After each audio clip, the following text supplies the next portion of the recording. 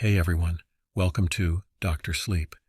We love creating unique content for you, but we need your support now more than ever.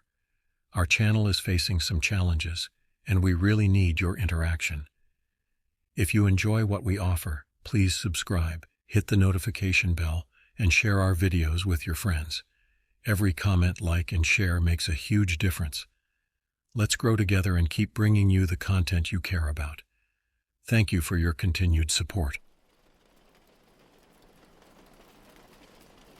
You ever hear about the Holloway Library? Josh asked, scrolling through a Reddit thread on his laptop. Dave looked up from his notebook. Can't say I have. What's so special about it? Josh turned the screen toward him. The forum was filled with eerie stories, reports of books writing themselves, whispers in the dark, and people getting lost inside, never to return. The last librarian had vanished without a trace nearly 50 years ago. The final book they checked out? How to Escape the Library. Dave whistled.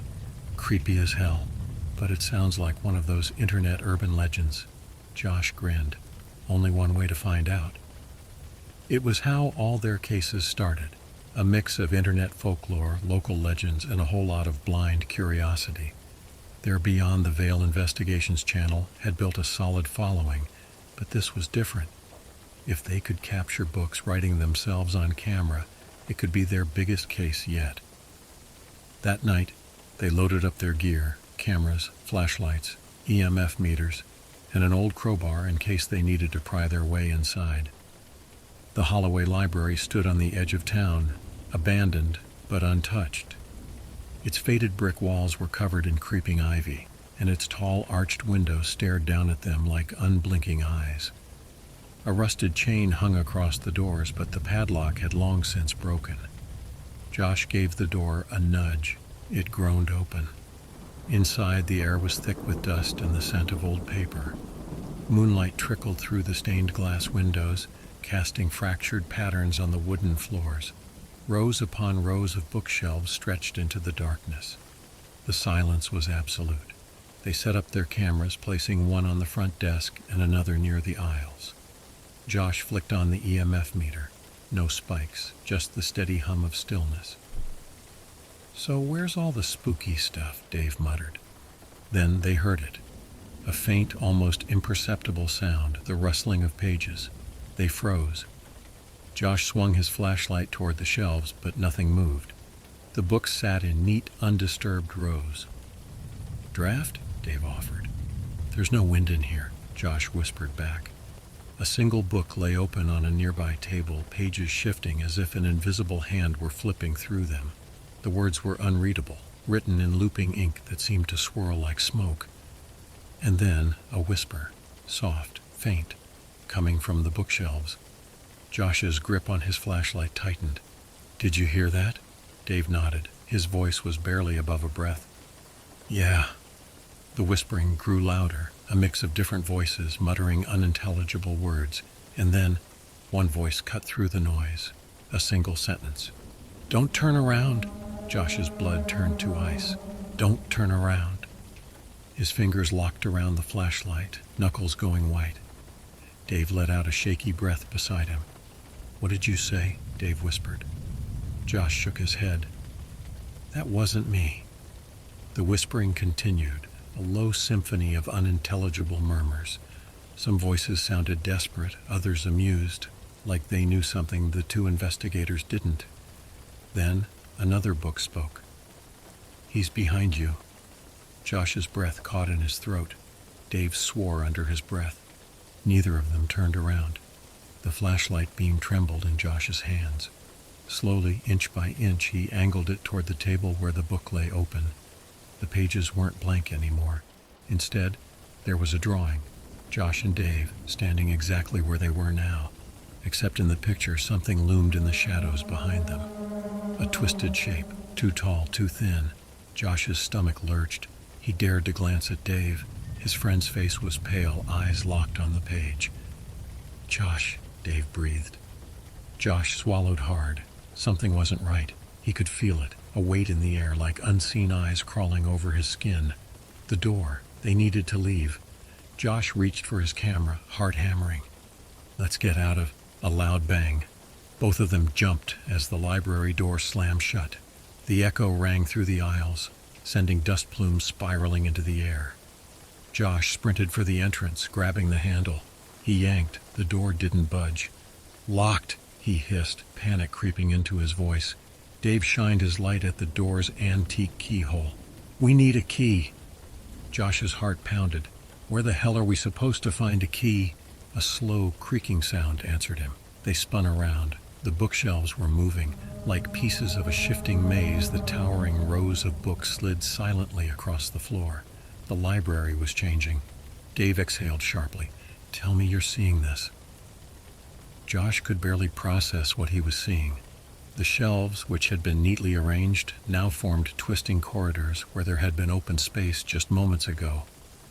This wasn't here before, Dave muttered, looking at a newly formed path leading deeper into the library. Josh turned back to the front desk. Their camera was gone. Dave's flashlight flickered. Josh's stomach knotted. This place isn't just haunted. Dave nodded, voice hollow. It's alive. And then from the depths of the shifting aisles, the whispering returned. Only this time the voices were clearer, more excited. And they were all saying the same thing. Keep reading. Josh's pulse thundered in his ears. The bookshelves had moved again, subtly but unmistakably. What had been a clear exit route moments ago was now a narrow corridor leading deeper into the library's darkened interior. Dave swept his flashlight across the aisles. The books sat perfectly still, but somehow Josh felt watched. We need to go, Josh whispered. Dave didn't argue. He reached into his backpack and pulled out a roll of bright orange electrical tape. Trail markers, he said, voice tight. If this place is shifting, we need to keep track of where we've been. He tore off a piece and stuck it to the nearest bookshelf. The adhesive clung stubbornly to the wood. Okay, let's retrace our steps. They turned back toward where they had entered. The orange tape was gone. Not peeled off, not on the floor, just gone. Josh's throat dried. That's impossible. Dave's flashlight flickered again. He smacked it with his palm. Cheap batteries. Josh wasn't so sure. They walked cautiously, trying to mentally map the layout. But every turn led them deeper into a labyrinth of endless shelves, books, and shifting pathways. And then Josh stopped. His flashlight beam caught something ahead of them, sitting neatly on a shelf, right in the center of their path. Josh's flashlight, the one he had left as a marker, switched off. His fingers clenched around the one in his hand. Dave. Dave followed his gaze, his own face draining of color. That's not possible, he whispered. Josh's gut twisted. Something was toying with them. The whispering started again. At first it was the same scattered murmurs, incomprehensible and distant. But then one clear voice rang through the aisles. You've been here before. Josh whirled around, scanning the shelves. Nothing. Another book fell from the shelf beside them, landing open on the floor. Dave swallowed hard. Don't read it. Josh couldn't help himself. His light shone on the open page. The words weren't printed. They were appearing, letter by letter, as if being written by an invisible hand. And they were writing about them. Josh reached down and picked up the book, not realizing the mistake he just made. Josh's hand froze inches from the page. The sentence wasn't finished, but then, before his eyes, the next words appeared. He turned to Dave and whispered, "Let's go." But they didn't see the figure waiting in the next aisle. Josh dropped the book. Dave stared at him. "Josh, what did it say?" Josh's voice was hoarse. "It said we're not alone." From the next aisle over, something moved. A slow, deliberate shuffling echoed from the next aisle. Josh and Dave stood frozen, ears straining. Something wasn't right about the sound. The rhythm was off. Not footsteps exactly. More like the sound of something dragging. Dave grabbed Josh's sleeve. "We need to move. Now." They took a few cautious steps backward. The whispers returned, more insistent now, threading through the aisles like fingers brushing the back of their necks. Josh's flashlight beam landed on a heavy wooden desk. An old ledger sat open on top, its pages yellowed with age. Look at this, Josh murmured, his fear momentarily replaced by curiosity. Dave hesitated, then joined him. The ledger contained names, hundreds of them, handwritten in ink that had long since faded. What is this? A sign-in book? Dave asked. Josh ran a finger down the last few entries. The most recent one made his stomach drop. Josh and Dave. His own name, his best friend's name, written in perfect script. Josh hadn't signed anything. A chill crept up his spine. Dave, did you? Dave's face had gone pale. His hand shook as he pointed to the name beneath theirs, or rather the lack of one. Instead of a signature, the space below theirs was occupied by a black smudge. A smear of ink so dark it looked like a hole punched through reality itself. The dragging sound was closer now. Josh snapped the ledger shut. We're leaving. They turned, and the bookshelves had moved again. The open aisle they had walked through seconds ago was gone. In its place stood a towering wall of books. Dave let out a shaky breath. We're trapped. Josh clenched his jaw, forcing himself to stay calm. There had to be a way out. And then his eyes landed on the last full entry in the ledger. The name, Eleanor Holloway, the last librarian, the book she had checked out. How to Escape the Library. Josh grabbed Dave's arm. We need to find that book. The whispering turned into a chorus of laughter. Dave's grip on his flashlight tightened. You think that'll help? Josh nodded. It has to. They raced through the shifting aisles, breath ragged, scanning every shelf. Then Josh spotted it, a small, unassuming book. The spine read, How to Escape the Library. Josh grabbed it and flipped it open. The pages were missing, every single one. The whispering turned to mocking, hungry voices. Then the final chilling sentence scrawled itself across the blank page in fresh, inky script. You're already part of the story. The dragging footsteps stopped. Something exhaled, right behind them. The breath on the back of Josh's neck was wet and ragged, like something breathing through decayed lungs. He didn't turn around, didn't dare. Dave grabbed his wrist and yanked. Move! They tore down the aisle, their footsteps pounding against the wooden floor. The shelves shifted around them, the space between them closing like jaws. Josh's flashlight flickered. His heartbeat pounded in his ears. They weren't alone in here. They stumbled into an open section, a long hallway lined with bookshelves. But something was wrong. Every book in this section was blank. No titles, no authors, just empty covers. Josh hesitated. What the hell is this? Dave ran a shaking hand along the spines. They feel old. Josh pulled one from the shelf and flipped it open. The pages weren't blank. They were filled with words, and the first sentence made his stomach drop. The first time Beyond the Veil investigations encountered the supernatural, it was an abandoned mansion with infinite rooms. Josh and Dave never expected what waited for them inside. Josh felt his throat tighten. This is us. It was their first investigation. Every detail was there, the flickering lights, the cold spots, the video footage that had gone missing. Dave pulled another book down, opening it. His eyes widened. This is about our next case. Josh stepped closer. What? Dave's flashlight trembled over the page. I was researching an asylum case for next month. We haven't even gone yet, but it's all here. Josh's stomach twisted. He pulled another book, flipping through the pages. His hands went ice cold. The book was describing this moment, right now. Josh scanned ahead, his fingers shook. Josh turned the page and felt his stomach drop, because in this version only one of them makes it out. His breath caught in his throat. Dave must have read the same line because he snapped the book shut. Nope, we're not doing this. Josh shoved the book back onto the shelf, heart hammering. Another book sat on the center table. This one wasn't finished. The words were still appearing letter by letter. They leaned over to read it. Josh and Dave turned around and saw the figure standing at the end of the aisle. It smiled, showing far too many teeth. Josh's blood turned to ice. Dave's breath hitched. Tell me you made that up. Josh slowly lifted his flashlight, shining it down the aisle. And there it was. A tall, gaunt figure stood in the shadows. Its smile was too wide. Its eyes were sunken pits of ink, and as it took a slow, dragging step forward, the books whispered in unison, "Keep reading." Josh's hand clenched around his flashlight, but his fingers felt numb.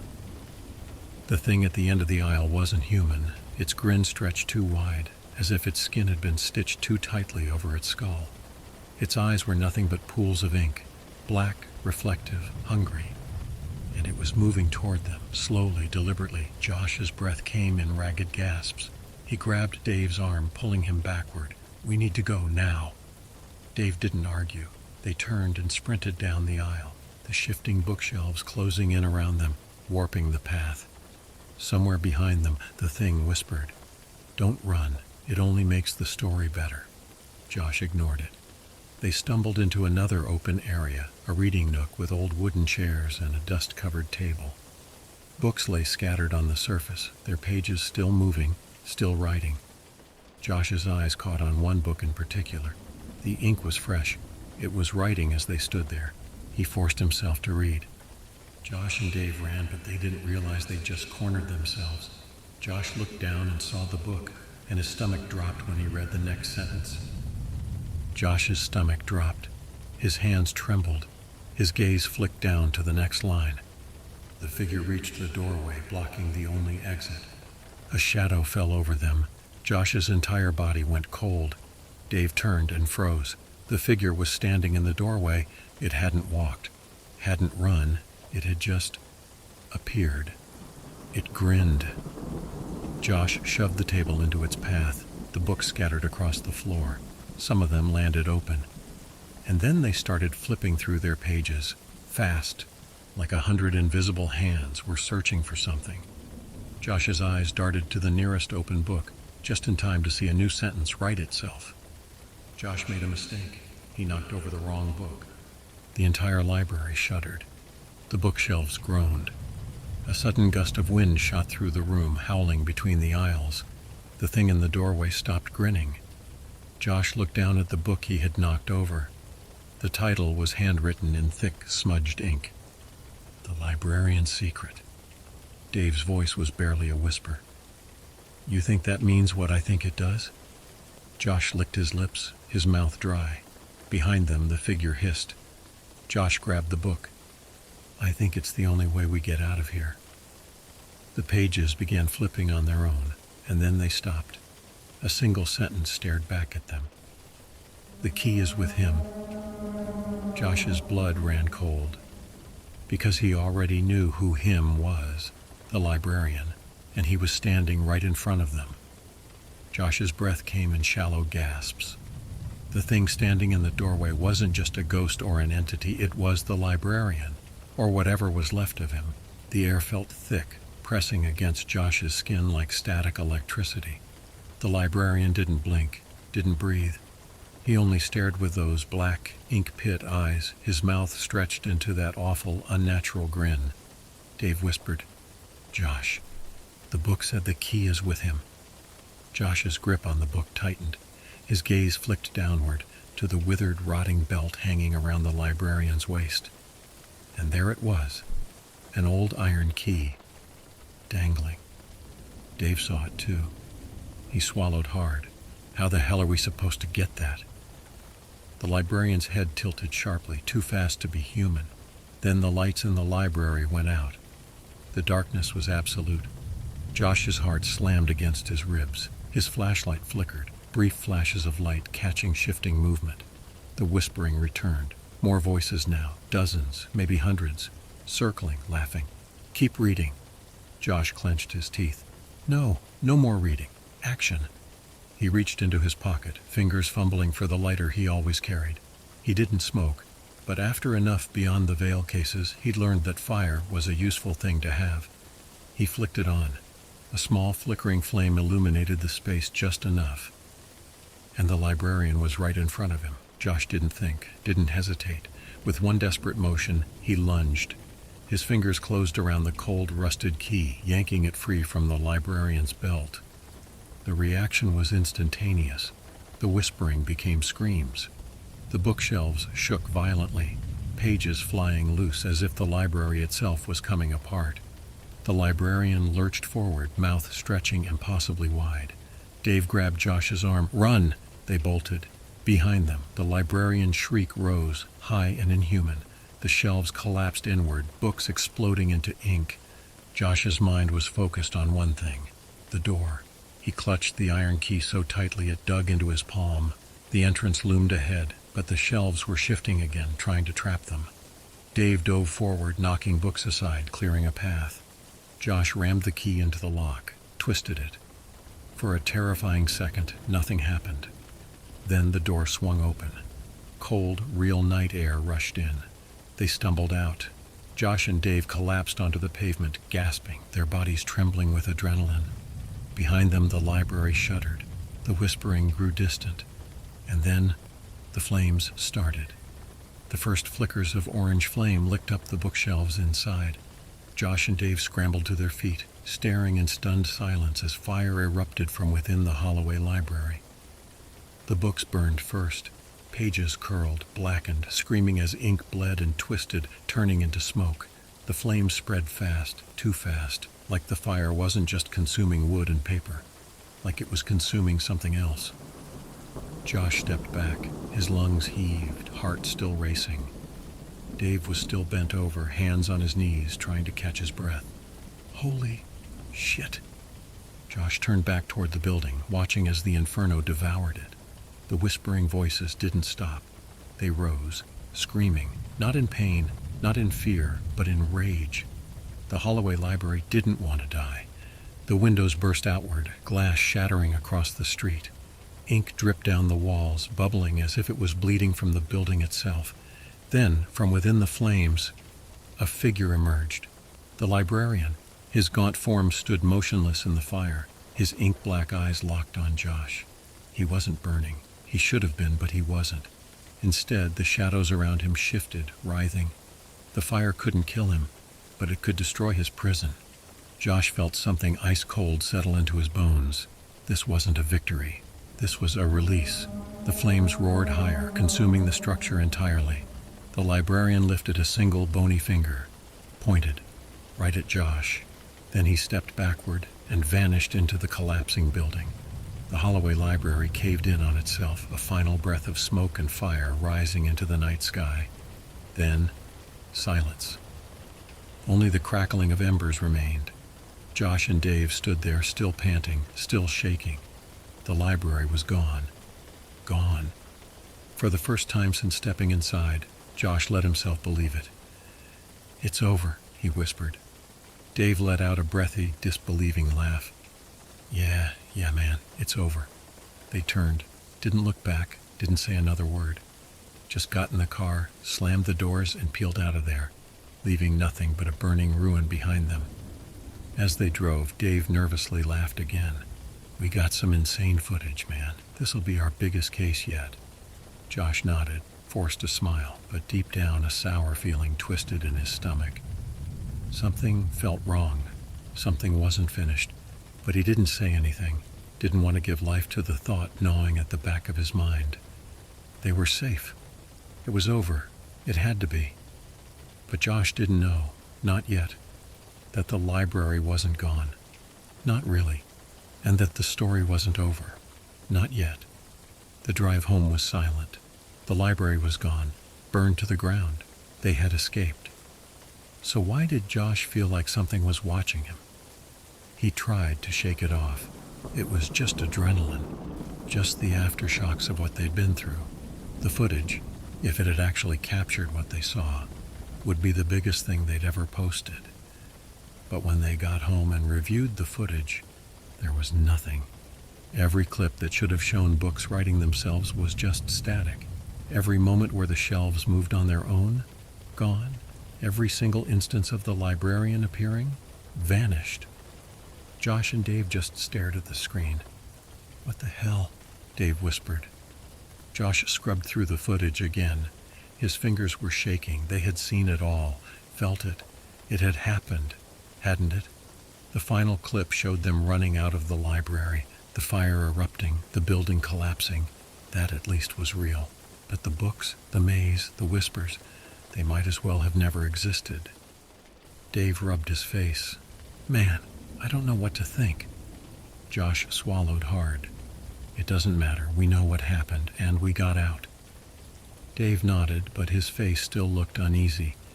They both agreed. They wouldn't talk about the missing footage. They'd cut together what little they had and move on. Josh tried to sleep that night, tried to forget. But then, a soft sound slid across his bedroom floor. Something small, something heavy. Josh's stomach turned to stone. He didn't want to look, didn't want to see. But his eyes drifted downward, and there, sitting just inside his bedroom, was a book. It hadn't been there before. He hadn't brought it home. His breath hitched. The title, printed in dark, familiar ink, sent a cold blade of terror through his chest. Volume 2. Josh snapped upright. His heart pounded. No, no. He grabbed his phone, fingers shaking, and dialed Dave. It rang and rang. No answer. Then his TV flickered on. Josh's blood turned to ice. It wasn't a show. It wasn't static. It was footage. A first-person perspective.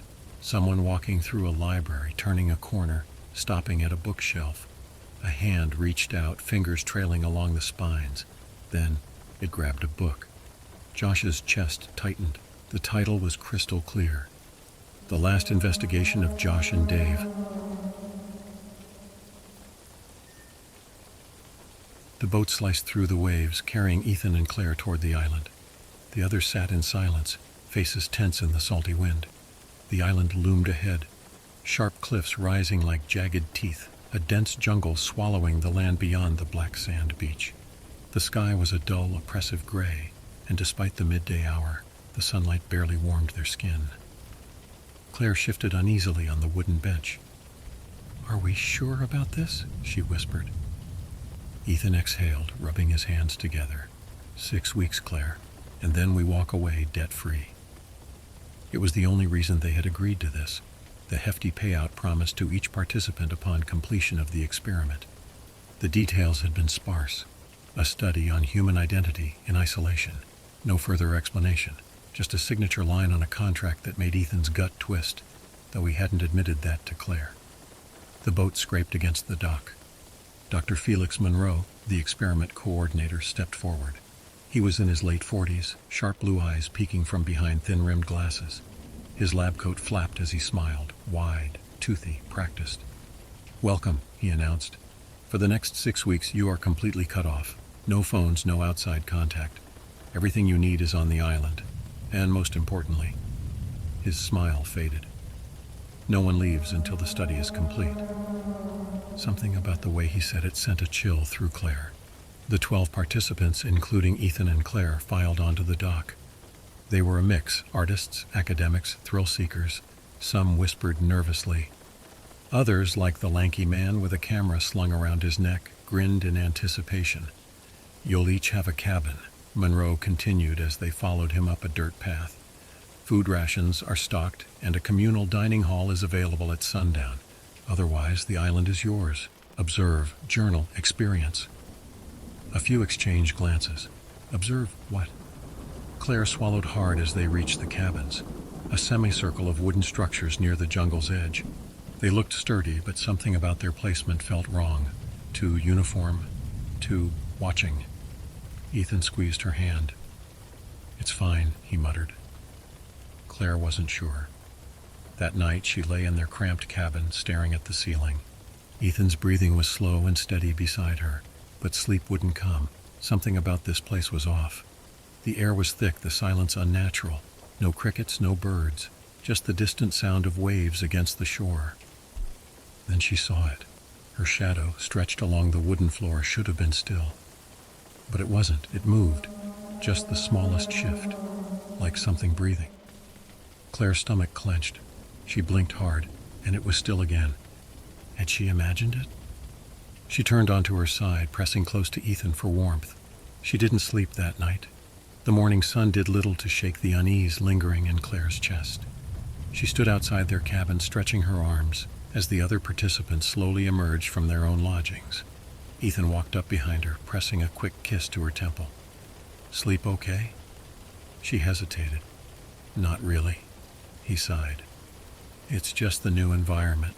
takes a while to adjust. Maybe he was right. Maybe she'd just been exhausted and seeing things. But she couldn't shake the feeling that something had watched her last night. Not Ethan. Not the other participants. Something else. By midday, the group had settled into a routine. Some went swimming near the jagged rock formations on the beach. Others explored the jungle. A few, like Claire, lingered near the main clearing, preferring to stay close to the cabins. That was when Marcus noticed it. "Dude, what the hell is up with my shadow?" Marcus was an artist, early 30s, scruffy beard, paint stains under his fingernails.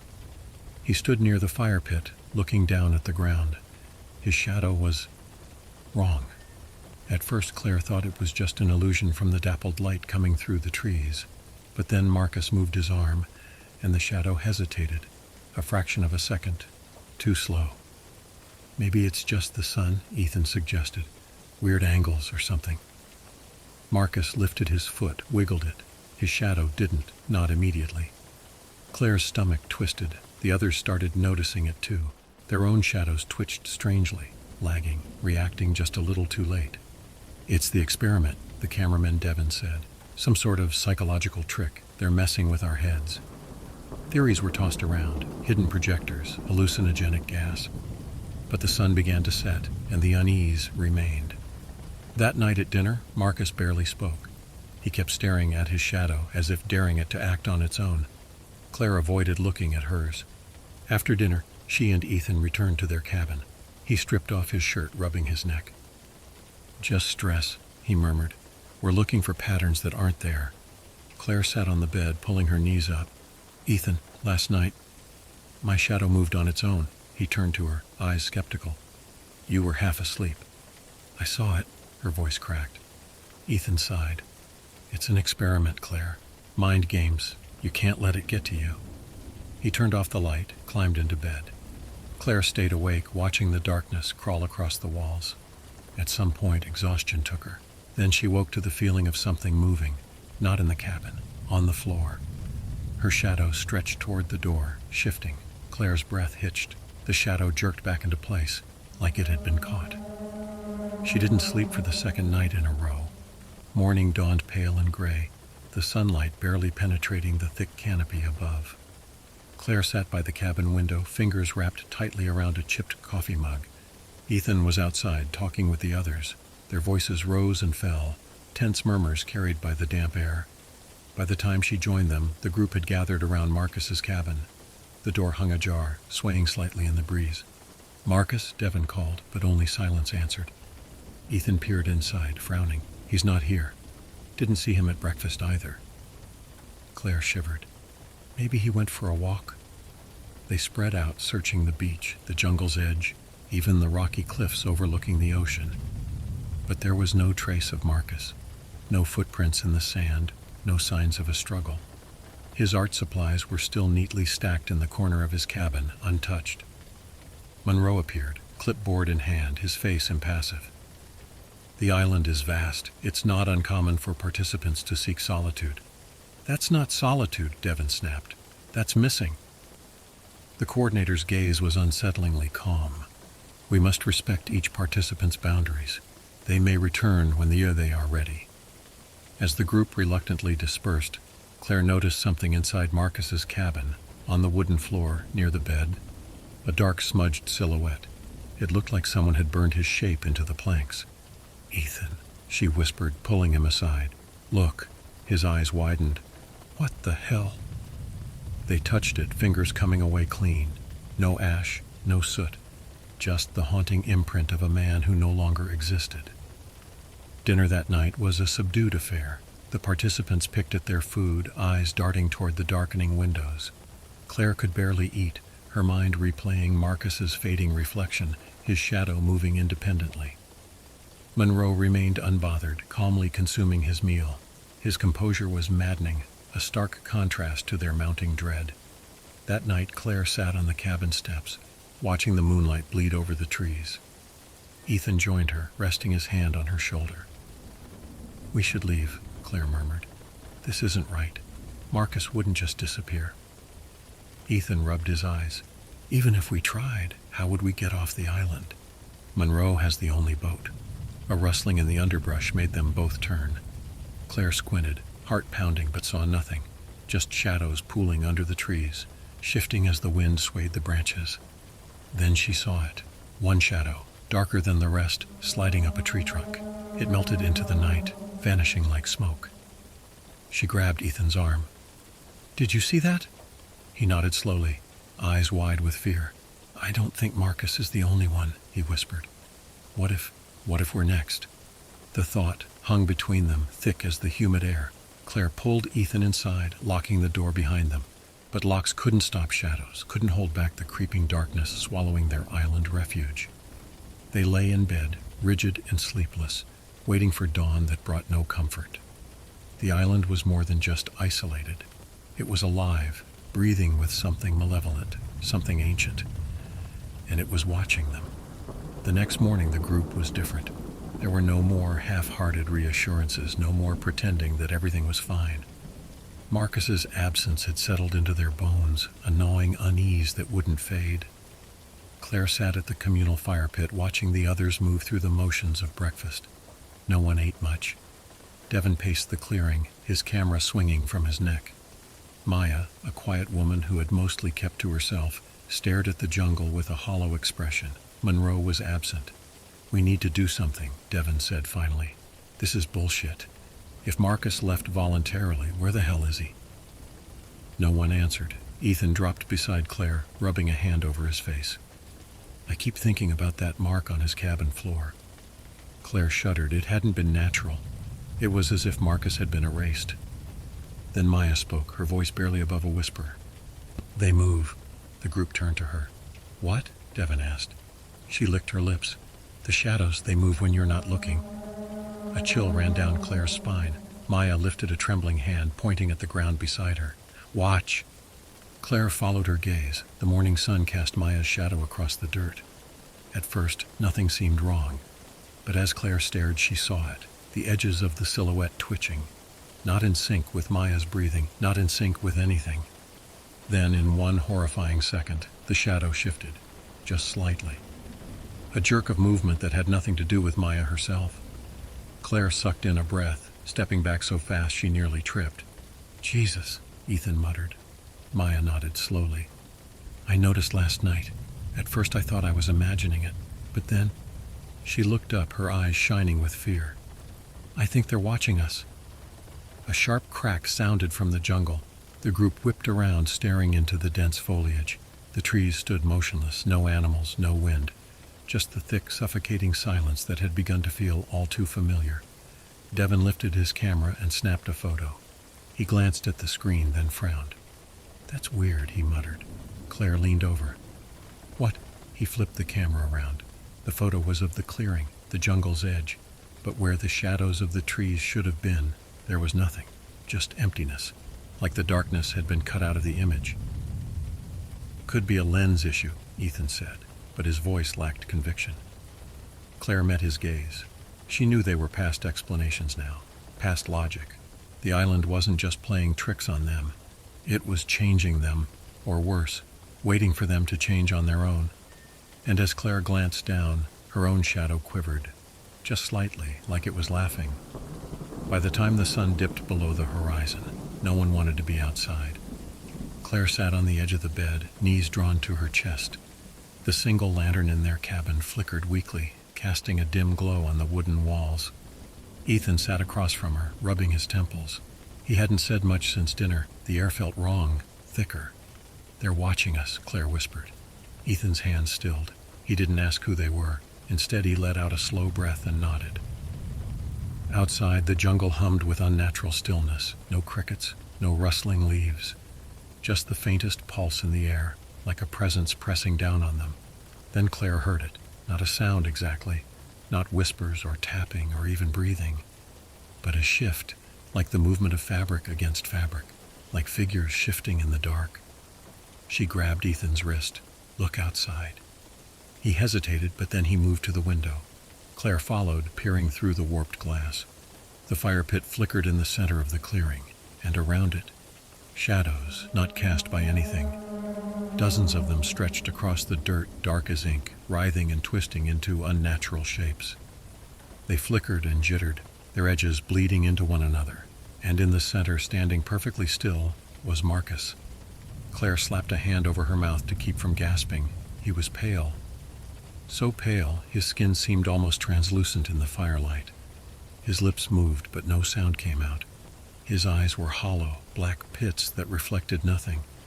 His shadow lay at his feet, perfectly still. But the others, the ones that had left their owners, were moving, gathering, building something. Ethan swallowed hard. Jesus Christ. Marcus took a step forward. The shadows pulsed with him, shifting like a wave. Then slowly, his head turned. His empty gaze locked onto their cabin window. Claire staggered back, heart hammering. He sees us. Ethan yanked the lantern off the table and doused the flame. Darkness swallowed the room. Claire clutched Ethan's arm, her pulse deafening. They stood frozen, waiting, listening. Outside, the shadows moved. Minutes passed, maybe hours, then nothing. Claire barely dared to breathe.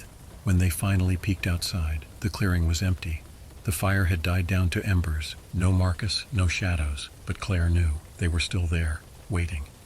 Ethan turned to her, his face drawn and pale. "We need to get the hell off this island." Claire gripped his hands, fingers ice cold. "I don't think it's going to let us." They didn't sleep. Claire lay rigid in the dark, staring at the ceiling, listening. Every muscle in her body remained tense, waiting for the slightest movement outside. But the jungle was silent, too silent. Ethan sat with his back against the wall, holding a flashlight that he refused to turn on. His fingers drummed against his knee, the only sign that he was just as terrified as she was. "We leave at first light," he whispered. Claire swallowed. "And go where?" Ethan exhaled sharply. "I don't know, but I'm not waiting around to become one of them." She didn't argue. Something had happened to Marcus, something unnatural. And if what she'd seen outside the night before was real, if those shifting shadows were more than just tricks of the firelight, then running might not be an option at all. The thought made her skin crawl.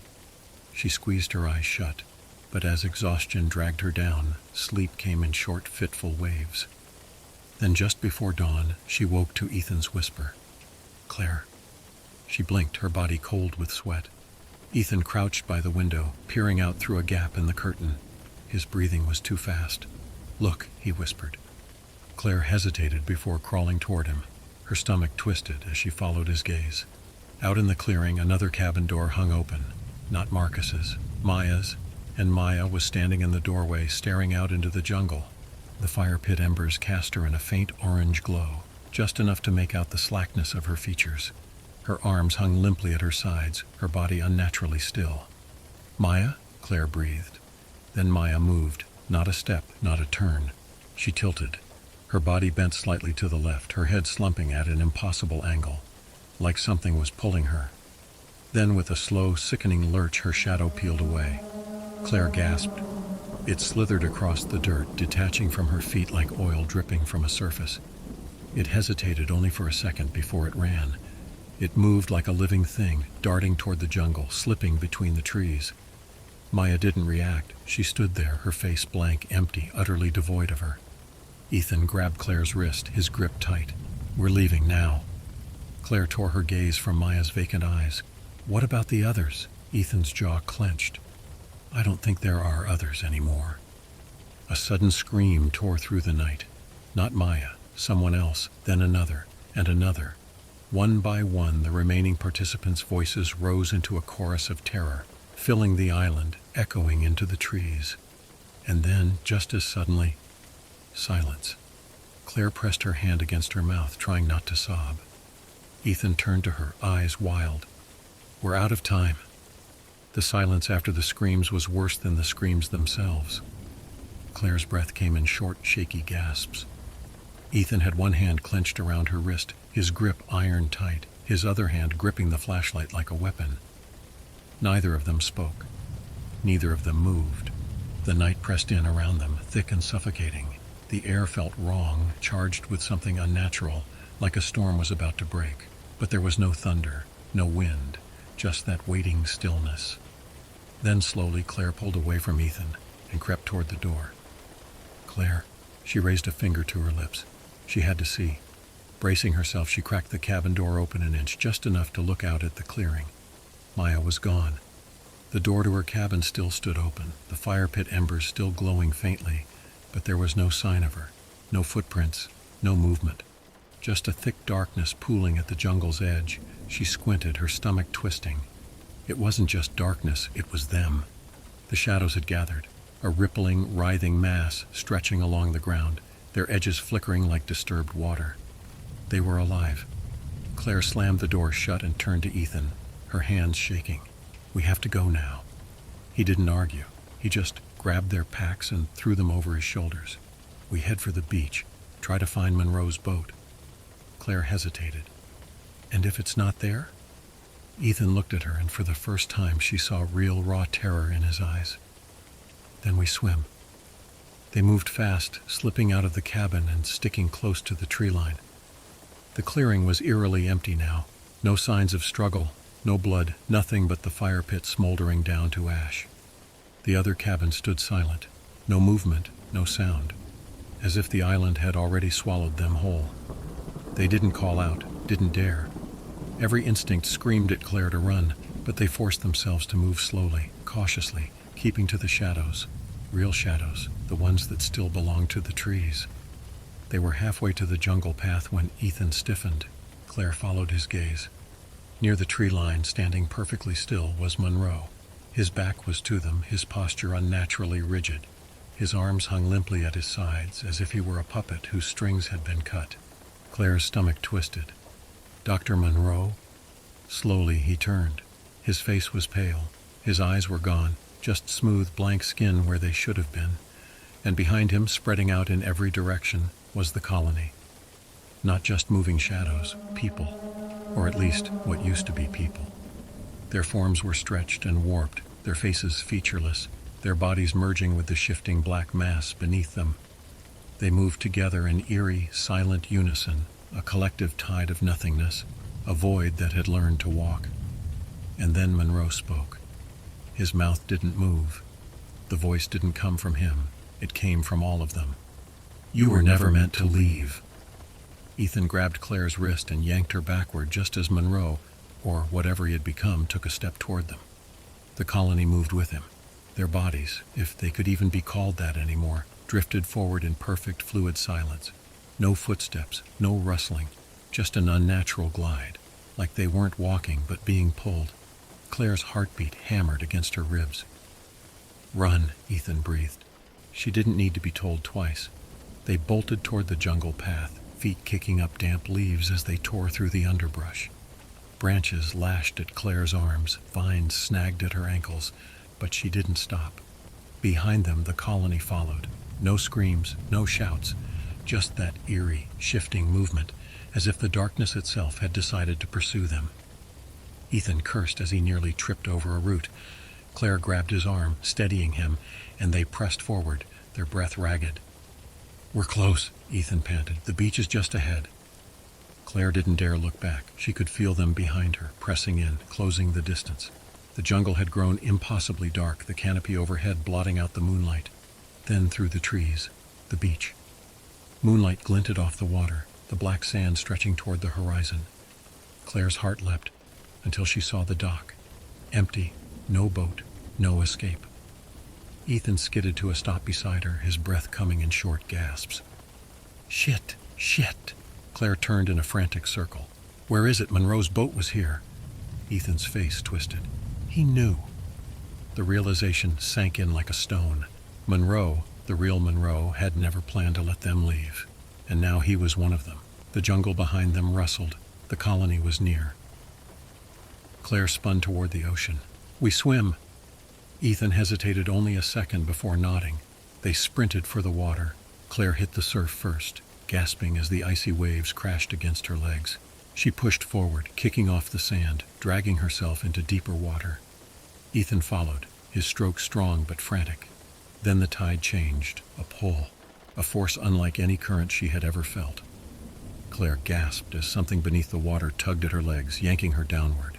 She fought, thrashing against the unseen grip, but it was everywhere. Not hands, not seaweed, shadows. The darkness stretched beneath the waves, reaching for them, wrapping around their ankles, their wrists, pulling them under. Ethan cried out, his fingers clawing at the surface as he fought to stay above water. Claire's vision blurred as the cold wrapped around her, seeping into her skin. The ocean wasn't the escape they had hoped for. It was part of it, part of them. The colony was not just on the island, it was everywhere, and it was waiting. Claire's lungs burned as she kicked against the impossible weight dragging her down. Cold tendrils wrapped around her ankles, her wrists, pulling her deeper into the black abyss below. The water was no longer just water. It was thick, suffocating, alive. Through the churning waves, she saw Ethan struggling. His arms flailed against the tide, his face contorted in panic. His mouth opened in a desperate gasp, but no sound escaped, just a stream of bubbles vanishing into the dark. No. Claire twisted, her hands clawing at the water, searching for something, anything to hold on to. Her fingers brushed against something slick and solid, and for a horrifying moment she thought it was a rock, until it moved. A face stared back at her through the water, or at least something that used to be a face. It was smooth, featureless, except for the faint suggestion of where eyes and a mouth should be, shifting like ink suspended in water. It wasn't human anymore. It was one of them. Claire's scream never reached the surface. A surge of panic shot through her, sharp and hot, overriding the cold that seeped into her bones. With one final desperate lunge, she ripped her arm free from the shadows and kicked upward. The surface exploded around her as she broke free, gasping for air. "Ethan!" she choked. He was barely above water, his face pale, his body thrashing weakly. Claire lunged toward him, grabbing his arm, pulling with everything she had. "Fight it!" she screamed. "Don't let them take you!" For a moment, he didn't respond. His eyes were unfocused, distant. Then, with a shuddering breath, something snapped inside him. His hands gripped hers, strong and desperate. Together, they kicked toward the shore, the pull of the shadows growing weaker the closer they got to land. Finally, the tide spat them onto the black sand, coughing and gasping. Claire rolled onto her back, chest heaving, every muscle trembling. She could barely process what had just happened. Ethan groaned beside her, his hand clutching at the sand. He coughed. "Did we get away?" Claire sat up, her body screaming in protest. The ocean was still, too still. Her pulse pounded in her ears as she scanned the beach. The jungle loomed behind them, silent and dark. And then she saw them, the colony, standing at the tree line, perfectly still. Their featureless heads tilted, their hollow gazes locked onto her and Ethan.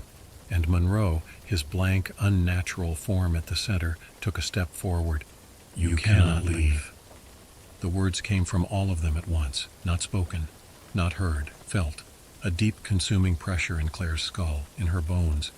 Ethan pulled her to her feet, his grip tight. "We need fire." Claire blinked, breath hitching.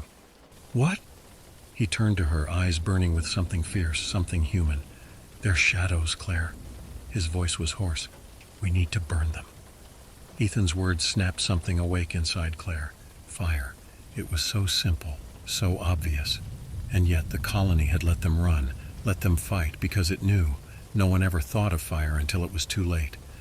Not this time. Claire's eyes darted to the remains of the fire pit, still glowing with smoldering embers.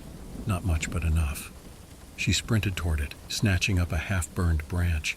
The moment her fingers wrapped around it, the colony moved, not walking, not running, rushing, like a tidal wave of darkness surging toward them.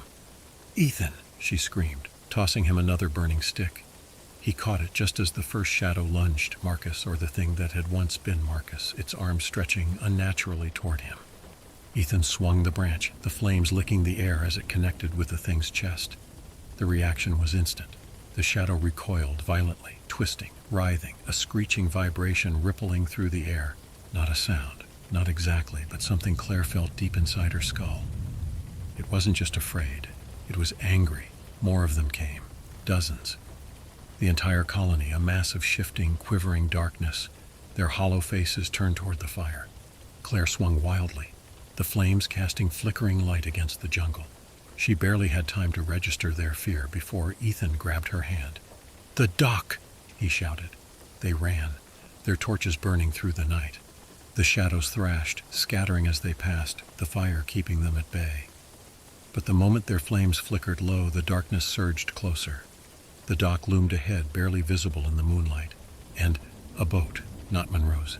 Something older, wooden, rotting, covered in vines, as if it had been abandoned for decades.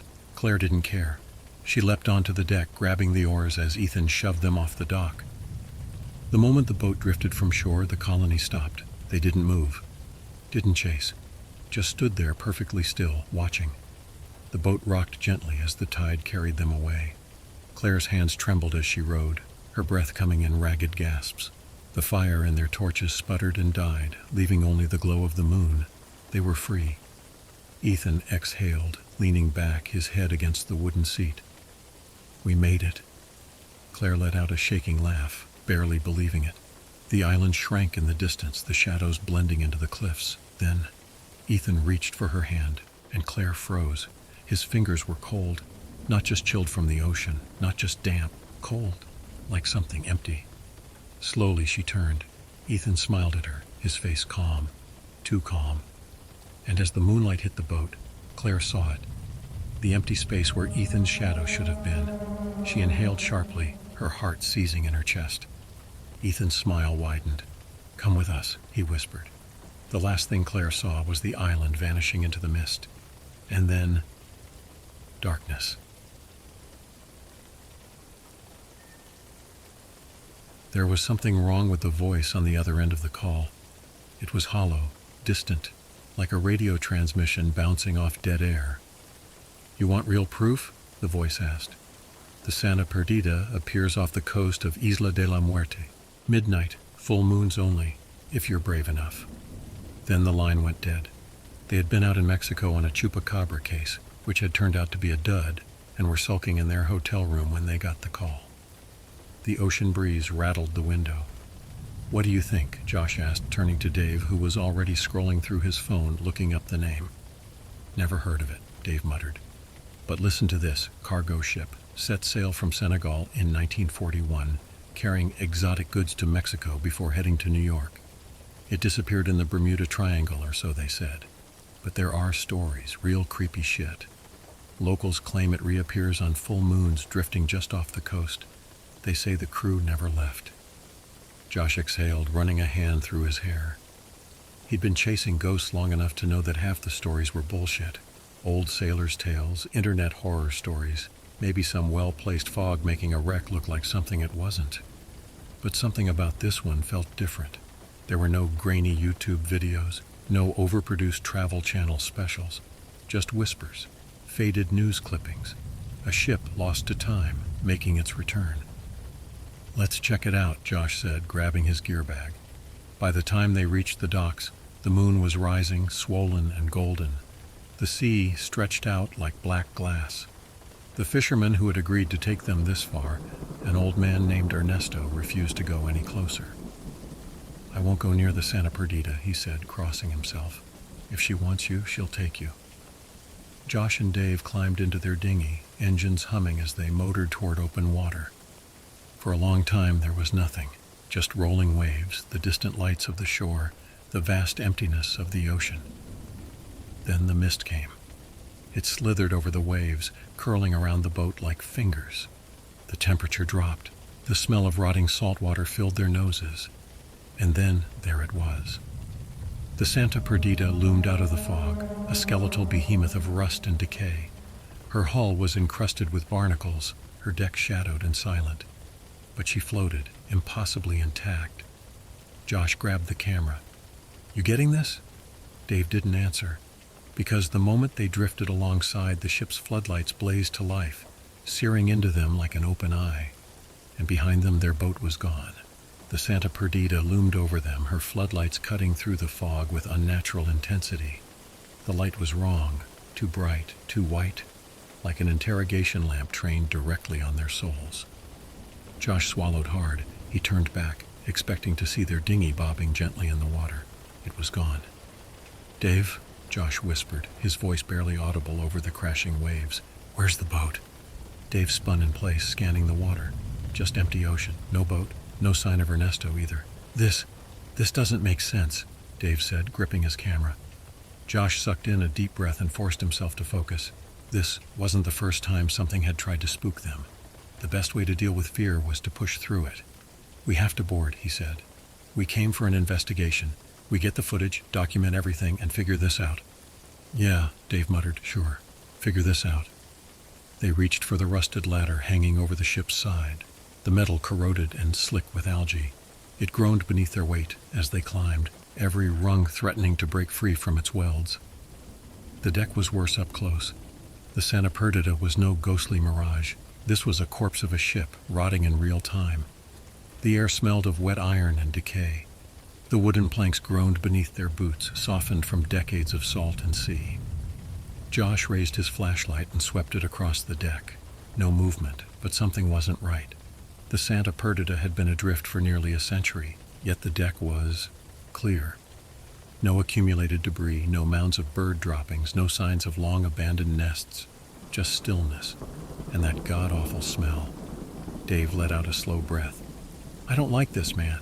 Josh didn't either, but the cameras were rolling, and fear never stopped them before. Then the floodlights flickered. One by one, the lights buzzed and died, plunging them into pure darkness. Josh's breath caught in his throat. The silence was worse than the dark. It was thick, a presence all its own pressing down on them, filling the space where sound should be. Then, drip. A single wet drip echoed from somewhere deep inside the ship. Josh turned to Dave, whose face was lit only by the glow of the camera screen. His mouth was slightly open, eyes wide. Another drip, then a slow, sloshing step. Something was moving inside the ship, and it wasn't them. The sound came again. A slow, deliberate slosh, like a barefoot stepping into ankle-deep water. Josh's grip tightened on his flashlight. The beam shook as he aimed it toward the open stairwell leading below deck. Water shimmered at the bottom, black as ink. "I don't like this," Dave whispered. "Tell me you don't like this either." Josh swallowed, forcing a nod. But they were already in too deep. The Santa Perdita wasn't going to let them leave without giving them something. "We document," he said. "That's what we do." Dave sighed. "Yeah, until one of us ends up being the document." Still, he followed as Josh led the way down. The metal steps groaned beneath them, their boots splashing into cold, stagnant water as they reached the lower deck. The air was different here, heavier, thick with mildew and something else, something rotten. Josh swept his flashlight over the corridor. Pipes ran along the walls, sweating rust and condensation. The doors on either side were sealed shut, corroded over time. The only open path was forward, where the passage curved deeper into darkness. Then another sound, a ripple in the water. Josh stopped cold, raising his hand to silence Dave. The ripple spread, lapping against their boots. Something had disturbed it. Josh turned, shining his flashlight behind them. Nothing. Just empty hallway, silent and endless. They pressed on, their own movements cautious, each step sending gentle waves outward. Then ahead, the water trembled, like something had just moved through it. Dave's breathing quickened. "Josh!" Josh turned just as something slithered past the edge of his flashlight beam. He spun in place, aiming the light frantically, but there was nothing. The water was still again. Josh forced himself to breathe. "We keep going." Dave exhaled a nervous chuckle. "Yeah, 'cause that's always the right choice in horror movies." They waded deeper until the passage opened into what must have once been the crew's mess hall.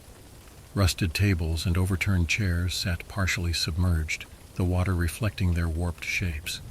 Then another step. This time it wasn't distant, it was right behind them. Josh turned, flashlight raised. The water was still, but the walls weren't. Wet footprints, too many to count, were appearing along the walls and ceiling, stretching outward in all directions, like something had just walked through, dripping, unseen. Josh's throat went dry. Then in the far corner a door creaked open, and something inside was waiting. The door groaned wider, revealing only darkness beyond. Josh and Dave stood frozen, water lapping against their legs, their breath coming in short bursts. Then something moved inside, not a full shape, just a suggestion of motion, a shift in the blackness. Josh lifted his camera, the red recording light flickering weakly in the damp air. "We go in." Dave shot him a look like he'd lost his damn mind. "Josh, did you see the footprints on the ceiling?" We came here for proof. Yeah, well, we're about to get more proof than we can handle. But Josh was already stepping forward, forcing himself through the doorway. The air inside was different, heavier. The smell of brine and rot thickened, turning his stomach. His flashlight beam cut across the room, illuminating the wreckage of what had once been the captain's quarters. The wooden desk, bloated with seawater, sat in the center, its edges curling like burnt paper. An old map was pinned to the wall, the ink smeared and illegible. And on the desk sat an open logbook. Josh took another step, and something crunched under his boot. Bones. Small, delicate finger bones, scattered across the floor like fallen leaves. Dave cursed under his breath. Josh ignored him and approached the desk. The logbook's pages were brittle, crumbling at the edges, but the ink remained. He read the final entry aloud. Water rising, no escape. The crew is gone, but I hear them. I hear them in the walls, I hear them in the water. The ship is moving, but there is no wind, there is no land. We are lost. Josh swallowed hard. The date, 1941. There was a pause, then Dave whispered, Josh, look. Josh turned. A pen lay beside the logbook, a pen that hadn't been there a moment ago, and it was moving. It lifted on its own as if guided by an invisible hand, the tip pressing to the page, scraping, scratching. Josh and Dave watched in frozen horror as ink bled into the paper, forming two simple words. You shouldn't be here. The pages flipped violently as if caught in a phantom wind. Their names were written on the next blank page. Josh stared at the ink, still wet, his pulse hammering. Then behind them, the door slammed shut, and someone, sighed from the corner of the room. The sigh faded into the walls, a sound that shouldn't have existed yet, had no trouble settling into their bones. Josh and Dave stood frozen in the captain's quarters, the damp logbook still open before them, their names freshly written on its ancient pages. Somewhere beyond the door, something was moving, not footsteps this time. A murmur, voices. Josh turned to Dave, and even in the dim light, he could see the sweat on his friend's face. We need to go, Dave said, voice barely above a whisper. Josh nodded. Stay close. They moved quickly, wading back through the flooded corridor, the water swirling at their ankles. With every step, the ship seemed to wake up around them. The pipes groaned. The walls expanded and contracted as if they were breathing. And then the murmurs became orders. Low, indistinct voices, spoken in hurried, clipped tones. Commands, like those given on a working vessel. But there was no crew. Josh and Dave reached the stairwell leading up to the main deck, their boots heavy with water. The light was different now, pulsing, flickering through the fog outside. The moment they stepped onto the deck, the voices stopped. Then the ship moved. Not a full lurch, but a shift, as if something deep within the hull had stirred. The deck vibrated beneath their feet, and then they saw it, the helm. What had been dark and empty before was now illuminated by an eerie, unnatural glow. The ship's wheel turned on its own, creaking against time and corrosion. Levers moved, rusted chains clanked, and the engine, dead for nearly a century, gave a faint, sputtering groan. Dave exhaled sharply. Josh, we are not alone. Josh lifted his flashlight. The beam swept across the bridge's open doorway, and figures were inside. Crew members, not living, not entirely dead. They stood at their posts, heads bent over controls, working silently as if the ship were still sailing. Their uniforms were shredded, hanging from skeletal frames, their exposed flesh bloated and waterlogged. Their faces, what was left of them, were sunken, hollow-eyed. Then one of them turned, its empty gaze locked onto Josh and Dave, its mouth barely opening as if struggling to form words. Josh grabbed Dave's arm. We have to go. But then from the far side of the bridge, a rusted radio crackled to life, and a voice, too clear, too modern, spoke through the static. Josh, Dave, why did you come here? The sound sent ice through Josh's veins. Dave took a step back. That's not possible. The radio crackled again. Leave, now. Then the ship's horn blasted, so loud, so violent, it rattled the metal beneath their feet. And all at once the figures turned to face them. The blast of the ship's horn vibrated through all their bones, deafening and oppressive, like it was trying to shake them loose from reality.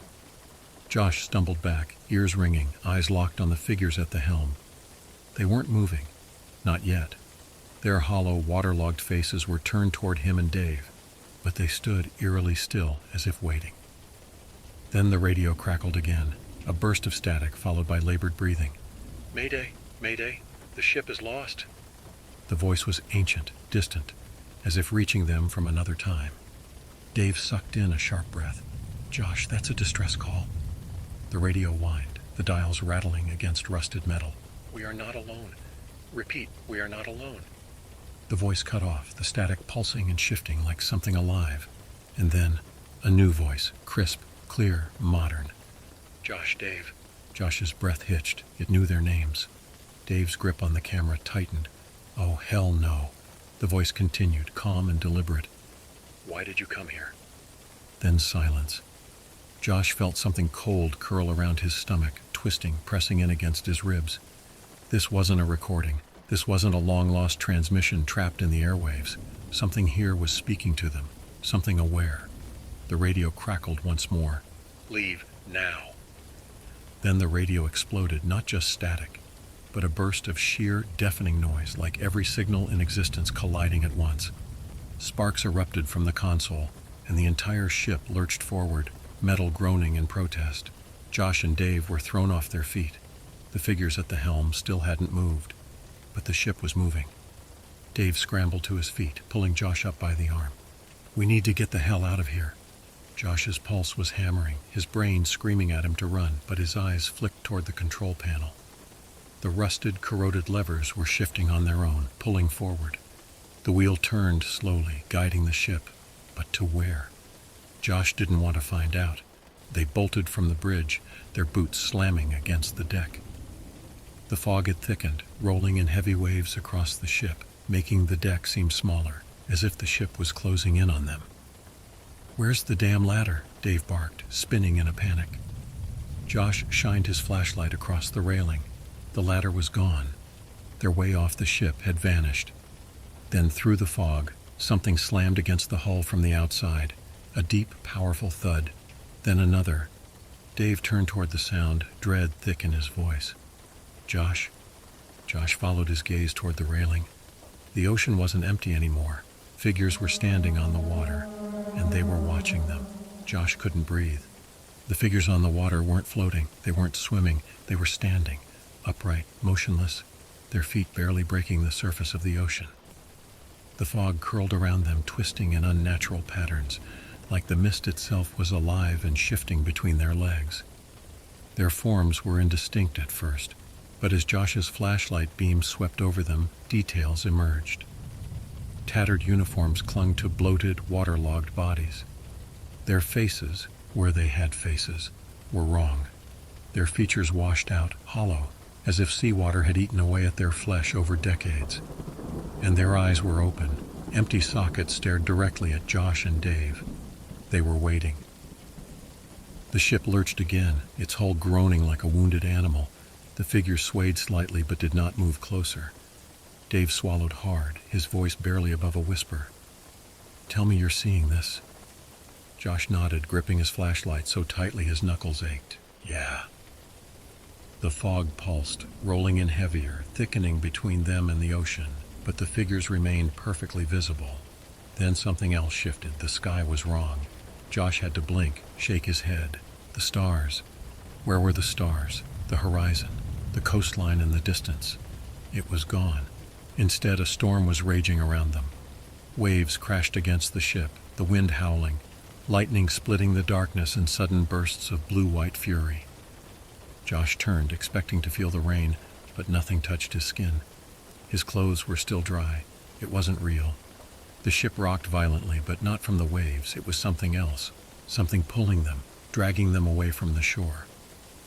Dave grabbed Josh's arm, shaking him. "Our boat. Where's our damn boat?" Josh spun, scanning the deck, the endless fog pressing in on them, and there it was. Their boat was still tied to the ship, but someone was sitting in it. Josh's stomach turned ice cold. The figure was motionless, barely a shadow in the gloom, but he could see it, hunched forward, its head tilted slightly, like it was listening. Dave took a step forward, his breath hitching. "Josh." The ship groaned, and the storm around them flickered, like a bad signal cutting out. Suddenly the storm was gone. No waves, no wind, no thunder, just stillness. And the ocean was empty. No figures standing on the water. Scared, they raced towards the crew quarters and got inside, looking around fearfully, and saw nothing. They breathed a sigh of relief.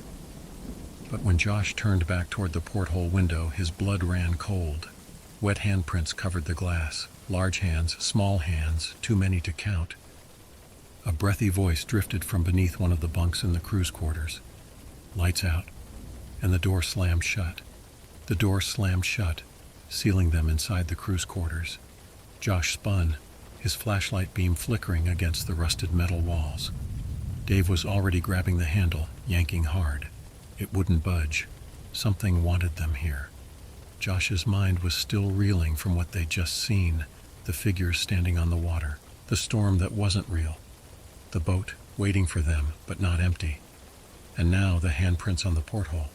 They weren't just smears of moisture. They were still wet, dripping, as if something had pressed its fingers to the glass seconds ago. Dave's breathing was ragged. "Josh, what the hell is happening?" Josh had no answer. The ship was changing around them. He felt it. Like the Santa Perdita was waking up, shaking off decades of decay, remembering its crew. And it wanted new passengers. Josh forced his voice steady. "We need to get out of here. There has to be another way." Dave turned back to the door, bracing himself. "On 3, Josh nodded. 1. They planted their feet. 2. They sucked in breath. 3. They slammed into the door. It flew open, too easily, like someone had opened it for them. They stumbled into the hall, nearly falling into the flooded lower deck. The water was deeper now, reaching their knees. Josh barely had time to register this before he saw the chains. A rusted, padlocked door stood to their left, covered in chains that looked as though they had been wrapped by desperate hands. The door was different from the others. It wasn't rotting. It wasn't bloated with age. It was pristine. Josh shined his light on the metal, and words were scrawled across it in flaking paint. "Do not open." Dave groaned. "This is the part where we make the dumb decision, isn't it?" Josh didn't answer. He stepped closer. The chains were loose, no rusted locks, no tangled mess, just one sharp tug and it would come undone. It wanted them inside.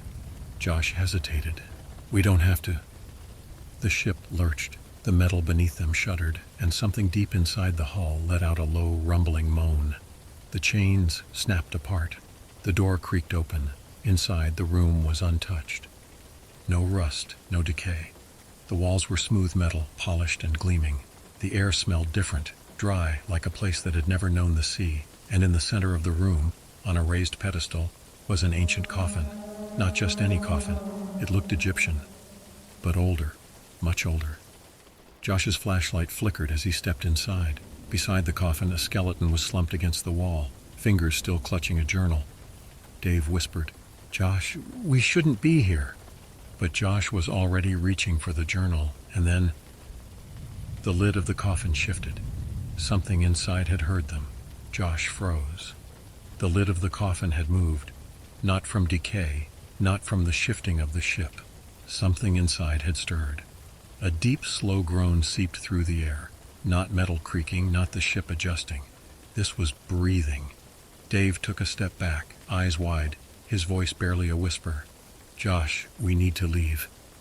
Josh didn't respond. He was staring at the journal in the skeleton's hands. It was old, leather-bound, cracked with time, but intact. The skeletal fingers curled around it, the bones yellowed with age. The ship groaned again, shifting beneath them. The lid of the coffin moved another inch. Josh snatched the journal and backed away. The breathing stopped. For a moment, silence. Then, the lid of the coffin slid completely off. Josh and Dave bolted. They splashed through the water, crashing into the hallway. Slipping on the rusted metal floor as the ship lurched again. Behind them, the chains that had once locked the door snapped back into place, slithering shut as if sealing something inside. Josh didn't look back. He didn't want to see what had been inside. They ran. The ship was changing around them now. The metal was twisting, doors shutting behind them, the water rising. The ship was trying to keep them there. Finally, they burst onto the main deck, gasping for breath. The fog was thicker, swirling like storm clouds around them. The air felt wrong, like something was pressing down on their lungs. Dave spun in place. "Where's the boat?" Josh turned. His stomach dropped. The boat was still there, but so was the figure sitting inside it. Josh and Dave went completely still. The figure was hunched forward, facing away from them. A low dripping sound came from its body, like water spilling onto wood. Slowly, so painfully slowly, the figure began to turn its head. Josh couldn't move. Dave couldn't breathe. Then, the ship's horn blasted, louder than before, a deafening roar of sound that rattled their skulls. The fog pulsed, then vanished. The boat was empty. Their way off the ship was open. Josh didn't wait to question it. He grabbed Dave's arm and they ran, vaulting over the ship's railing and into the boat, untying it with trembling fingers. The moment their hands left the ship, the floodlights above them snapped off. The Santa Perdida was swallowed by darkness. Josh grabbed the camera, needing proof that any of this had happened. He fumbled with the footage, scrolling through the clips. His blood ran cold. Every shot, every frame, there was a third figure standing between them. A tall, skeletal man, his uniform rotted and soaked, his eyes locked directly on the camera. Dave gasped. "Josh?" Josh turned. The boat was empty, but the water beside them rippled. Something was still there. The water rippled. Josh and Dave sat frozen in the boat, breathless, waiting, listening. The Santa Perdida was gone, not faded into the fog, not drifting further away, just gone. 1 second, the enormous rusted hulk was towering behind them, and the next, nothing but empty ocean. Dave gripped the oars with white-knuckled hands, his voice barely above a whisper. "I don't care how, I don't care why. We are leaving." Josh didn't argue. He couldn't. His mind was still racing, still trying to understand what they had just survived. The coffin, the thing inside it, the skeletal figure standing between them in every piece of footage. The figure in the boat that wasn't there anymore, and yet, the ocean was not empty. The water around them pulsed with something unseen, something watching. The fog had disappeared, revealing the distant coastline, the safe, warm world of the living that felt impossibly far away. Dave rowed with everything he had. Neither of them spoke the entire way back. Hours later, back at the Beyond the Veil investigations office, they sat in the dark, still dripping with seawater, watching the footage over and over. Every frame confirmed the horror. They had not been alone. Somewhere between them, a tall, skeletal figure had been standing the entire time.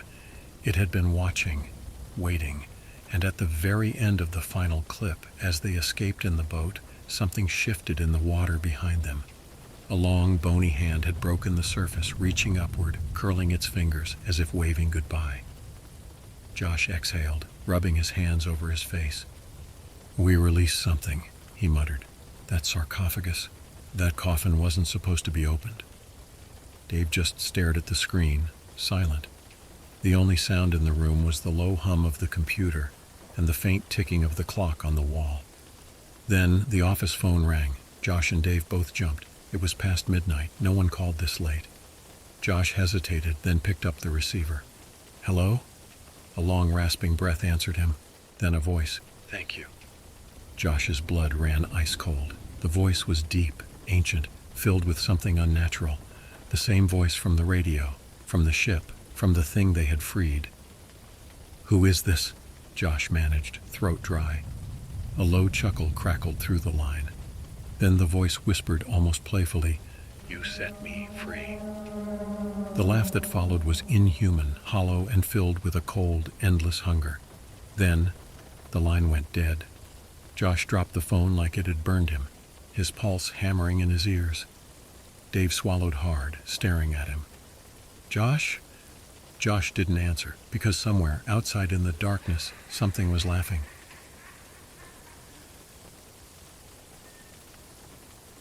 "They say you get used to the strange things out here. I've been a Yosemite Park ranger for over 15 years, and I can tell you that's a damn lie. You don't get used to the weird. You learn to live with it, like a sickness you can't shake. Some nights, when the wind howls through the trees and the shadows stretch too far, I still think about that night, the night I saw it, the Skinwalker. I've told my share of ghost stories around the fire. Weird things I've seen, lights in the sky, hikers who vanish, the staircases in the woods. But this one sticks to me like a bad dream. It was real, and I don't think I ever truly got away. It started with a missing hiker. That's how these stories always start. Name was Ethan Parker, mid-30s, experienced enough in the backcountry to know better than to wander off trail. except he had. The last sighting put him somewhere along Blackwood Trail, an old path the locals didn't like talking about. Bad ground, old Jim told me when I mentioned it. Ain't right, Ranger, don't go up there alone. I should have listened. The search lasted 3 days. We found nothing, no sign of a struggle, no tracks leading off trail, just gone. The only weird thing? Coyote tracks. Lots of them. They circled the site where Ethan's tent had been. But here's the part that made my stomach turn. Some of those tracks weren't right. They started as paws, but halfway through the mud they changed, became feet, bare human feet. I told myself there had to be a rational explanation. But that night, alone at my outpost, I had my first real warning. I was reviewing my search logs when I heard it. Crunch, footsteps, right outside my cabin. I grabbed my rifle from its stand and stepped onto the porch. The motion-activated floodlights flickered as if something had just passed through them. My breath came out in white mist. The temperature had dropped fast. Then I saw it, a coyote. Big, too big. It stood just beyond the tree line, its fur dark and patchy, ribs pressing through its hide like it hadn't eaten in weeks. But its eyes weren't right. They were human. It just watched me, silent. And then, in a voice that didn't belong to it, it spoke. Ranger. I raised my rifle instantly, my heart hammering. But when I blinked, the coyote was gone. The woods fell dead silent. No crickets, no wind, nothing. I stood there for a long time, my rifle steady, my pulse pounding in my ears. I don't remember going back inside. I just know I locked every door and window, kept the rifle within reach, and didn't sleep a damn wink. The missing hiker? He was never found. But whatever had taken him, it had found me. And it wasn't done yet. I didn't sleep that night. I sat in my cabin with my rifle propped against the table, revolver on my hip, listening to every creak, every shift of the wind outside. I kept telling myself I was just jumpy, that I'd imagined the voice, that my mind was playing tricks on me. But in the morning, the tracks were real. I stepped outside just after dawn, the forest wrapped in mist, and found them, coyote prints circling my cabin. They led from the tree line up to my porch, then veered off into the brush. But halfway through, just like before, the paw prints changed. They turned into bare human feet. I squatted down, tracing my fingers through the indentations in the dirt. Whoever or whatever had stood here had stayed a while, like it was watching me. A shiver ran through me. I spent the morning checking the park's reports. Over the past week, I found a disturbing pattern. Campers reported hearing voices at night. Some swore they heard family members calling them from the woods, even though their families weren't there. Hunters found dead animals, gutted, skinned, but not eaten. More than a dozen, all killed the same way. And then there was the smell. Reports of a rotting stench, like spoiled meat, lingering near campsites before things went wrong. That afternoon, a family staying near Echo Ridge reported something worse. It was like a coyote, but wrong, the father told me, his face pale. It came right up to the fire, just standing there. It didn't act like a normal animal. It just watched us. And then, I asked, it spoke. I felt my stomach drop. It said my wife's name. His voice wavered.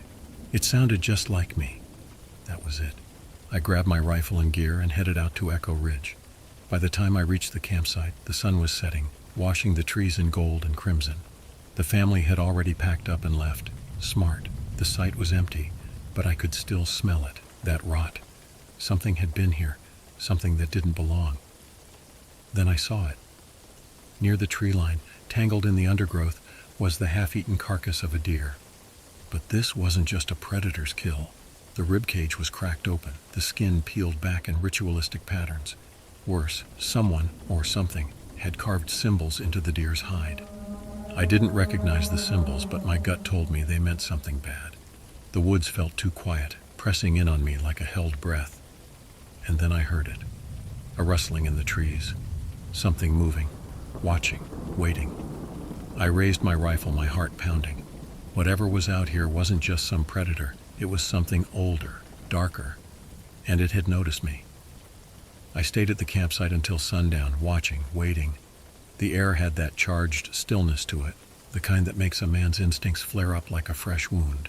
Nothing moved. No birds, no wind, no sound. I was being hunted.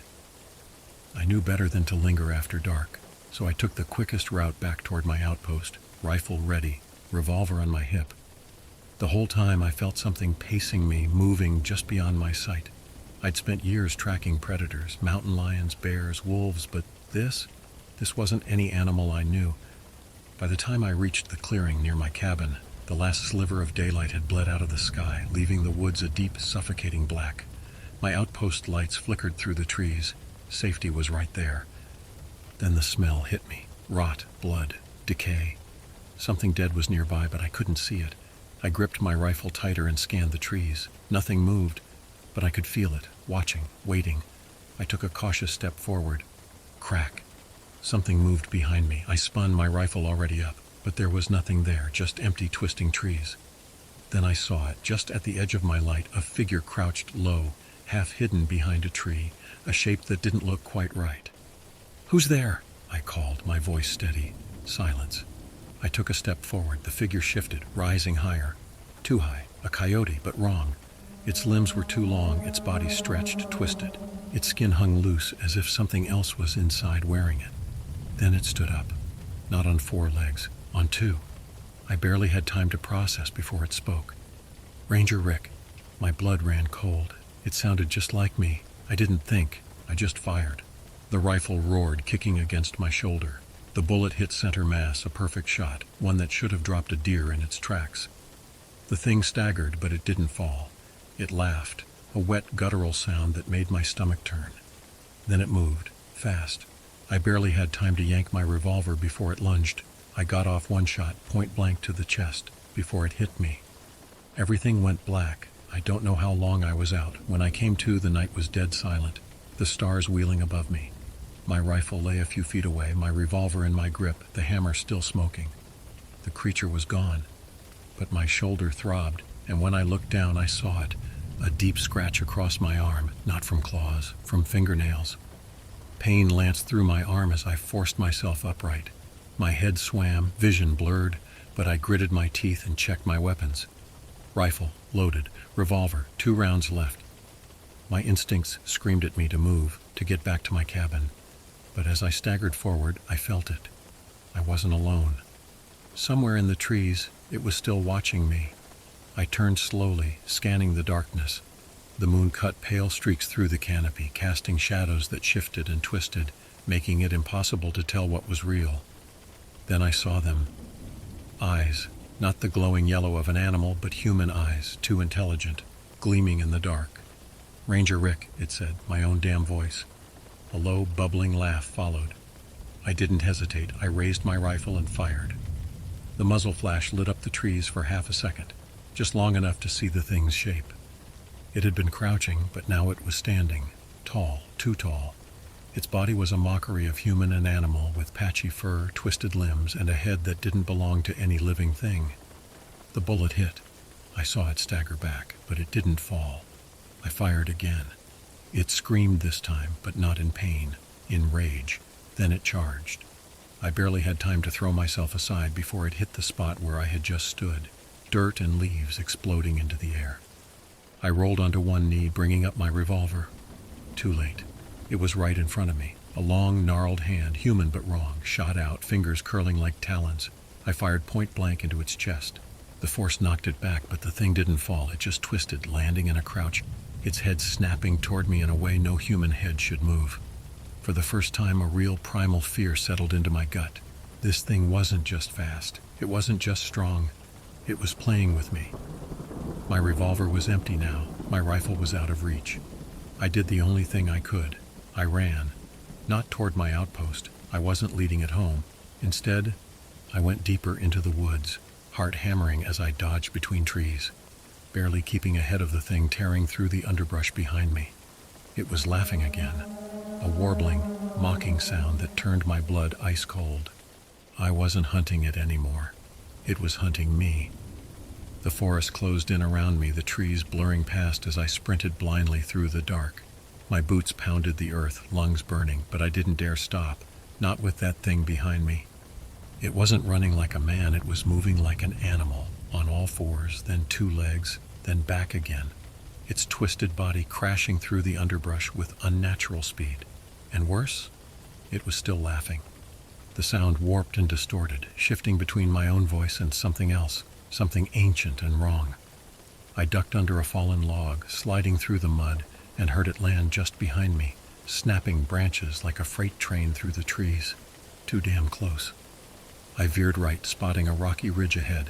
If I could reach it, I'd have the high ground. I pushed harder, ignoring the pain in my scratched arm, ignoring the weight of my empty revolver. My rifle was still slung over my back, but I needed time to reload, time I didn't have. The ridge was just ahead now, a steep incline that would slow me down. Crash! Something huge slammed into my back, sending me tumbling forward. I hit the ground hard, rolling through the dirt and crashing into a tree.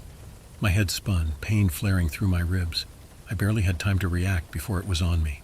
Long, bony hands pinned my shoulders, fingers too long, too strong. I finally saw it up close. It wasn't just wearing skin, it was shifting, its face blurring between features, like it couldn't decide what it wanted to be. The worst part? For half a second, it had my face. I snarled and threw my elbow up, catching it in the throat. The thing hissed and reared back just enough for me to wrench free. My hands flew to my rifle, yanking it from the sling. It lunged. I barely got the barrel between us before its teeth snapped shut just inches from my throat. I pulled the trigger. Boom! The shot tore through its chest, knocking it back, but it didn't die. It just twisted, its broken form cracking and shifting as it landed on all fours again. It let out a breath, not a scream, not a growl, but something close to a chuckle. Then it ran. I didn't waste a second. I chambered another round, heart pounding. The thing was fast, darting between trees like a shadow, but I tracked it, my hunter's instincts locking on. I had one chance. I took a breath, aimed ahead of it, and fired. The bullet hit. The thing crashed into the dirt, rolling to a stop. I didn't move, didn't breathe. Was it finally dead? I stepped closer, rifle still raised, and then I saw it. The wound was already closing. I stood there, rifle locked on the thing's chest, my breath ragged. The bullet had hit dead center, but the wound was closing, the flesh knitting itself back together like nothing happened. I had one choice: finish it before it finished me. I took a step closer, finger tightening on the trigger. The thing twitched, its head snapping toward me. Then it bolted, not just running, sprinting on all fours, then two legs, then back again, vanishing into the blackness of the forest. I didn't hesitate. I reloaded, heart hammering, and followed the blood trail. It led me deeper into the woods, the trees growing denser, the air thicker. That rotten smell, the one I'd caught at the campsite, was stronger now, like a carcass left to rot in the sun. Then I saw the cave, a jagged mouth in the hillside, nearly hidden behind a curtain of gnarled roots. The blood trail disappeared inside. I hesitated, my gut screamed at me to turn back. But I'd spent too long dealing with the unexplainable. I had to know. I stepped inside, rifle up, revolver reloaded and ready. The second I crossed the threshold, the air changed, colder, heavier, wrong. The walls were covered in scratches, not from animals but symbols, carvings, old, older than anything I'd ever seen before. A few feet in, I found a pile of bones, not just animals, human. Some were fresh, too fresh. And then I saw the backpack. It was torn and covered in dried blood, but I could still read the faded name tag on the strap. Ethan Parker, the missing hiker. My stomach twisted. I checked the ground. No body, just the pack, just bones. Something rustled deeper in the cave. I raised my rifle. Then the whisper came. Not a sound, but a feeling crawling through my skull like fingernails on bone. You took my name. I froze. A shape moved in the shadows ahead, too large, too twisted. I'll take yours. I didn't think. I fired. The muzzle flash lit the cave, and I saw it clearly this time. Its face wasn't its own. It was mine. The bullet slammed into its head, but the thing didn't fall. It just twisted. Its neck snapped sideways, bones popping and reforming as it laughed. Then it charged. I ran out of the cave into the trees, the thing tearing after me, its footsteps changing as it ran. First hooves, then hands, then something else altogether. I barely made it back to the clearing before I tripped, hitting the ground hard. I scrambled up, aiming my rifle. But the woods were empty. The thing was gone. But I knew it wasn't over. It was still out there, and it wasn't done with me yet.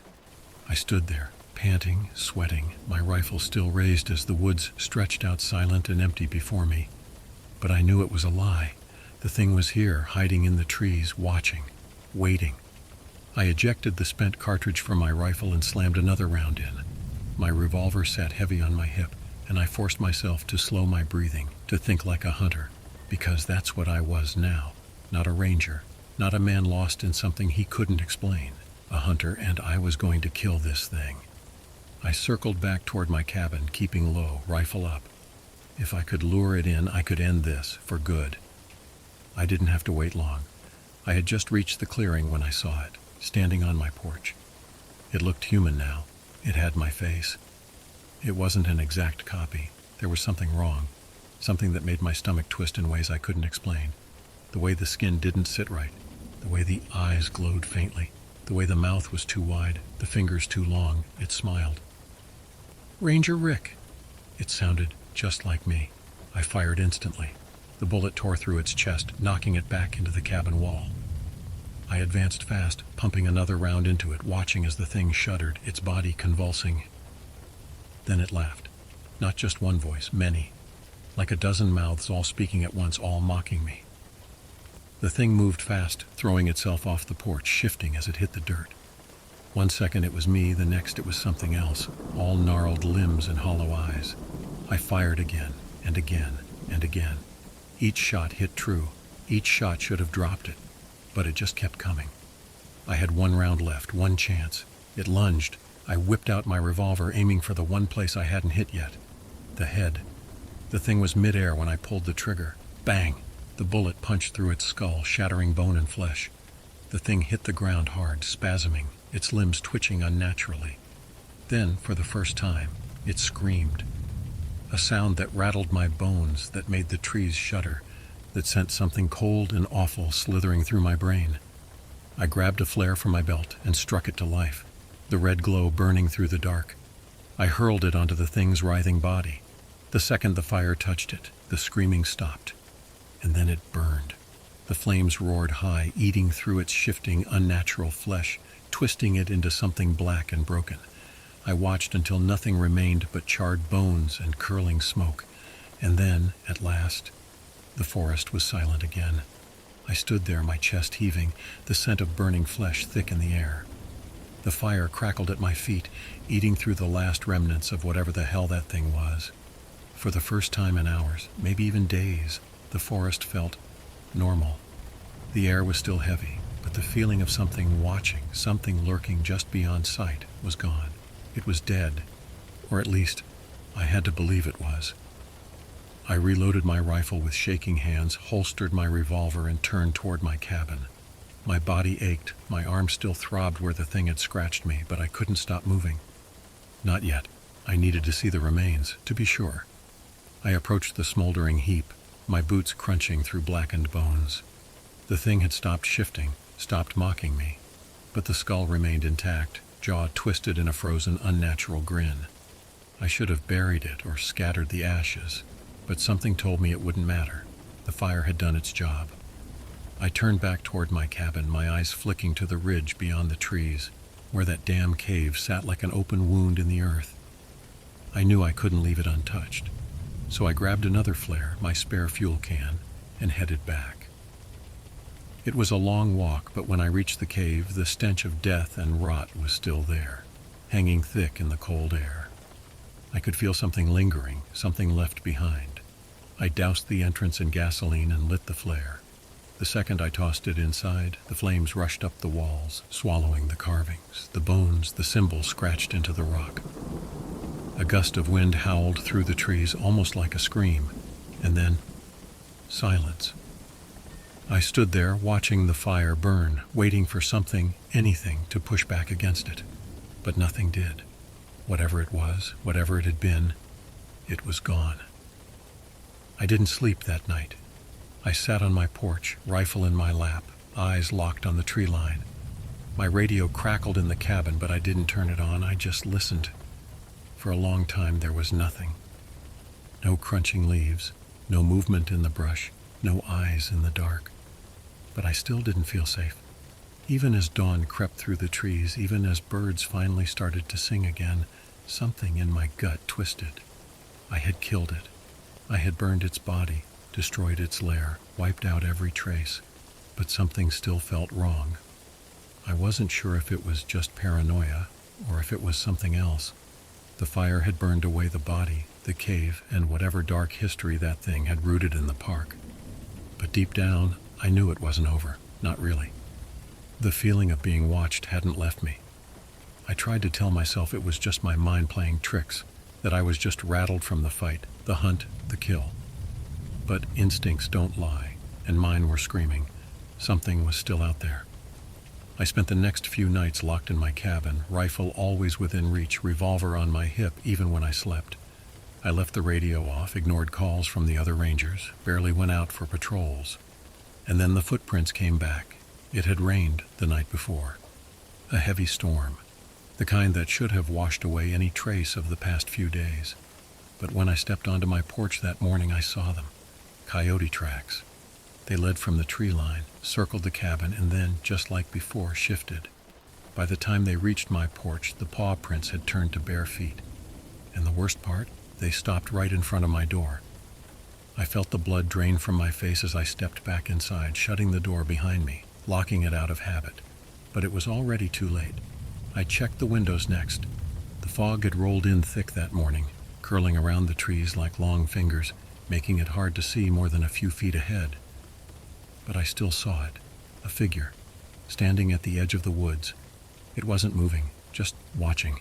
I could barely make out the shape through the mist, but my stomach tightened when I saw its posture. Its stance was too familiar. It was me, or at least something wearing me. I stepped away from the window, heart hammering. The air in my cabin felt wrong now, thick and heavy, like something was pressing against my chest, against my skull. And then, the radio crackled. I had left it off. I knew I had left it off. But now, it buzzed with faint static, like something was trying to push through. Then a voice, my voice. Ranger Rick. The sound was warped, like something was pulling it apart, twisting it just enough to make it unreal. The figure at the edge of the woods tilted its head, and then slowly it grinned. A grin that was too wide, too knowing. A grin that told me this wasn't over, not by a long shot. I didn't move, didn't breathe. The thing stood there, just beyond the tree line, watching me. My own face stretched into something too wide, too wrong, grinning like it knew something I didn't. The radio crackled again. Ranger Rick. My stomach twisted. I raised my rifle, but my hands were shaking now, my pulse hammering in my ears. I had burned its body, destroyed its cave, put a bullet through its skull. And yet, it was still here. I took a step back from the window, my mind racing. What did I miss? What did I do wrong? And then I caught my own reflection in the glass, and my blood ran cold. For just a fraction of a second, my eyes flashed yellow. Not brown, not the same tired, bloodshot eyes I had stared into every morning for the past 15 years. Yellow, like a predator's. I staggered back, my breath coming in sharp, ragged gasps. No! My voice came out weak, like I was trying to convince myself. But deep down I knew I hadn't killed it. I had let it in, that scratch, the one on my arm. It had been a mark, not just an attack. A way to infect me, change me, warp me into something else. I grabbed the lamp off my desk, yanking my sleeve up. The wound had been healing too fast. The scratch that should have left a scar was barely more than faint pink lines. I felt something cold and wrong slither through me, curling in the pit of my stomach. I turned back to the window, expecting the thing, my twin, to still be standing there. But the woods were empty. I wasn't being hunted anymore, because I was becoming it. My mind reeled, flashing back to every horror story I had ever heard about skinwalkers. Every tale whispered around campfires about the curse, the infection, the slow unraveling of humanity. Was that what had happened to Ethan Parker? The hiker who had vanished without a trace? Had he fought this thing, just like me? Had he turned into something else? I looked down at my hands, my fingers trembling. They still looked normal, still felt like mine. But for how long? The thought hit me like a bullet. I was a ranger, a protector of this land. And now I was something worse. I took a deep breath, my grip tightening on my revolver. I had a choice to make, either fight it or let it take me. Outside, the wind howled through the trees. And somewhere, just beyond the darkness, something laughed. The same laugh that had haunted me for days. Except this time, it sounded just like me. It started, as these things always do, with a stupid dare. Ryan was the one who suggested it. They were sitting at a booth in a dingy little diner on the edge of town, nursing milkshakes and fries, when he leaned in with that grin, the one that meant trouble. "Come on," he said, eyes flicking between them. "Let's go check it out." Mark groaned. "Dude, no one actually goes in there." "Exactly," Ryan said, as if that proved his point. "It's been abandoned for years. We sneak in, take a few pictures, and leave. 5 minutes tops." Emily shifted uncomfortably, stirring the last of her melted vanilla shake with her straw. "People say that place is haunted." Jessica rolled her eyes. "People say a lot of things. It's probably just asbestos and some homeless guy pissing in the hallways." Mark sighed, rubbing his temple. He knew better. He'd heard the stories, the disappearances, the strange noises at night, the way the doors never seemed to be in the same place twice. But he also knew Ryan wouldn't let it go. And if Ryan was going, Jessica would too. And if Jessica went, Emily wouldn't want to be the only one chickening out. And if Emily went, well, Mark wasn't about to be the one to stay behind. So, at 11:34 p.m., they parked at the edge of the crumbling school grounds, the place looming like a corpse under the streetlights. "Looks like something straight out of a horror movie," Mark muttered. A rusted chain-link fence surrounded the school, but there was a gaping hole near the west side. The four of them slipped through, their sneakers crunching against dead leaves and cracked pavement. They crept toward a broken window on the first floor, its glass long since shattered. Ryan went first, hoisting himself up and sliding through, then reached back to help Jessica. Mark followed, pulling Emily up after him. The moment they landed inside, everything felt wrong. The air was thick, heavy, as if the building itself was breathing. Dust hung in the moonlight, and every sound, every footstep, every creak seemed unnaturally loud. "Okay," Jessica whispered. "We're in 5 minutes, then we're out. Or whoever runs out first has to buy our booze for the whole month, deal?" Ryan said, already grinning like a madman. The others groaned, but agreed in the end. They moved cautiously through the ruined hallways, stepping over broken desks and old textbooks that had been left to rot. Faint graffiti covered the walls, names, obscene doodles, warnings. Then, something whispered. It was distant, barely there, a breeze through the empty halls, maybe. The kind of thing that would have been easy to ignore if it hadn't been for the way it felt, like it had shape, direction, intent. Emily froze. "Did you hear that?" Ryan smirked. "The ghosts are saying hi." Mark swallowed hard, glancing over his shoulder. The corridor behind them was empty, just shadows stretching long under the flickering emergency light. Another whisper, closer this time. "All right," Jessica said, her voice a little too forceful. "Let's just..." A floorboard creaked at the end of the hall. Mark turned, and someone was standing there, a figure, shadowy, motionless, too tall, too still. His breath caught in his throat. Then the figure moved, not walked, moved. Too fast, too sudden, rushing toward them in a blur of darkness. Mark's stomach dropped. His brain screamed, "Run!" He squeezed his eyes shut. And everything stopped. Dead silence. When he forced himself to look, the hallway was empty again. "Guys," Mark croaked, "we need to get out of here." But when they turned toward the exit, the door was gone. Mark's breath hitched. The door, the way they had come in, was gone. Not locked, not blocked, just missing. Ryan cursed under his breath, stepping forward and pressing his palms flat against the cold wall where the exit had been. "No way, no way, this isn't real. We came through here. The door was right here." Jessica's voice wavered. "Maybe we got turned around. Maybe we took a wrong turn." Emily was shaking her head violently. No, I don't think we did." Mark took a slow step back, his mind racing. It wasn't just the door. Something about the hallway itself felt different now, like it had stretched just a little too long. The walls seemed farther apart, the air heavier. The silence rang in his ears, oppressive, waiting. Ryan turned, his face twisting into a forced grin. All right, guys. Haha, great prank. If one of you is screwing with us, seriously, cut the shit. Nobody laughed. Okay, Jessica said, forcing an exhale. We just need to find another way out. There's got to be an emergency exit, right? No one wanted to argue with that. They turned and started walking. The hallway was endless, stretching forward into the dark, lined with classroom doors.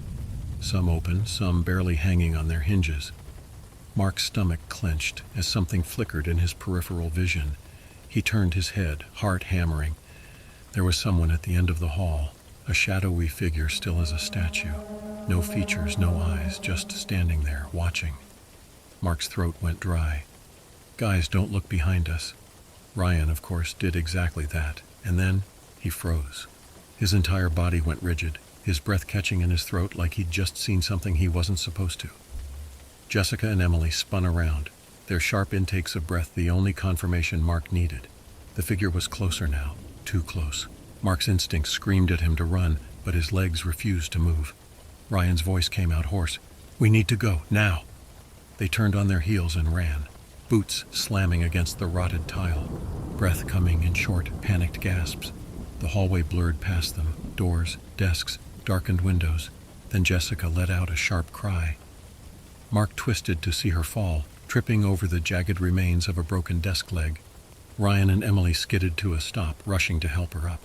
Mark turned his head. The shadow was right there, less than 10 feet away, and it was moving, not walking, not running, just sliding forward as if gravity didn't quite apply to it. A black blur, a rush of cold air, then nothing. Mark clamped his eyes shut, his heart hammering, his breath barely contained in his chest. For a long moment, no one moved. Then Emily let out a strangled whisper. It's gone. Mark forced himself to look. The hallway was empty. Jessica scrambled to her feet. I don't like this. I don't like this at all. Ryan swallowed. Let's get the hell out of here. Now. They ran. Again. But something had changed. The halls felt unfamiliar now, twisting in ways that didn't make sense. There was no logic to them, no structure. Just endless corridors stretching into the dark, turning back on themselves like a maze designed to confuse. And worst of all, the whispers were getting louder. The whispers crawled into their ears like insects. Faint at first, just a murmur, then louder, urgent, desperate. Mark kept moving, heart hammering in his chest as they rounded another corner. The school should have been simple. One long hallway lined with classrooms, a few branching halls leading to the cafeteria, gym, and faculty offices. But this wasn't right. They had run straight. They should have been near the entrance by now. Instead, the walls stretched into endless darkness. Jessica stopped suddenly, sucking in a sharp breath. Wait, Ryan nearly collided into her. What? Why'd you stop? Jessica pointed. A classroom door stood open, just a crack. It hadn't been there a second ago. The four of them stared at it. A draft seeped through the gap, the air colder than the rest of the hallway. Emily whispered, Maybe there's a window in there. Maybe we can get out. Mark didn't like it, not one bit. But what other choice did they have? With shaky steps, he reached out and pushed the door open. The classroom was frozen in time. Dust-covered desks sat in neat rows, like students had just walked out one day and never returned. Old textbooks lay open, their pages yellowed and brittle, and on the walls, paintings, at least 20 of them lined up in a perfect row. Portraits of students, their faces eerily detailed, frozen in mid-smile. The hairs on Mark's arms stood on end. Something about them felt wrong. Jessica stepped inside, scanning the room. Okay, this is weird. Ryan snorted. Yeah, no shit. Emily inched closer to the paintings, hugging her arms. Why are they still here? Shouldn't they have been taken down when the school closed? Ryan leaned in, inspecting one. Damn, these look real. Too real. Mark's stomach churned. The paintings were so lifelike, down to the fine brushstrokes on their skin, the glint of light in their eyes. It was as if one of the eyes moved. Mark's breath caught. He saw it. A flicker, barely there, a shifting of the pupils, then another and another. A ripple ran through the paintings as every pair of eyes snapped to them. Emily gasped. Did you see that? Did you? The eyes kept moving, shifting, watching, following them. Jessica clamped a hand over her mouth. Ryan stepped back, knocking into a desk. The eyes weren't just following them now. The faces in the paintings were changing. Mouths stretching, warping, grins widening too far, revealing too many teeth. Their once innocent smiles contorted into something grotesque. Mark's vision blurred. The whispers surged. A high-pitched wail filled the room, sharp as glass. Emily clutched her head. "Make it stop! Make it stop!" Then Ryan's voice cut through the chaos.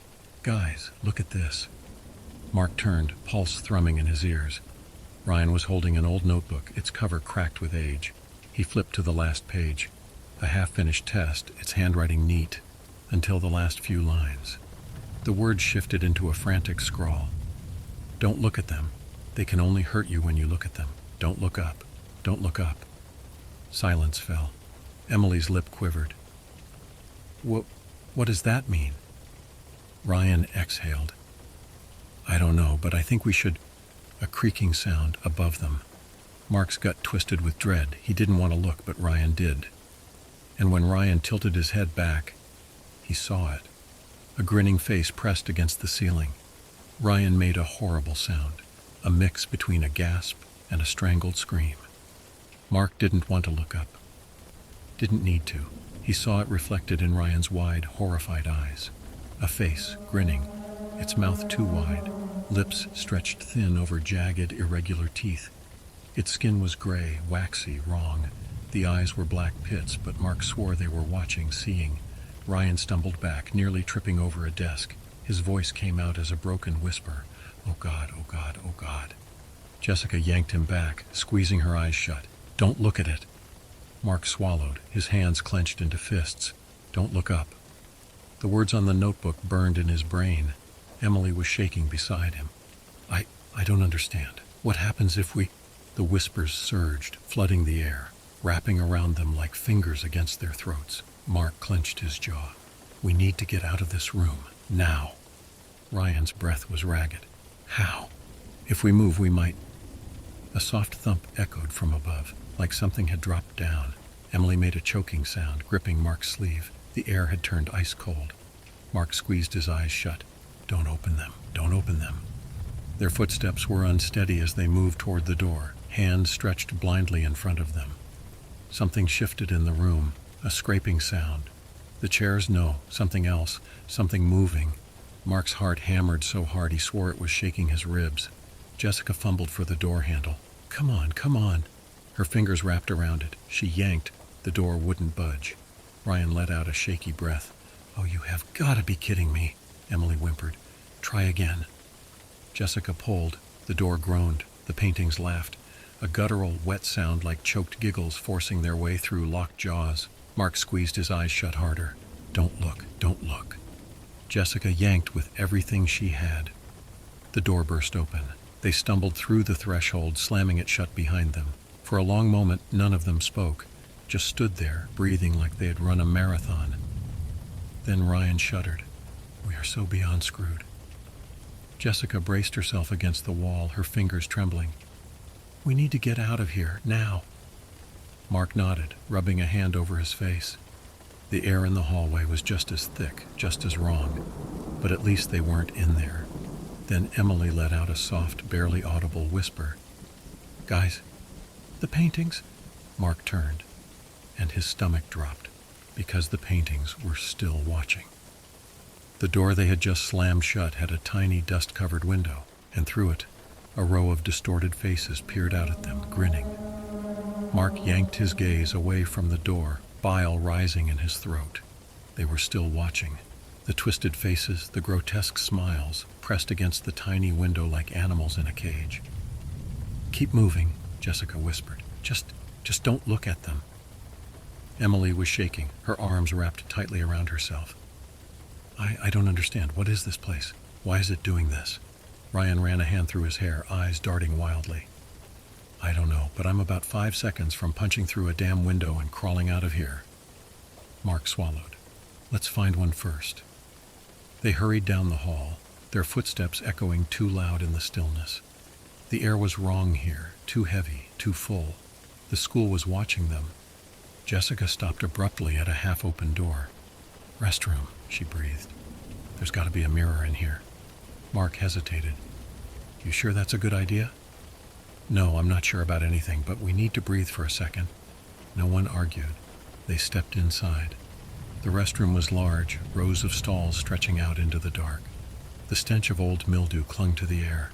Cracks ran through the tiles, and the mirror above the sinks was huge, too big, stretching across the entire wall. Mark kept his gaze low, unwilling to look at his reflection. Something about it made his skin crawl. Jessica turned on the sink. Nothing, just a sputter of dust and air. Emily hugged herself, rocking slightly. I don't like this. It's too quiet. It's like something's waiting. Ryan scoffed. Yeah, well, join the club. Then Mark noticed it. The reflection of Ryan. It moved too slow, just a fraction of a second behind, like an old video lagging behind reality. Mark's stomach dropped. Ryan, he whispered. Don't move. Ryan frowned, confused. What? Why? Then his reflection smiled. Mark's breath left his lungs in a rush. Ryan wasn't smiling, but his reflection was too wide, too many teeth. Then it moved on its own. The reflected Ryan took a slow, deliberate step forward. The real Ryan didn't move. Emily screamed. Ryan stumbled backward, his breath ragged. What the? His reflection stayed put for just a second too long, then snapped back into place. Mark clamped a hand over his mouth. Jessica jerked her head away from the mirror, eyes squeezed shut. Don't look at it! Don't look! Ryan made a strangled noise, backing away. What the hell is happening? Emily turned. Her reflection didn't. It just stood there, head tilted, staring at her. Then slowly it lifted a hand and tapped against the glass. Once, twice. Ryan grabbed her arm. We're leaving, now. They turned and bolted. Behind them, the mirror cracked. The tapping turned into pounding. Something wanted out. They didn't stop running until the pounding behind them faded into silence. Mark's legs burned, but he didn't dare slow down. The others were gasping, their breaths ragged. The school was twisting around them. Doors they had passed earlier were gone, hallways stretching longer than they should. Then the whispers stopped. All at once, the silence was worse.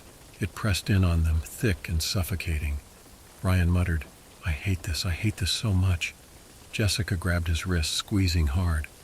We keep moving, A metallic clatter echoed down the hallway. Mark turned sharply. The lockers. They lined both sides of the hall, rusted and covered in peeling paint. But now they were shaking. A slow, rhythmic rattling like something was inside, slamming against the metal doors. One after another, they trembled. Mark's pulse pounded in his ears. Run! They bolted. The sound followed them. Lockers slamming, rattling, shrieking. And then the doors burst open. Mark caught a glimpse of something crawling out. Long, thin limbs folding over themselves, joints bending the wrong way. Too many fingers. The whispering surged back all at once, screaming in his skull. Emily let out a strangled sob. Don't look. Mark squeezed his eyes shut. He didn't want to see them. He could hear them, skittering, dragging across the tile, the soft scrape of 2 long nails on metal. Jessica tripped. Ryan caught her, yanking her forward as something snatched at her ankle. She kicked wildly, screaming, and Mark grabbed her arm, pulling her free. They ran, blindly, desperately. Something whispered right beside his ear. Too close, too real, but he didn't look. They slammed into a door at the end of the hallway, and Mark shoved it open, stumbling inside. A classroom. They threw themselves against the door, slamming it shut. The whispers stopped again. The silence was deafening. Mark's whole body shook. He tried to steady his breathing, but his pulse refused to slow. Then behind them, the old chalkboard, covered in dust, moved. A single word scrawled across it in jagged white streaks. Eyes shut equals safety.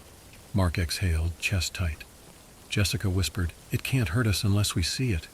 Ryan let out a weak laugh. Well, that's just great. Then slowly, the chalk began moving again. It spelled their names, one by one. Mark watched, frozen, as the chalk scratched their names onto the board. Ryan, Jessica, Emily, Mark. One by one, the letters appeared, written by an invisible hand. Emily clutched Mark's sleeve, her voice barely above a whisper. It knows us. Ryan's fists clenched at his sides. No kidding. Then, beneath their names, the chalk kept writing, You are not alone. Jessica backed up against a desk, shaking her head. Nope, we need to leave, now.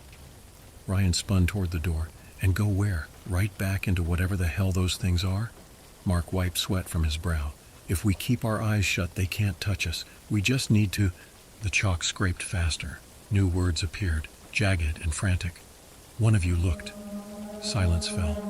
A slow, creeping dread filled Mark's stomach. He turned to his friends. Jessica shook her head violently. Not me, I swear. Emily whispered, I didn't. Ryan took a step back, eyes darting between them. Oh, come on, man, what is this? A horror movie? It's trying to mess with us. Mark wanted to believe that, but something about the words felt true. Then, the chalk dropped to the floor. A rush of cold air slammed into the room, and the whispering came back. Not distant anymore, not creeping from the hall. Inside, with them. The temperature plummeted, ice forming along the edges of the windows. The shadows in the corners stretched, twisting, reaching. Then, a voice, not a whisper, not a scream, a soft, breathy mockery. Why did you look? Emily whimpered. Jessica clapped a hand over her mouth. Mark didn't move. The air was thick, pressing against his skin. He swore he felt something watching from behind him. Then, slow as death, a new name began to appear on the chalkboard, letter by letter. Mark. His blood turned to ice. Ryan grabbed his wrist. Go now. They ran. Mark didn't look back. Not at the chalkboard. Not at the twisting shadows stretching toward them. Not at the thing that whispered his name. They barreled into the next hallway, barely stopping themselves from colliding into the walls. Ahead, double doors. Jessica gasped, pointing. The gym. There's got to be an exit there. Mark didn't hesitate. They threw open the doors and rushed inside, and froze. Because the gymnasium was full, the bleachers were packed with shadowy figures. All of them staring, all of them waiting, and above them, the scoreboard lit up, counting down from 10. 10. The numbers glowed an eerie red on the scoreboard above the gym floor. Mark's breath hitched. It was counting down. Jessica clutched his arm. What happens when it hits 0? Ryan swallowed hard. I don't want to find out. 9. The bleachers were full of them. Not people, not ghosts. Shadowy figures, featureless except for their eyes, glowing, hollow, watching. Rows and rows of them, lining the seats like silent spectators. Emily whimpered, What do we do? 8. Mark's mind raced. The creatures hadn't attacked, not yet, because they were watching. This was a game, a sick, twisted game. Jessica tugged at him, voice urgent. We need to go, now. 7. Ryan turned, scanning the gym. Where's the exit? Mark's stomach dropped. There wasn't one. No doors, no windows, no way out. Just them, watching, waiting. 6. The whispers crept back, curling around them like smoke. But these weren't just whispers. They were voices. Familiar voices. Mark's breath stuttered as he heard his mother's voice. Mark, she called, soft, gentle, loving. It's okay, just look at me. Emily let out a sob. No, no, no, no. She was shaking, her hands pressed to her ears. Ryan's face had gone pale. It's my dad. His voice cracked. I swear to God, it's my dad. Jessica's nails dug into Mark's wrist. Her lips were trembling. It's my sister. She's been gone for years. 5. Mark squeezed his eyes shut. They're lying. They were trying to trick them. 4. The figures in the bleachers leaned forward, eager, anticipating. 3. The gym darkened. The shadows moved. Mark felt something shift around them. A presence. Something huge. Something waiting. 2. Then Mark understood. It wasn't just a game. It was a test. They had to make it to the other side. But they had to do it blind. Close your eyes, Mark whispered. Jessica turned to him, eyes wide with fear. What? Close them, now. Don't open them, no matter what you hear. 1. Ryan exhaled. Oh, screw this. He grabbed his hoodie, yanked it over his head, blindfolding himself. Jessica did the same. Mark clenched his fists. Then just as the scoreboard hit 0, the gym erupted in screams. The figures rushed them. Mark squeezed his eyes shut and walked forward. Mark walked blindly, his breath tight in his chest. Don't open your eyes. The air around them shifted, heavy and thrumming with movement. The creatures were close, their presence like a cold wind against his skin. Jessica's hand gripped his wrist tightly. Emily clung to the back of his jacket. Ryan's heavy breathing was just behind him. They were still together, That was all that mattered. The whispers grew desperate. Mark, his mother's voice right beside his ear. Sweetheart, open your eyes. I'm right here. His jaw clenched. No, not real. A warm hand brushed against his arm. A voice. Jessica's voice. Mark, it's okay. You can look. We're safe now. He almost fell for it. Almost. But Jessica was still holding his wrist. They could imitate voices. They couldn't mimic touch. Emily let out a choked cry. It's my dad! I can hear him! Ryan cursed under his breath. Just keep moving, Em. Ignore it. Their feet hit the gym floor, step by step, inch by inch. Something brushed against Mark's leg. Long fingers. Too many fingers. He didn't stop. Emily let out a sharp breath. There's a door. I feel a handle. Mark heard Ryan stumble, let out a startled gasp. Mark's heart nearly stopped. Ryan? Silence. A long, cold silence. Then a hoarse whisper. I'm here, Ryan. Mark's pulse slammed against his ribs. You okay? Yeah, let's go. Emily yanked the door open. Cold night air rushed in. They ran. Through the threshold into the darkened street. The whispers cut off. The air stilled. And suddenly the school was just a school again. Silent. Motionless. The windows empty. Jessica gasped, falling to her knees on the pavement. Emily sobbed, pressing her hands to her face. Ryan braced himself against the curb, shaking. Mark turned, his breath visible in the cold air. It was over. Then Ryan whispered, Don't. Mark frowned. What? Ryan's voice trembled. Don't look back. Mark swallowed, his whole body tensing. Jessica whispered, Why? Ryan's voice barely held together. Because they're still watching. Mark couldn't help himself. He turned and froze. The school was still. The night was quiet. But in the windows, dozens of grinning faces, watching, waiting. Then in the reflection of the car window beside them, a fifth shadow stood among them. Mark's breath caught in his throat. The reflection in the car window, 5 shadows instead of 4. A fifth figure, standing just behind them, close enough to touch. His blood ran cold. Ryan saw it too. His face paled, lips parting slightly. Jessica's breath hitched. Emily took an unsteady step back. None of them turned around. None of them looked. Mark's pulse hammered. The school loomed behind them, its windows filled with watching faces, silent, waiting. The fifth shadow didn't move.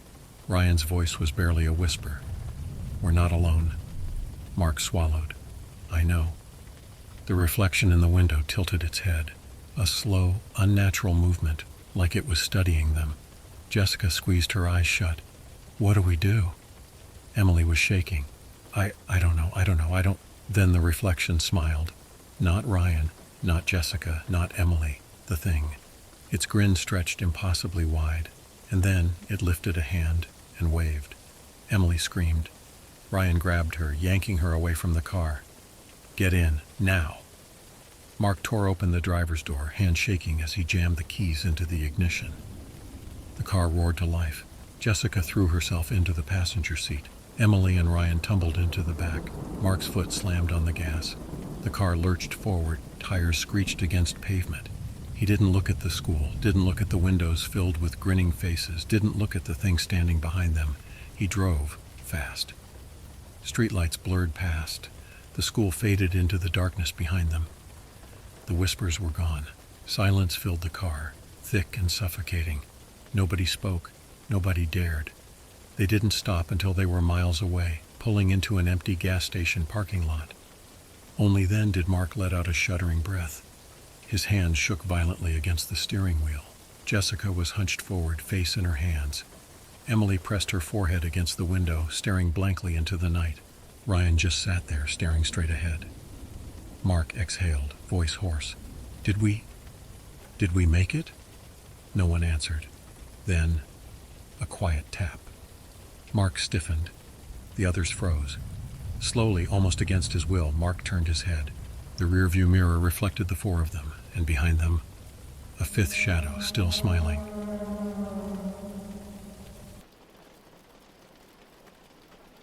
Josh sat on the worn leather couch in their small office, scrolling through online forums. His eyes were glued to a post filled with blurry photos of moss-covered stone stairs deep in an unmarked forest. Each photo had captions like, leads to nowhere, and people who climb never return. The thread was teeming with stories. Hikers disappearing, cryptic carvings on the stones, and strange humming noises near the site. Dave leaned against the desk, sipping coffee. All right, what do we have this time? Another haunted doll or some old graveyard? Josh smirked.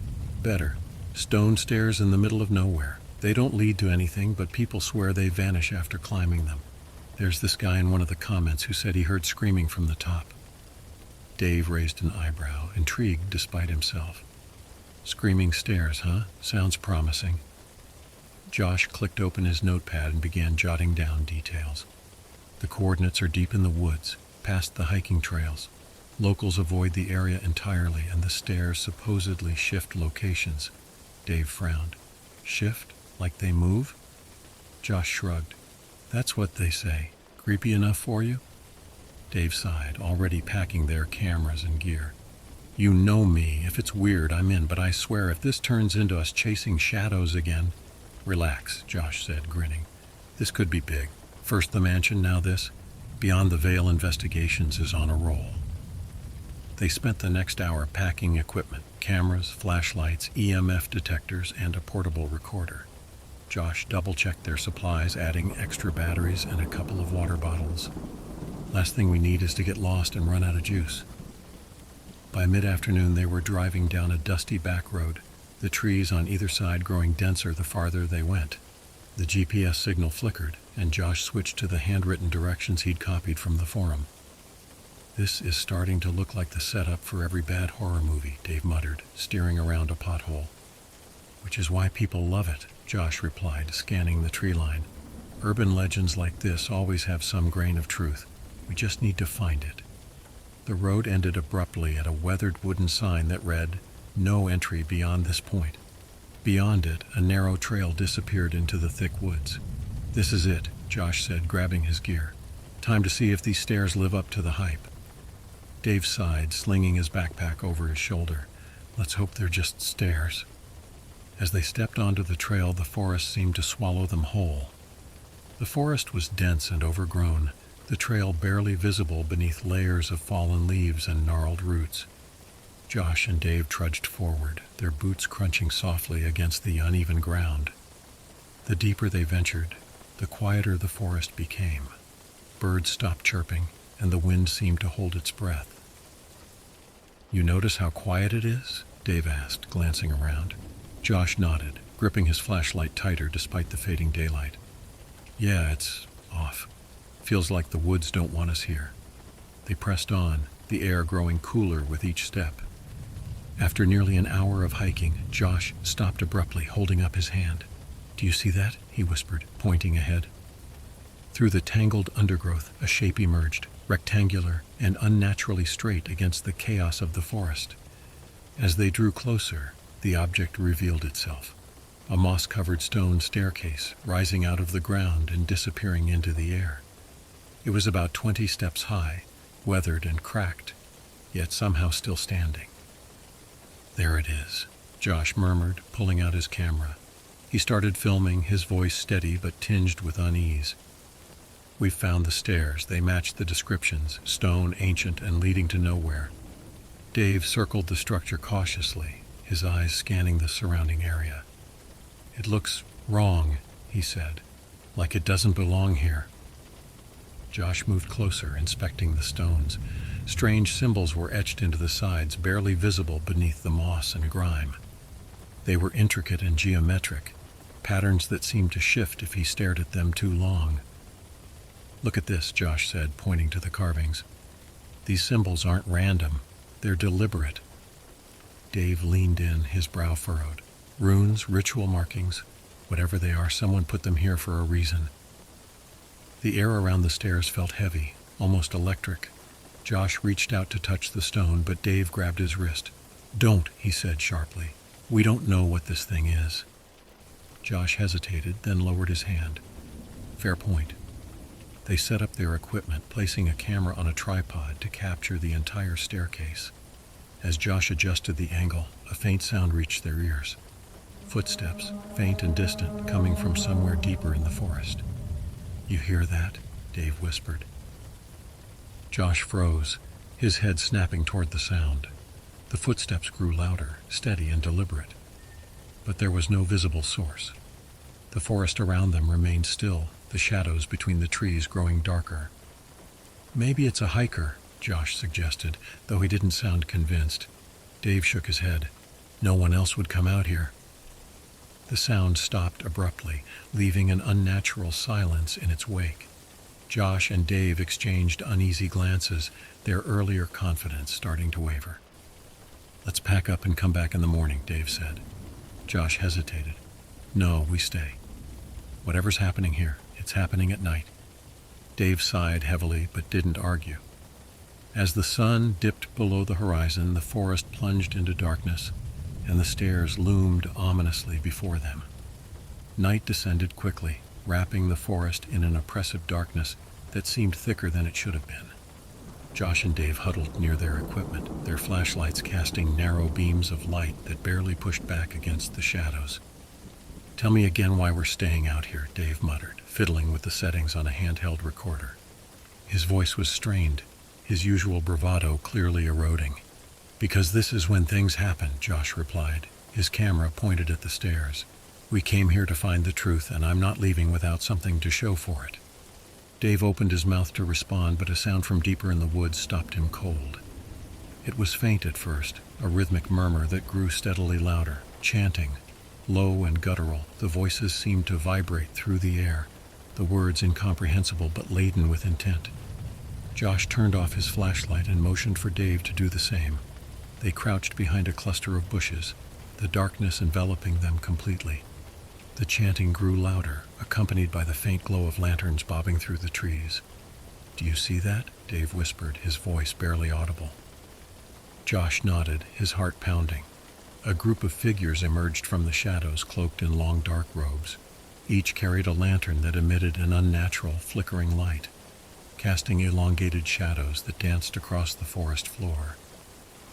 There were at least a dozen of them, their faces obscured by deep hoods. The figures formed a circle around the staircase, their chanting growing louder and more fervent. One of them stepped forward, a taller figure with intricate patterns sewn into their robe. This one carried a large clay jar, its surface stained dark with what Josh could only assume was blood. Josh and Dave watched in stunned silence as the figure poured the contents of the jar onto the stairs. The liquid cascaded down the stone steps, pooling at the base. Almost immediately the stairs began to glow faintly, the strange symbols etched into the stone coming to life with an eerie, pulsating light. "What the hell are they doing?" Dave whispered, his voice shaking. "Some kind of ritual," Josh replied, his grip tightening on the camera. He started recording, careful to keep the lens focused on the scene while remaining hidden.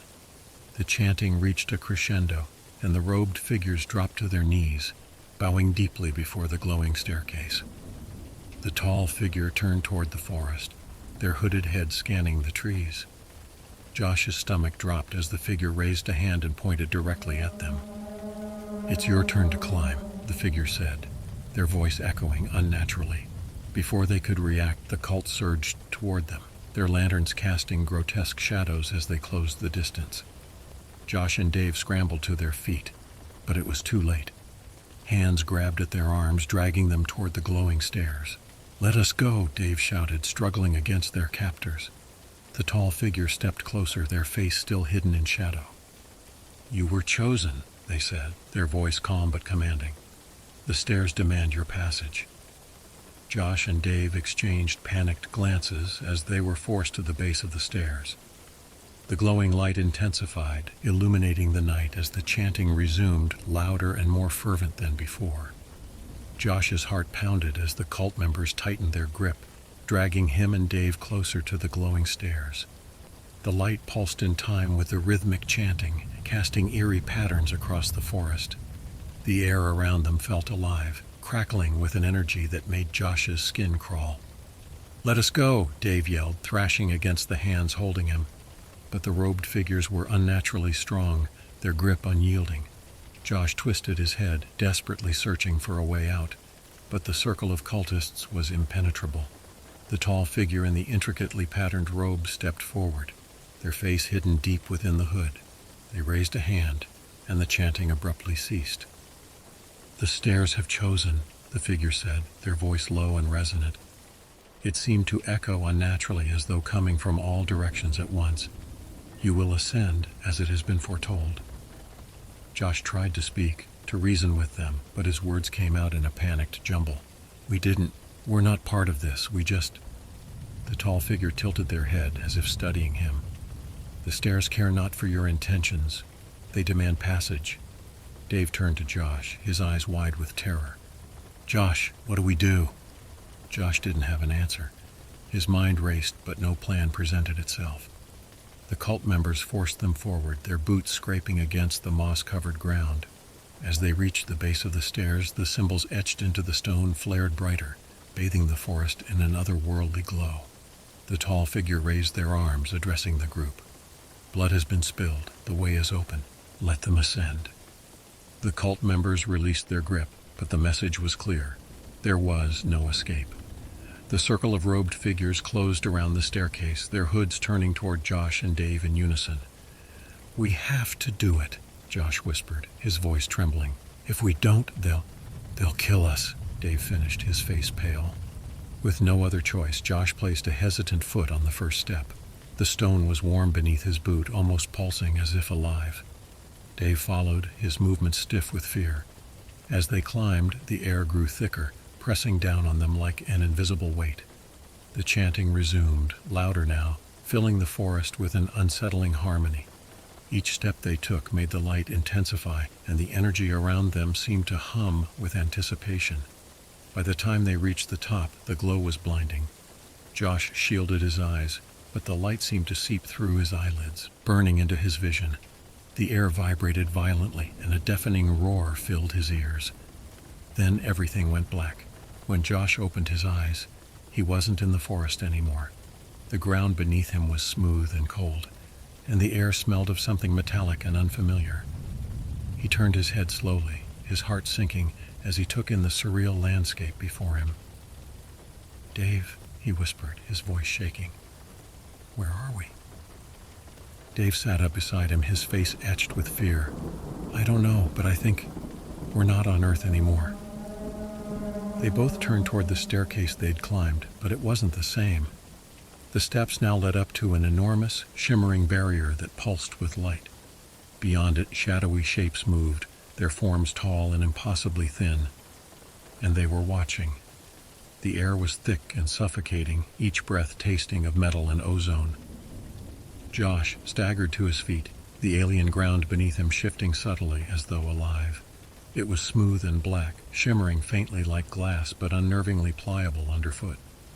The sky above swirled with dark hues, violet, crimson, and gray, twisting like a storm that would never break. "What is this place?" Dave asked, his voice barely above a whisper. He stood rigid, his eyes locked on the figures moving beyond the shimmering barrier at the top of the stairs. Josh didn't answer. He couldn't. His mind was struggling to process the impossibility of the scene before him.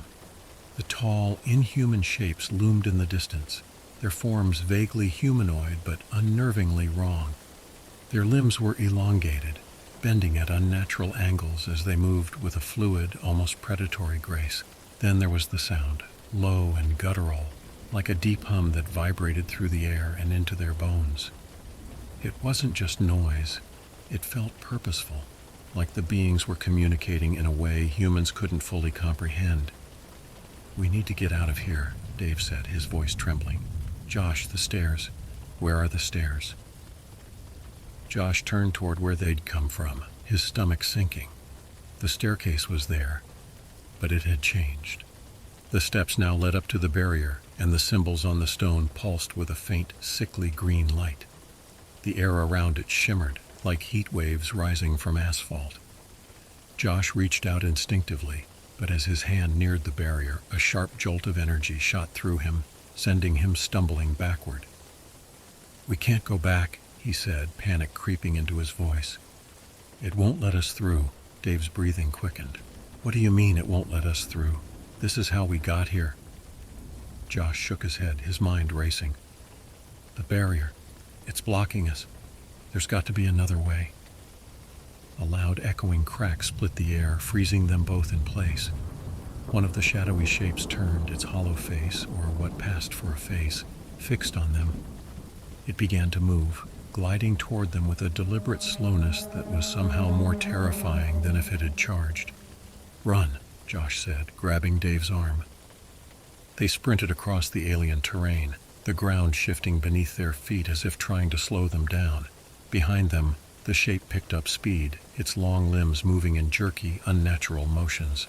The guttural hum intensified, vibrating through the air and filling their heads with a nauseating pressure. They dove behind a jagged, rock-like structure that jutted out of the ground. Josh peeked around the edge, his heart hammering.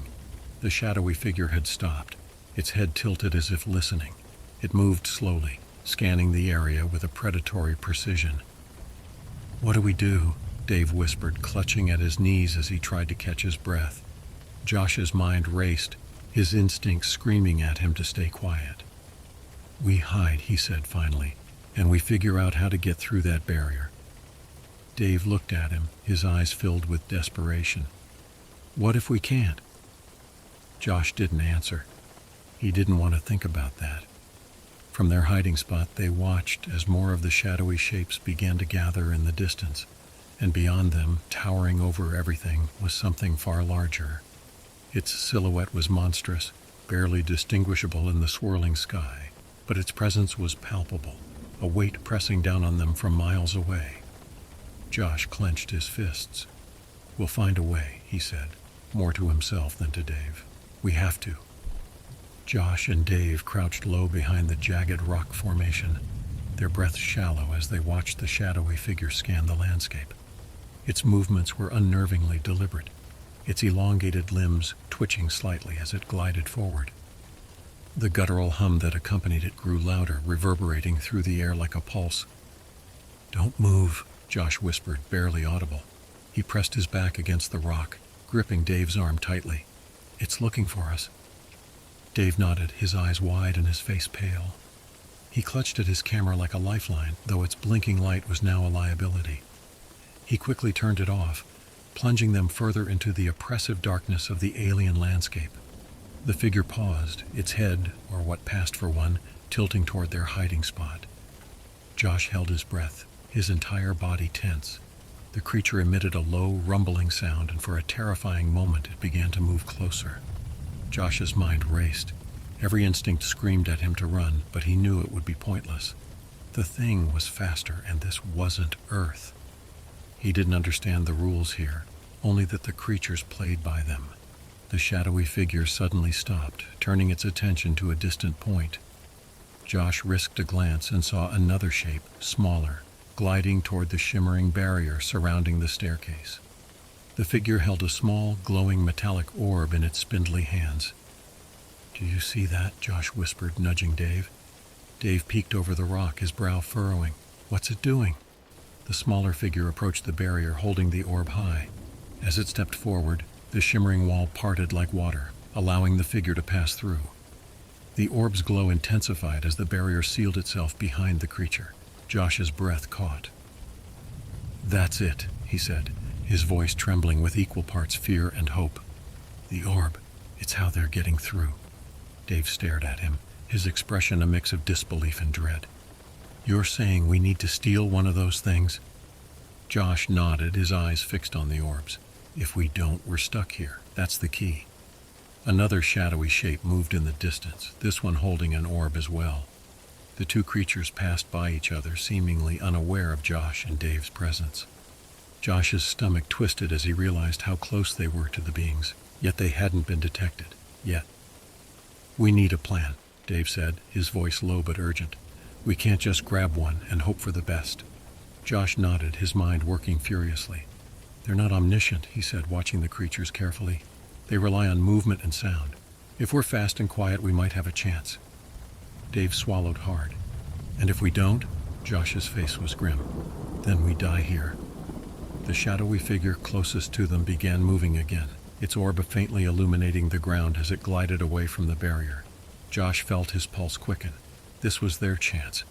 "Stay low," Josh whispered, "and stay quiet." The two of them began creeping along the alien terrain, their eyes locked on the glowing orb. Every step felt agonizingly slow, the ground shifting beneath their feet as if resisting their movements. The hum in the air grew louder, almost as if the creatures could sense their intent. As they closed the distance, the shadowy figure stopped abruptly, its head tilting as if listening. Josh froze, his heart hammering in his chest. The figure emitted another low rumble, then began to move again, its attention elsewhere. Josh glanced at Dave and mouthed, "Almost there." They were close now, close enough to see the faint patterns etched into the orb's surface. But with every inch they gained, the sense of danger grew, the towering presence in the distance seeming to loom closer. Josh clenched his fists. They had one shot at this, and if they failed, there would be no escape. Josh's palms were slick with sweat as he crouched lower, his eyes fixed on the faint glow of the metallic orb.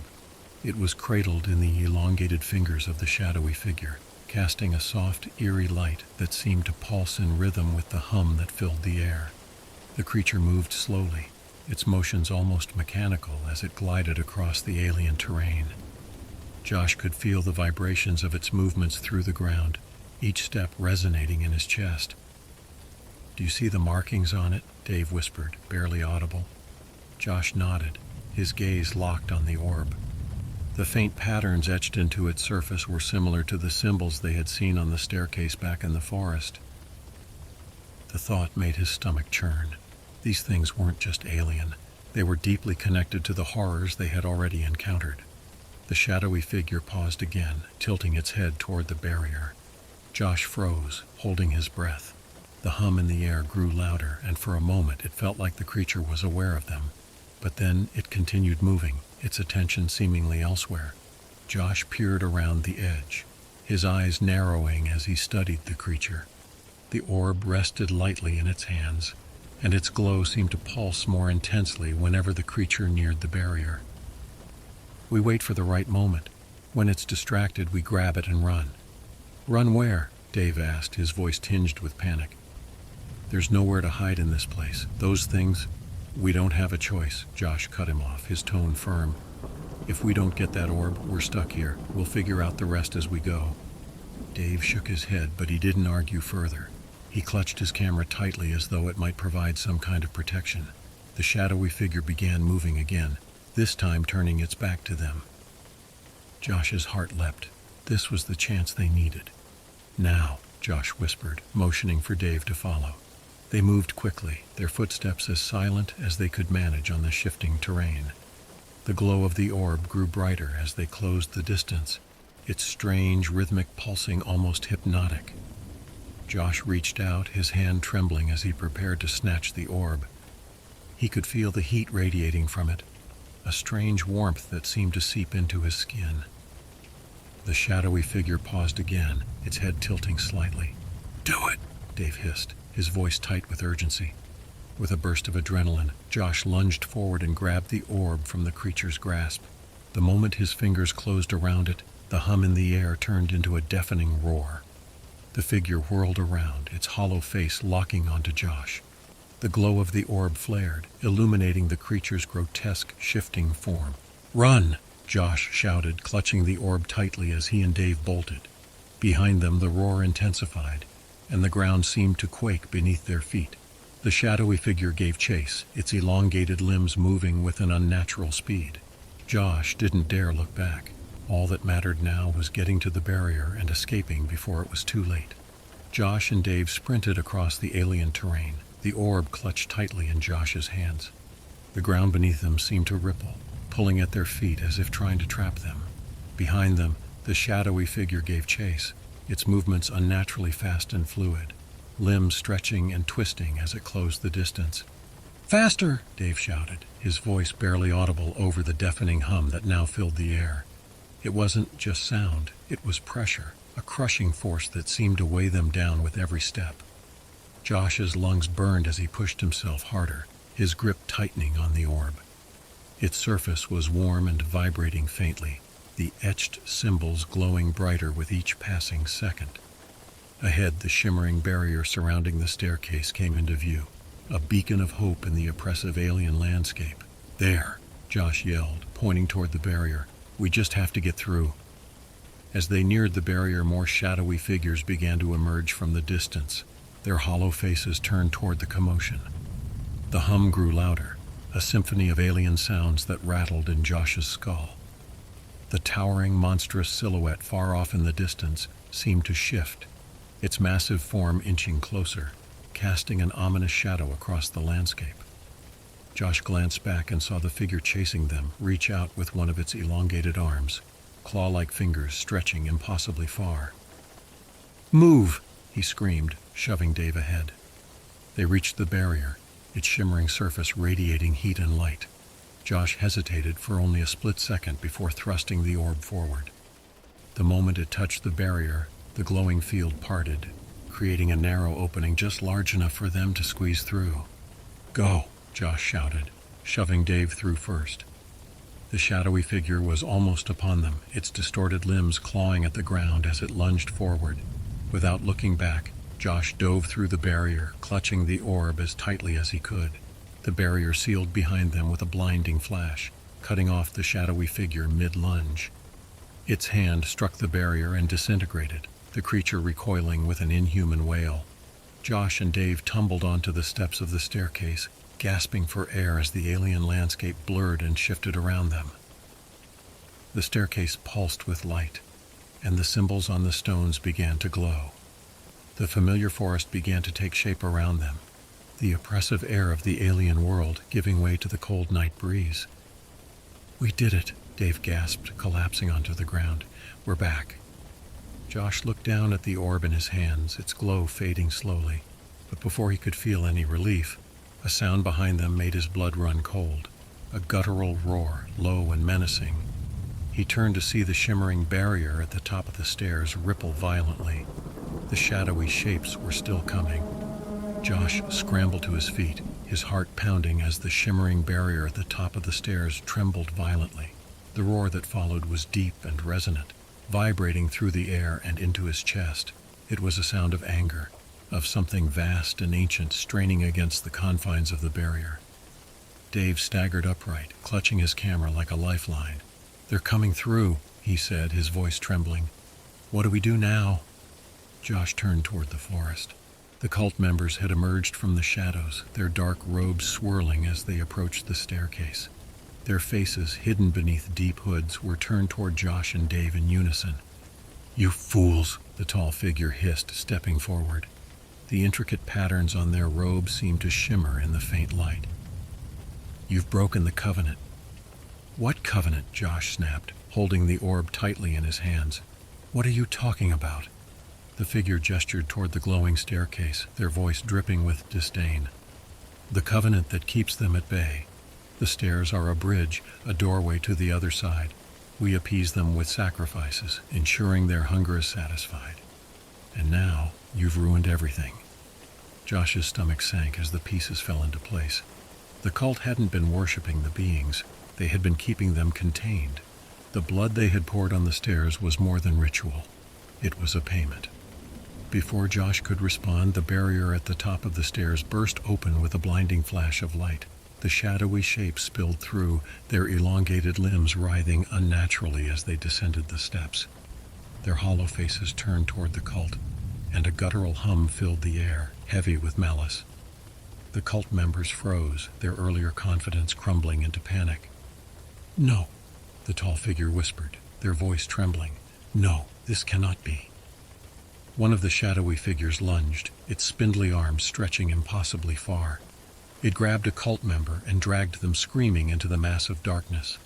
The other figures followed, their movements fast and deliberate as they tore through the group. Josh and Dave stood paralyzed, watching the carnage unfold. The cult's rhythmic chanting was replaced by cries of terror as the beings tore them apart with merciless precision. "We need to go," Josh said, grabbing Dave's arm. "Now!" They turned and bolted, the sounds of slaughter fading as they ran deeper into the forest. The glowing orb in Josh's hand pulsed faintly, as though reacting to the chaos behind them. As they reached the tree line, Josh risked a glance back. The shadowy shapes had decimated the cult, their forms swarming over the bodies like a dark tide, and behind them, rising above the staircase, was something far worse. The towering entity they had seen in the alien world was forcing its way through the portal, its massive form barely contained by the shimmering light. Its grotesque limbs stretched across the staircase, and its roar echoed through the night like thunder. Josh turned away, his chest heaving. "We have to get to the van," he said. "We can't stay here." Dave nodded, his face pale. "What if it follows us?" Josh didn't answer. He didn't want to think about that. The forest seemed to blur around them as they ran, the night filled with unnatural sounds. The orb grew colder in Josh's hands, its glow fading completely as they finally reached the van. They threw open the doors and scrambled inside, slamming them shut behind them. Josh fumbled with the keys, his hands shaking as he started the engine. The van roared to life, and they sped down the dirt road, leaving the cursed staircase and the horrors it had unleashed behind. The van hurtled down the dirt road, its tires kicking up loose gravel as Josh gripped the wheel with white-knuckled hands. The forest around them seemed alive with movement, shadows flickering at the edges of their headlights, branches bending unnaturally as if bowing to an unseen force. Dave sat in the passenger seat, his chest heaving as he clutched the camera tightly to his chest. "Do you hear it?" he whispered, his voice barely audible over the roar of the engine. Josh didn't respond. He didn't need to. The guttural hum they had first heard in the alien world was now filling the air, louder and more oppressive with every passing second. It was no longer just sound. It was a force, pressing down on them like an immense weight. As they rounded a bend, Josh stole a glance in the rearview mirror. His breath caught. The towering entity had broken through the portal, its grotesque form stretching impossibly high into the night sky. Its limbs were massive and jagged, each movement rippling with a fluid, otherworldly grace. Eyes, too many to count, opened along its body, glowing faintly as they scanned the forest below. "It's coming," Dave muttered, his voice trembling. "Josh, it's coming." The entity let out a roar that shook the earth, a sound so deep and resonant that it felt like it could split the world in two. Behind it, the shadowy figures swarmed, flowing out of the portal and spreading through the forest like an invading army. The cult was gone. Nothing more than broken bodies and torn robes scattered around the stairs. Josh floored the accelerator, the van shuddering as it barreled down the uneven road. "We're almost there," he said, his voice tight with panic. "Just hold on." The lights of the main road appeared ahead, a beacon of hope in the endless darkness. But as they reached the edge of the forest, the hum intensified, and the van's engine sputtered violently. "No, no, no," Josh shouted, slamming his fist against the dashboard. The van jerked forward, its headlights flickering as the entity's roar echoed once more. Suddenly, the orb in Josh's lap flared with light, its symbols glowing brighter than ever before. The oppressive hum ceased for a brief moment, and the van's engine roared back to life. The two men exchanged a glance, their terror momentarily replaced by confusion. "Just drive," Dave yelled. Josh didn't hesitate. He pushed the accelerator to the floor, the van lurching forward as they finally broke free of the forest's suffocating grip. The hum faded into the distance, and the oppressive energy that had surrounded them began to dissipate. As they reached the highway, the silence inside the van was deafening. Josh's hands shook on the wheel, his knuckles white. Dave slumped in his seat, staring out the window with hollow eyes. "We made it," Josh whispered, though the words felt hollow. Dave turned to him, his face pale. "For now." They drove for miles in silence before finally pulling over at a deserted rest stop. Josh turned off the engine and they sat in the darkness, the weight of what they had witnessed pressing down on them. Josh finally broke the silence. "The cult, the staircase. It's not just a legend, it's real." Dave nodded slowly, his gaze fixed on the orb in Josh's lap. "And now it's loose. Whatever that thing is, it's not going back." Josh exhaled shakily, his mind racing. "We have to warn people, tell them what we saw." Dave hesitated. "Do you think anyone will believe us?" Josh stared out into the night, his jaw tightening. "They don't have to believe us, we just have to tell the truth." The two men sat in the van, the orb between them, as the weight of their ordeal settled over them. Beyond the Veil, investigations had started as a passion project, a quest to uncover the unknown. But now they had seen too much, faced something far beyond their comprehension. The world might never believe them, but Josh and Dave knew one thing for certain. The veil between worlds was thinner than anyone realized, and something had slipped through. The mountain valley was breathtaking. Enclosed by jagged peaks and towering pines, it felt like stepping into another world, one far removed from cell service, traffic, and the chaos of daily life. Sam dropped his heavy pack onto the soft grass and let out a long breath. The air was cool and carried the scent of pine and damp earth, the perfect escape from their bustling routines. "This is unreal," Olivia said, taking a slow spin to take it all in. Her auburn hair glinted in the afternoon sun as she surveyed the peaceful expanse. "How did you even find this place?" "Years of research," Leo replied with a smirk, adjusting the straps of his pack. "And by research, I mean I got lost hiking a few summers back. Best wrong turn I've ever made." Jessie groaned as she collapsed onto a nearby rock, pulling off her boots with a dramatic sigh. "My feet are never forgiving me for this," she said. "Why do you always drag us to the middle of nowhere?" "Because it's worth it," Ben chimed in, already busy unpacking a portable grill. "Trust me, once you've had my campfire burgers, your feet will be the last thing on your mind." Sam chuckled, shaking his head as he helped set up the tents.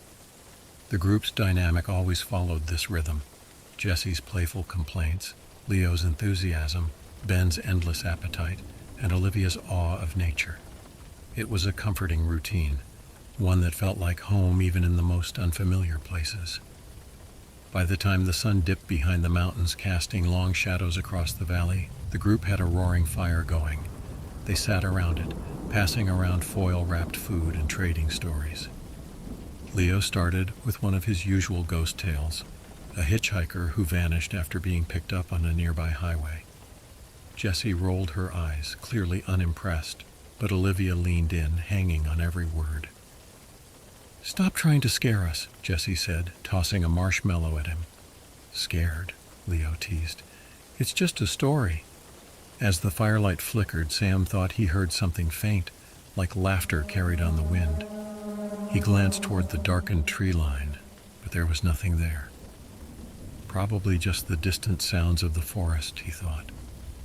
As the group crawled into their tents for the night, Sam lay awake, staring at the thin fabric above him.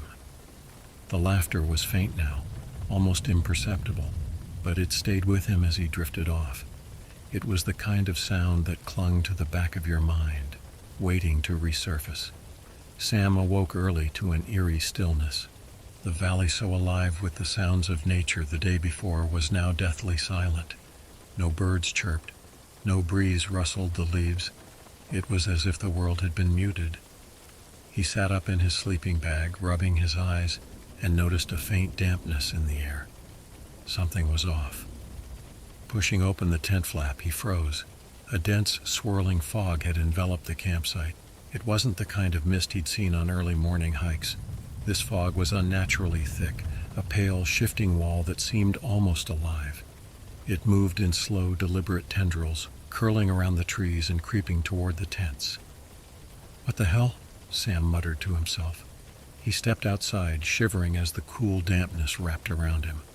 The air felt heavier, oppressive, as though the fog carried a weight of its own. Ben emerged from his tent a moment later, stretching and yawning. "Whoa, where'd this come from?" he asked, staring at the fog with a mixture of curiosity and unease. "This wasn't in the forecast." "Fog's normal in valleys, right?" Jessie said as she joined them, though her voice was uncertain. She hugged her arms around herself, glancing warily at the pale gray expanse. "But it's so quiet." Sam nodded, noticing it too. The silence was unnatural, like the fog had swallowed every sound. He scanned the campsite. The fire pit was barely visible through the haze, and the distant trees seemed to vanish entirely, as though the forest had been erased. "Weird," Olivia said softly as she stepped out, her eyes wide as she took in the sight. She walked toward the edge of the camp where the fog seemed thickest. It's moving. Sam followed her gaze and saw what she meant. The fog shifted unnaturally, curling and twisting as though it had a mind of its own. It didn't drift with the wind. It slithered, wrapping around trees and creeping closer to the camp. "We should wait it out," Leo suggested, his usual bravado faltering. "It'll burn off once the sun gets higher." But Sam wasn't so sure. He couldn't shake the feeling that they were being watched. The fog wasn't just moving, it was approaching. His unease deepened as he noticed how the tendrils seemed to recoil slightly when they neared the fire pit, only to press forward again moments later. Then the sounds began. Soft, distant footsteps echoed from somewhere in the fog. At first they were faint, barely perceptible, but they grew louder with each passing moment. Sam's heart began to race. "Did you hear that?" Jessie whispered, her voice trembling. None of them answered, but from the looks on their faces, Sam knew they had. The footsteps continued, echoing faintly through the fog, bouncing off unseen surfaces. Sam strained his ears, trying to pinpoint the source, but the sounds seemed to come from everywhere and nowhere at once. It felt as though the fog was toying with them, distorting the echoes to confuse and disorient. "Maybe it's just animals," Leo suggested, but his voice lacked its usual confidence. He gripped a sturdy branch, holding it like a makeshift weapon. Or maybe another hiker passing through. Olivia shook her head slowly, her eyes wide as she peered into the shifting mist. "No animal moves like that. It's too deliberate." The laughter came next, a faint, distorted chuckle that floated on the still air. It was close, but faded as quickly as it came, leaving behind a chilling silence.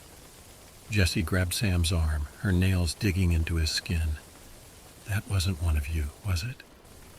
"No," Sam whispered, his eyes fixed on the fog. Shadows flitted at the edges of his vision, too quick, too vague to make out clearly. It was as if figures were moving just beyond the veil, watching, waiting. Ben stood, his jaw clenched. "We should check it out. If someone's out there, we need to know." "Are you nuts?" Jessie hissed. "What if it's—" She didn't finish, but the fear in her voice spoke volumes. They all felt it, that creeping dread that something was very, very wrong. Sam weighed their options. Staying put felt safer, but the idea of sitting in this thickening fog, waiting for whatever lurked within, was unbearable. "Okay," he said finally, trying to keep his voice steady. "Ben and I will take a look. Stay close to the fire." The two men ventured into the fog, flashlights cutting weak beams through the thick mist. Each step felt heavier than the last, the silence pressing in on them like a physical force. The footsteps had stopped, but the laughter lingered, echoing softly, teasingly. "See anything?" Ben whispered, his voice tight. "No," Sam replied, his eyes darting left and right. The fog distorted everything, twisting shadows into monstrous shapes. Then he saw it, a figure just ahead, standing motionless among the trees. "Over there," he whispered. They approached cautiously, but as they drew near, the figure dissolved into the mist. Ben cursed under his breath. "I don't like this, man. Let's get back." They turned to retrace their steps, but found the path obscured. The fog had thickened behind them, swallowing up their footprints. Panic flared in Sam's chest. They hadn't gone far, had they? From the fog behind them, the footsteps started again. This time they were closer. Sam's breath quickened as the footsteps closed in behind them. He spun around, aiming his flashlight into the fog, but the beam barely pierced the gray veil. The sound stopped abruptly, replaced by a suffocating silence that made his pulse pound in his ears. "Ben," Sam whispered, his voice tight, "we need to move, now." Ben nodded, gripping his flashlight like a weapon. "Yeah, let's get back to camp." They turned, only to realize the fog had thickened further, erasing any trace of the path they'd taken. The trees around them loomed like dark skeletal figures, and every direction looked the same. Sam's sense of direction, usually sharp, felt muddled, like the fog was twisting his thoughts as much as the landscape. "Wasn't the camp this way?" Ben asked, pointing into the void. Sam hesitated. It felt right, but his gut churned with doubt. I don't know anymore. This fog, it's messing with everything. A rustling sound came from their left. Both men froze, turning their flashlights toward the noise. The beam caught movement, just for a split second. Something darted between the trees, too fast to be human. "Did you see that?" Ben hissed. "Yeah," Sam whispered, his grip tightening on the flashlight. "Keep moving. Stick close to me." They pressed forward, their steps quick and unsteady. The fog seemed to close in tighter, the oppressive silence broken only by their ragged breathing. Then, from somewhere ahead, they heard it. Laughter. Low, distorted, and echoing. It wasn't friendly. It sounded mocking, as though whatever was out there was enjoying their fear. Sam stopped, grabbing Ben's arm. "Wait! Don't move!" "What?" Ben whispered, his voice rising with panic. Sam pointed ahead. Through the fog, a figure stood motionless, its shape blurred and indistinct. It was taller than any person should be, its limbs unnaturally long. It didn't move, but Sam could feel its attention locked on them. Ben took a shaky step back. "What the hell is that?" "I don't know," Sam said. "But don't run. Just back away." Before he could finish, the figure vanished, dissolving into the fog like smoke. A sudden rush of movement followed, a blur of shadow and sound. Ben screamed as he was yanked backward into the mist, his flashlight tumbling to the ground. "Ben!" Sam shouted, lunging toward him. But it was too late. The fog swallowed him whole, leaving only the faint echoes of his scream. Sam stood frozen, his heart hammering in his chest. He scanned the fog with his flashlight, but there was nothing. No sign of Ben, no sound, only the swirling gray. "Ben," he shouted again, his voice breaking, but the fog offered no answer. Only silence. Sam stumbled back toward the camp, his legs trembling as he forced himself to move. The fog seemed heavier now, pressing against him like a living thing, whispering thoughts of dread and failure into his mind. Every few steps, he turned his flashlight behind him, hoping, praying, that Ben would emerge from the mist. But the path to camp was unrecognizable. The familiar landmarks were gone, replaced by looming trees that seemed to shift and twist when he wasn't looking. His breath came in short, shallow bursts as the realization set in. The fog wasn't just disorienting him. It was alive, shifting the forest around him. "Stay calm," he muttered to himself. "You just need to get back. Find the others." Then, faintly, he heard it. Footsteps behind him. They were slow and deliberate, crunching leaves with a measured rhythm. Sam froze, clutching his flashlight tightly. "Ben?" he called, his voice shaking. No response. He turned, aiming the flashlight into the swirling gray. For a moment there was nothing but mist and shadow. Then, out of the void, a figure emerged. "Sam," Ben's voice called softly. His friend stepped forward, his familiar frame visible in the dim light. He looked disheveled, his clothes were torn and his face was pale, but it was undeniably Ben. Relief flooded Sam's chest. "Ben, thank God, I thought—" He stopped mid-sentence, something in his gut twisting. Ben's smile was too wide, stretching unnaturally across his face. His eyes shimmered in the foggy light, reflective like an animal's. He cocked his head slightly, his movements unnervingly jerky. "What's wrong?" Ben asked, his tone off, too calm, too sweet. "It's me." Sam took a step back, his flashlight trembling in his hand. "Where did you go? What happened out there?" Ben's smile faltered, his expression briefly going blank. "I got lost, but I'm fine now. Let's go back to camp." Sam didn't move. His instincts screamed at him to run, but he couldn't tear his eyes away from Ben's face. The longer he looked, the more wrong it seemed. His skin was too smooth, his features too perfect, like someone had sculpted him from memory.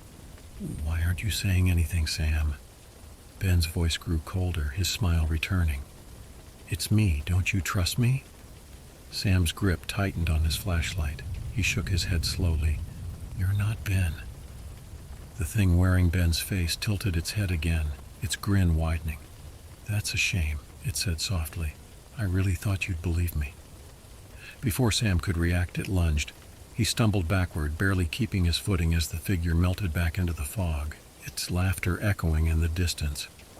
Sam turned and ran, his heart pounding. Whatever that thing was, it wasn't his friend. Sam burst into the clearing of the campsite, gasping for air, his pulse racing. Jesse, Olivia, and Leo turned toward him, their faces pale and anxious. The fire crackled weakly in the center, its light barely keeping the encroaching fog at bay. "Sam!" Jesse cried, running toward him. "Where's Ben? What happened?" He's gone," Sam stammered, his voice hoarse. He grabbed Jesse by the shoulders, his eyes wild. "Listen to me. That fog, it's alive. It's doing something to us. It took him, and when I saw him again..." He trailed off, unable to find the words to describe the thing that had looked like his friend. "What are you talking about?" Leo asked, his brows furrowed. "Ben's gone? Did you leave him out there?" "No, I didn't leave him," Sam snapped, his voice rising. "It wasn't Ben anymore. Something's out there, and it's wearing his face." Jessie's hands flew to her mouth, her eyes wide. Olivia, usually the calmest of them, began pacing near the fire, wringing her hands. "This can't be happening," she muttered under her breath. "It doesn't make sense." "Stop," Leo said, his tone sharp. "We're all panicking, and that's exactly what's making this worse. Fog doesn't take people. Maybe Ben got lost, and you're just freaking out." Sam glared at him. "Do you think I imagined what I saw? You didn't hear his voice or see the way he smiled. It wasn't him, Leo." "Enough," Olivia snapped, her voice cracking as she stopped pacing. "All this arguing isn't helping. We need to stay together. If we split up, we're screwed." The group fell into an uneasy silence. The fire popped and hissed, its embers glowing faintly as if struggling to stay alive. The fog swirled at the edges of the clearing, tendrils creeping closer inch by inch. Every so often Sam thought he saw shadows moving within it, fleeting and impossible to follow. Then came the sound of footsteps. They were slow and deliberate, crunching leaves just beyond the firelight. Everyone froze, their eyes darting toward the sound. A figure stepped into view, emerging from the fog. It was Ben. "Hey guys," he said casually, brushing off his jacket like nothing had happened. "What's with all the drama?" Jesse gasped, taking a step back. Olivia grabbed a stick from the fire, holding it like a weapon. Sam stared, his breath caught in his throat. "That's not him," Sam whispered, barely audible. "Of course it's me," Ben said, his grin widening. "Don't I look familiar?" His voice was calm, but there was something beneath it, a strange layered distortion that sent chills down Sam's spine. Leo stepped forward hesitantly. "Ben, are you okay?" Ben's head tilted slightly, his too wide smile frozen in place. "Never better. You should come closer." "Don't go near him," Sam said, his voice firm but shaking. He stepped in front of Jesse and Olivia, holding out an arm to block their path. The stick in Olivia's hand trembled as the firelight flickered against the encroaching fog. "Why are you acting so weird?" Ben asked, his grin unwavering. His voice carried that same layered distortion, a faint echo beneath his words that seemed to twist in the air. "It's me. Don't you trust me?" "Stay back," Olivia snapped, thrusting the burning stick toward him. The flames cast jagged shadows across Ben's face, illuminating his too smooth skin and reflective eyes. Ben cocked his head, his movements unnaturally fluid, almost serpentine. "You don't look so good, Olivia," he said, his grin widening. "Maybe you need a walk. The fog's nice tonight." "Shut up," Jessie yelled, her voice breaking. "You're not Ben." The figure didn't flinch. It stepped closer, its footsteps heavy yet silent at the same time. "I am Ben," it insisted, though its face twitched unnaturally, like it was struggling to maintain its shape. "I've always been Ben." Leo stepped forward, his expression torn between disbelief and fear. "This is insane," he muttered. "Ben, if that's really you, just prove it. Tell me something only you would know." For the first time, Ben's grin faltered. His face slackened, and he stared at Leo, unblinking. The silence stretched, oppressive and thick. Then he spoke. Why would I need to prove anything? He asked softly, his voice like a low hum vibrating through the clearing. You should already know. Sam tightened his grip on the flashlight. That's not him, Leo. Back away. But Leo didn't listen. He took another step forward, his hands trembling. Ben, I need you to... The thing moved faster than any of them could react. In an instant, it was on Leo, grabbing him by the shoulders and yanking him into the fog. His scream was cut short as the mist swallowed them both, leaving only the faint sound of laughter behind. Leo! Jessie screamed, running toward the edge of the clearing, but Sam grabbed her before she could follow. Let me go! We have to help him! It's too late, Sam shouted, pulling her back. If you go out there, it'll take you too, Jessie sobbed, collapsing to her knees as Olivia stood frozen, her face pale. The fog crept closer now, tendrils curling around the edge of the firelight. A moment later, Leo returned, or something that looked like him. He stepped into the clearing, his face blank and his eyes too shiny, reflecting the dim firelight. His voice was soft, calm, and wrong. Why are you crying? He asked Jessie. I'm fine now. We're all fine in the fog. Jessie's sobs turned into horrified gasps as she clutched Sam's arm. Olivia, still gripping the burning stick, took a step back, her legs trembling. The fog loomed behind Leo, alive and watching, waiting for its next move. Sam's grip on Jessie's arm tightened as the thing wearing Leo's face stepped closer. It moved slowly, deliberately, as if savoring their terror. Its features were disturbingly perfect, yet lifeless, like a mask made to fool them. Stay back, Olivia said, her voice shaking as she waved the burning stick toward Leo. The flames cast flickering shadows on his face, but he didn't even flinch. He stopped just short of the firelight, his grin widening unnaturally. Why are you so afraid? Leo asked, his voice layered with that same haunting distortion. We're all friends, aren't we? The fog just helps you see things differently. Jessie whimpered, burying her face in Sam's shoulder. Sam's mind raced as he tried to think of a way out. Every instinct screamed at him to run, but where? The fog surrounded them, twisting the landscape into an unfamiliar labyrinth. We're leaving, Sam said, his voice firm despite the panic clawing at his chest. Jessie, Olivia, grab what you can, now. Leave? Leo repeated, his head tilting sharply to the side. His grin faded, replaced by a hollow, lifeless expression. You can't leave. The fog won't let you. Sam ignored him, dragging Jessie toward the closest tent. Olivia followed, clutching the stick tightly. We can't stay here, Sam said as he stuffed a flashlight and a few supplies into his pack. If we do, we're next. Where do we go? Olivia asked, her voice frantic. The fog's everywhere.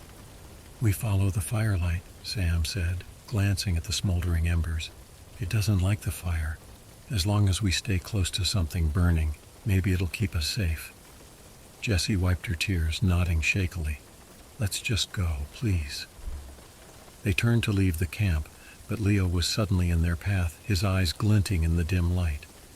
You can't leave, he said, his voice cold and flat. You belong to the fog now. Sam didn't hesitate. He lunged forward, swinging a burning branch he'd grabbed from the fire pit. The flames caught Leo's shirt, and for the first time the thing recoiled. Its face twisted in a grotesque snarl, the perfect features melting into something inhuman. It let out a low, guttural shriek and staggered back into the fog. Go! Sam shouted, shoving Jessie and Olivia forward.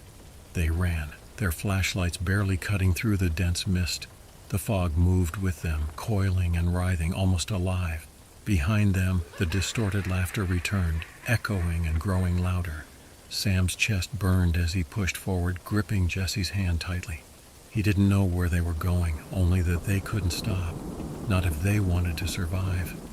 Sam, Jessie, and Olivia pushed through the relentless fog, the cold mist clinging to their skin and clothes like damp fingers. Every step felt heavier, the forest floor seeming to pull at their feet. The laughter behind them had faded, but now there was a new sound, soft, wet, slithering, like something crawling through the fog just out of sight. Don't look back, Sam said, his voice hoarse. He glanced at Olivia, who clutched her burning stick like a lifeline. Jessie clung to his arm, her breathing shallow and fast. "I can't do this anymore," Jessie whimpered. "I can't. It's too much."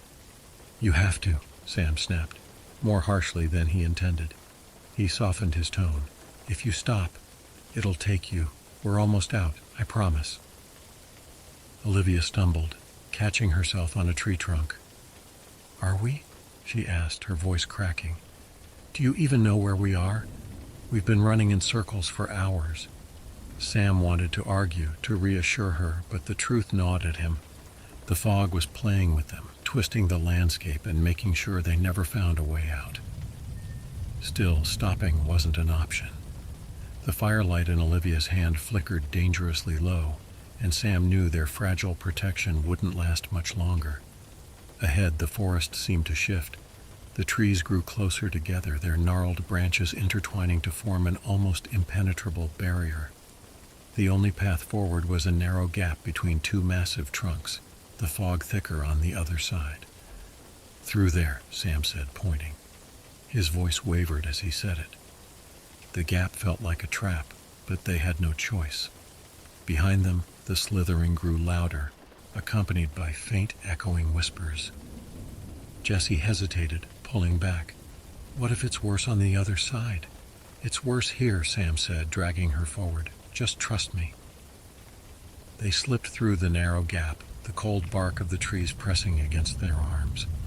On the other side, the fog seemed to shift again, the air growing heavier, more suffocating. Sam's flashlight flickered, and for a moment he thought he saw something move ahead, a tall humanoid shape watching them. "Keep moving," he urged, his voice trembling. The slithering stopped abruptly, replaced by silence so deep it made Sam's ears ring. Jessie opened her mouth to speak, but before she could, a shadow lunged from the fog, grabbing her arm. She screamed, and Sam turned just in time to see it. A figure with no face, its head smooth and featureless, its body shifting and flowing like liquid. Its grip on Jessie tightened as it began to drag her back into the mist. "Sam!" she cried, her voice shrill with terror. "Help me!" Sam lunged forward, grabbing her other arm. "I've got you. Hold on." Olivia swung her burning stick, the flames catching the creature's arm. It shrieked, an unearthly sound that vibrated in their bones, and released Jessie, retreating into the fog. They didn't wait to see if it would return. Sam grabbed Jessie and they ran again, the mist swallowing everything behind them. The forest seemed endless, the fog never relenting. Sam, Jessie, and Olivia pushed forward, their legs burning and lungs heaving with every desperate step. The sound of their own ragged breaths was the only thing keeping them grounded as the mist around them twisted and pulsed, alive and aware. Olivia's burning stick was nearly extinguished, the embers barely glowing in the oppressive dampness. "It's not going to let us go," she said, her voice breaking. "We're never getting out of here." "Yes, we are," Sam snapped, his tone hard. He didn't believe it himself, but he couldn't afford to let them give up. Jessie was barely keeping up, her steps faltering. He tightened his grip on her arm. "We just have to keep going." Through the fog, a faint glimmer of light appeared. Sam's heart leapt. It wasn't like the firelight or the distorted glow of their flashlights. This was brighter, steady, and clear.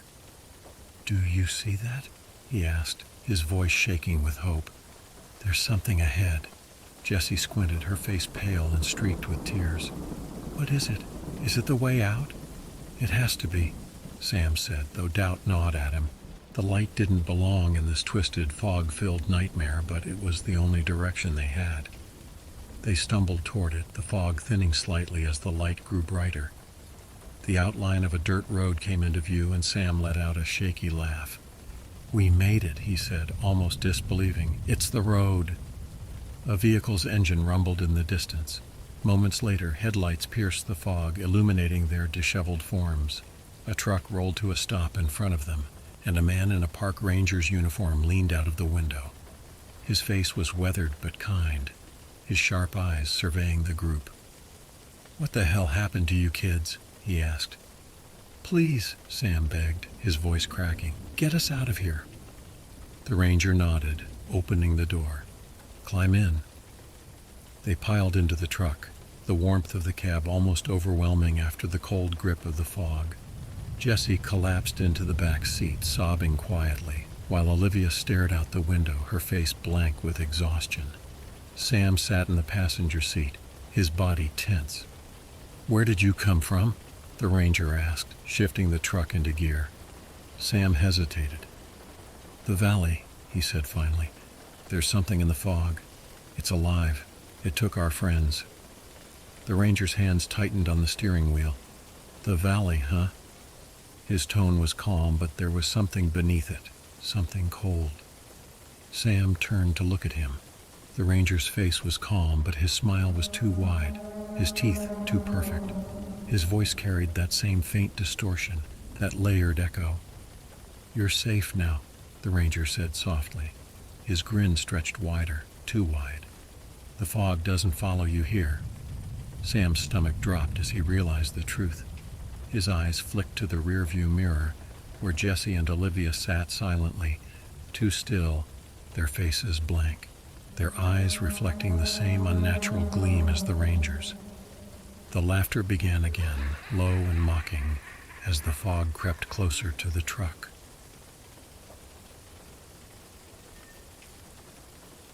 Devil's Hollow didn't look like a place that could swallow people whole. The trees weren't twisted or blackened. They were tall and proud, reaching skyward like cathedral spires. The ground wasn't littered with bones or ancient ruins, just mossy paths and the occasional patch of wildflowers. But the air carried a weight, an almost imperceptible pressure that seemed to whisper, "You don't belong here." Ranger Tom Hollis stood near the fire pit at the campsite's edge, his weathered hat pulled low over his eyes. He'd been working in Devil's Hollow for 12 years, and he had the hollowed cheeks and tired gaze of someone who'd stayed too long. The group of 6 hikers he was briefing now weren't the first to look at him like he was crazy, and they wouldn't be the last. "7 rules," Tom said, his voice flat and unyielding. "That's all you need to know to make it out of this forest alive. You follow them to the letter, or you end up like the ones who didn't." The hikers exchanged amused glances. They were young, mid-20s maybe, brimming with confidence and that invincibility people mistake for youth. There was Greg, the de facto leader with a toothy grin and a penchant for cracking jokes. His girlfriend Emily, who looked vaguely embarrassed by his antics. Mark and Lisa, a couple who seemed more interested in their phones than the ranger's lecture. And Sarah and Pete, siblings who stuck close together, whispering as Tom spoke. "First rule," Tom said, his tone sharp enough to quiet their murmurs. "Never speak your full name aloud while you're here. The forest listens, and if it knows your name, it can call you." Pete smirked. "What does that even mean? The forest gonna send me a text?" "Second rule," Tom continued, ignoring the jab. "Don't pick up anything you didn't bring. A rock, a feather, a coin, it doesn't matter. If it's not yours, leave it." "And if I don't?" Greg asked, grinning. "Then it'll take something from you," Tom said, his voice like gravel. The firelight cast sharp shadows on his face, making him look older, almost skeletal. Your shadow, your reflection, maybe more. By the time Tom finished all 7 rules, the group was restless, eager to start their hike. He could already see it in their eyes. They weren't going to listen. They never did. "Break the rules," Tom said as they packed up to leave, "and the hollow won't let you go." The forest stirred behind him. The hike into Devil's Hollow started off innocently enough. The air was crisp, the sunlight dappled through the thick canopy, and the group's laughter echoed along the trail. Greg led the pack with Emily close behind, occasionally glancing over her shoulder to smile at the others. Tom trailed at the rear, his eyes constantly scanning the treetops, the underbrush, and the shadows that stretched across the ground. "Lighten up, Ranger Danger," Greg called back with a grin. "You're making this sound like we're walking into Mordor." Tom didn't respond. He'd learned long ago that warnings meant little to people until it was too late. As the day stretched into late afternoon, the group paused for a break at a clearing. The spot was idyllic, a soft carpet of moss underfoot, the distant sound of running water. and enough space for everyone to spread out. The hikers rummaged through their bags for snacks, laughing and chatting. Pete leaned against a tree, tossing a trail mix packet from hand to hand. "Don't leave anything behind," Tom reminded them, his voice cutting through the chatter like a knife. "Especially food." Pete rolled his eyes and opened the packet. "What, is the forest going to send me a bill?" "Just don't," Tom said firmly. "Not even a crumb." Pete waved him off, popping a handful of trail mix into his mouth and tossing the rest of the packet carelessly toward his bag. A few pieces spilled onto the moss, but he didn't bother picking them up. The air seemed to shift. It wasn't dramatic. No sudden gust of wind or ominous crackle of thunder. But Tom felt it in his chest, a faint tightening as if the hollow was drawing a deep, anticipatory breath. "Pete," Tom said, his tone low and even, "pick it up." "What, it's just a few peanuts, man," Pete said with a shrug. "The squirrels will eat it." "It's not the squirrels you need to worry about," Tom replied, his eyes locked on Pete's. "Pick it up." Pete hesitated, but eventually crouched down, gathering the stray pieces of trail mix with an exaggerated sigh. When he stood, the tension in the air seemed to dissipate. Slightly. But that night, as the group set up camp and darkness fell over the hollow, strange sounds began to drift through the trees. Soft footsteps, just out of sync with their own. A faint crackling like twigs snapping underfoot. And then, barely audible, a low hum. Not a cliché, but the deep resonance of something alive just beyond sight. Pete was the first to hear his name. Pete. The campfire burned low, casting flickering light on the hikers' faces. Pete sat closest to the fire, his knees drawn up and his eyes darting toward the trees. He hadn't told anyone about the voice he'd heard earlier. It had been soft, almost tender, like someone trying not to wake the others, but he knew he hadn't imagined it. "Do you think this place is actually haunted?" Sarah asked, breaking the uneasy silence. She sat with her arms wrapped around her knees, her face half lit by the fire. "Nah," Greg said, leaning back against a log. "It's just an old forest with a creepy name. Ranger Doom and Gloom back there is trying to freak us out." Tom, sitting at the edge of the firelight, didn't respond. He'd seen too many nights like this to waste his breath. As the group continued to talk, Lisa wandered a little away from the campsite, her flashlight beam cutting through the dense trees. She wasn't going far, just enough to get some air and escape Greg's obnoxious jokes. That was when she saw it. At the base of a tree, nestled in a patch of moss, was a small wooden figure. It was roughly carved, its edges uneven but eerily lifelike, resembling a hunched figure with elongated arms. A crude face had been etched into the wood, its mouth open as if caught mid-scream. Lisa knelt to get a closer look. "Hey, check this out," she called, holding the figure up for the others to see. Tom was on his feet before she finished her sentence. "Put that down," he barked, his voice sharper than anyone had heard before. Lisa frowned. "What? It's just some little carving." "I said put it down," Tom snapped, striding toward her. "You didn't bring it, so it's not yours." Lisa hesitated, clearly annoyed. "It's just a piece of wood, Ranger. Put it down." His voice was ice cold now, and even Greg, usually full of bluster, looked uneasy. Reluctantly, Lisa dropped the figure back onto the moss. Tom grabbed a handful of dirt and scattered it over the carving, muttering something under his breath. "What's the big deal?" Greg asked. "It's not like she stole the Mona Lisa." Tom turned to face him, his expression grim. "You pick something up in the hollow, it doesn't let go. You don't take it. It takes you." That night, Lisa couldn't sleep. She swore she saw something moving in the trees just outside the firelight. When she closed her eyes, she dreamed of the carving. Only now its mouth wasn't open in a scream. It was smiling. The fire was dying, but no one wanted to admit they were too scared to sleep. The unease had settled into something heavy, a weight pressing on their chests. Pete was fidgeting with a stick, carving shapes into the dirt. Lisa sat silently, staring into the flames, her face pale and drawn. Even Greg seemed quieter now, his usual bravado replaced by nervous glances at the surrounding trees. The night felt alive. The wind didn't rustle the leaves, it seemed to whisper through them, carrying secrets from deep within the forest. Shadows flickered and shifted, stretching too far, moving against the light of the fire. But it was the laughter that finally broke the silence, soft at first, like a child's giggle, then louder, higher-pitched, echoing in the distance. Everyone froze. "Did you hear that?" Sarah whispered, clutching her brother Pete's arm. "It's probably an animal," Greg said, though his voice lacked conviction. "Owls or something. Right, Ranger?" Tom didn't answer. He was standing now, his body tense, his eyes scanning the darkness beyond the campfire. His hand hovered near the flashlight clipped to his belt, but he didn't reach for it. "Stay by the fire," he said quietly. "Whatever you do, don't laugh back." "What?" Sarah asked, her voice rising. "Why not?" "Just don't," Tom snapped. "That's rule 3. If you hear laughter, you don't laugh back, no matter what." Pete snorted nervously. "What happens if we do? Does the forest start telling jokes?"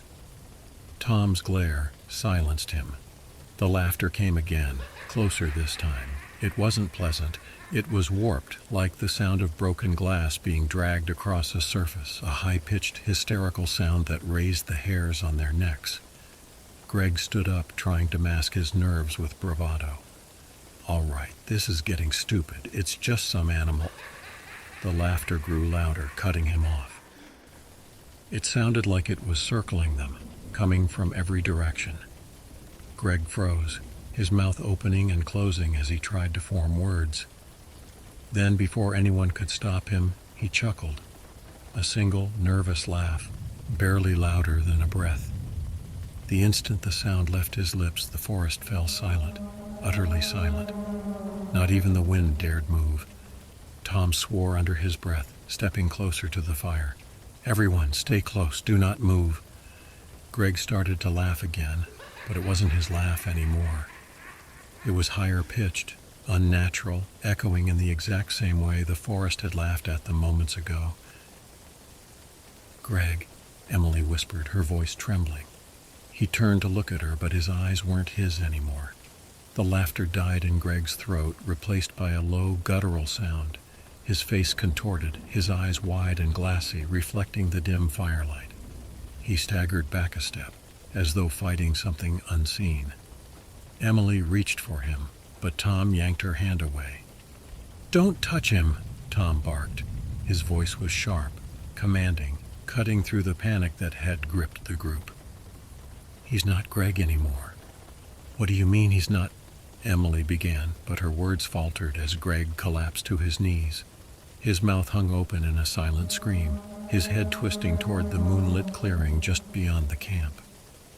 "Greg?" Sarah whispered, clutching Pete's arm so tightly her nails bit into his skin.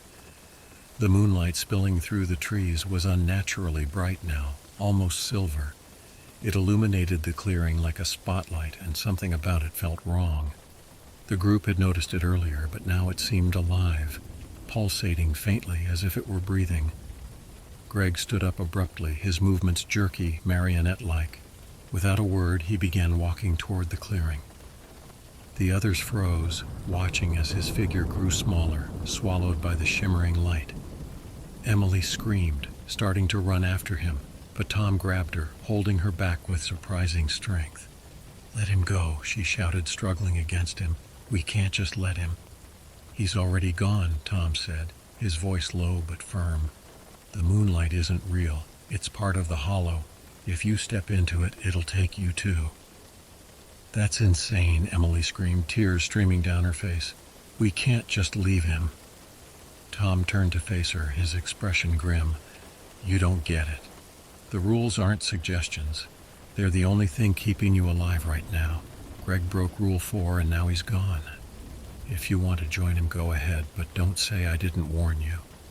Emily slumped to the ground, sobbing into her hands. The others stood in stunned silence, staring at the clearing. The light grew brighter for a moment, and for a split second they thought they saw Greg standing there, his arms outstretched. But then the light flickered, and he was gone.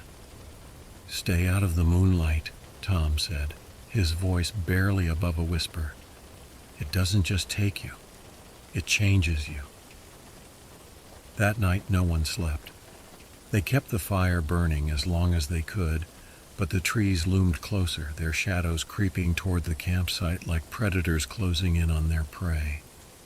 Morning never felt further away. The fire popped and hissed, sending occasional sparks into the damp night air, but no one moved to stoke it. They sat close together, the weight of what had happened to Greg pressing down on them like a physical force. The forest was alive with the sound of distant creaks and groans, as though the trees themselves were shifting, leaning closer. The silence was broken by a rustling from the trees behind them. Everyone turned at once, their eyes wide, breath held. A figure emerged, pale and gaunt, stumbling into the dim light of the campfire. "Hey!" the man called out, his voice hoarse. He was wearing a torn jacket and jeans caked with dirt. His face was hollow, his cheeks sunken, and his eyes darted nervously from the group to the fire. "Can you help me? I've been lost out here for days." Tom stood slowly, his body rigid, his face unreadable. "Stay where you are," he said, his tone flat but firm. "What?" the man asked, taking a shaky step forward. "Please, I'm starving. I don't even know where I am." "Don't answer him," Tom whispered, his eyes fixed on the man. "That's Rule 5. "Are you serious?" Pete hissed. "What if he's actually lost? We can't just ignore him." Tom didn't move, didn't blink. "Look at his hands," he said softly. The group glanced at the man's hands. At first glance, they seemed normal, but then Lisa noticed something. His fingers were wrong. Too long, with joints that bent in unnatural ways. She felt bile rise in her throat as she realized the tips of his fingers were stained a deep slick black, like wet ink. The man's gaze flicked to Lisa, as if sensing her fear. "Please," he said again, his voice trembling. "Don't leave me out here. I don't know how much longer I can—" "Shut up!" Tom snapped. He took a step forward, his hand hovering near the knife at his hip. "You're not lost. You're not even human." The man froze.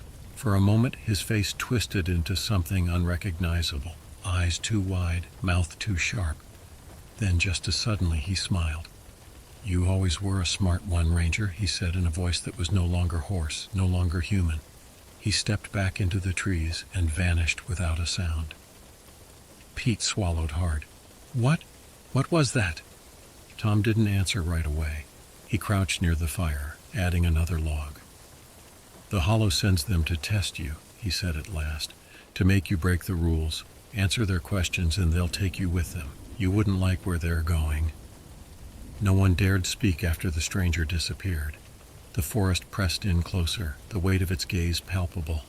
The campfire crackled weakly, a fragile barrier against the encroaching dark.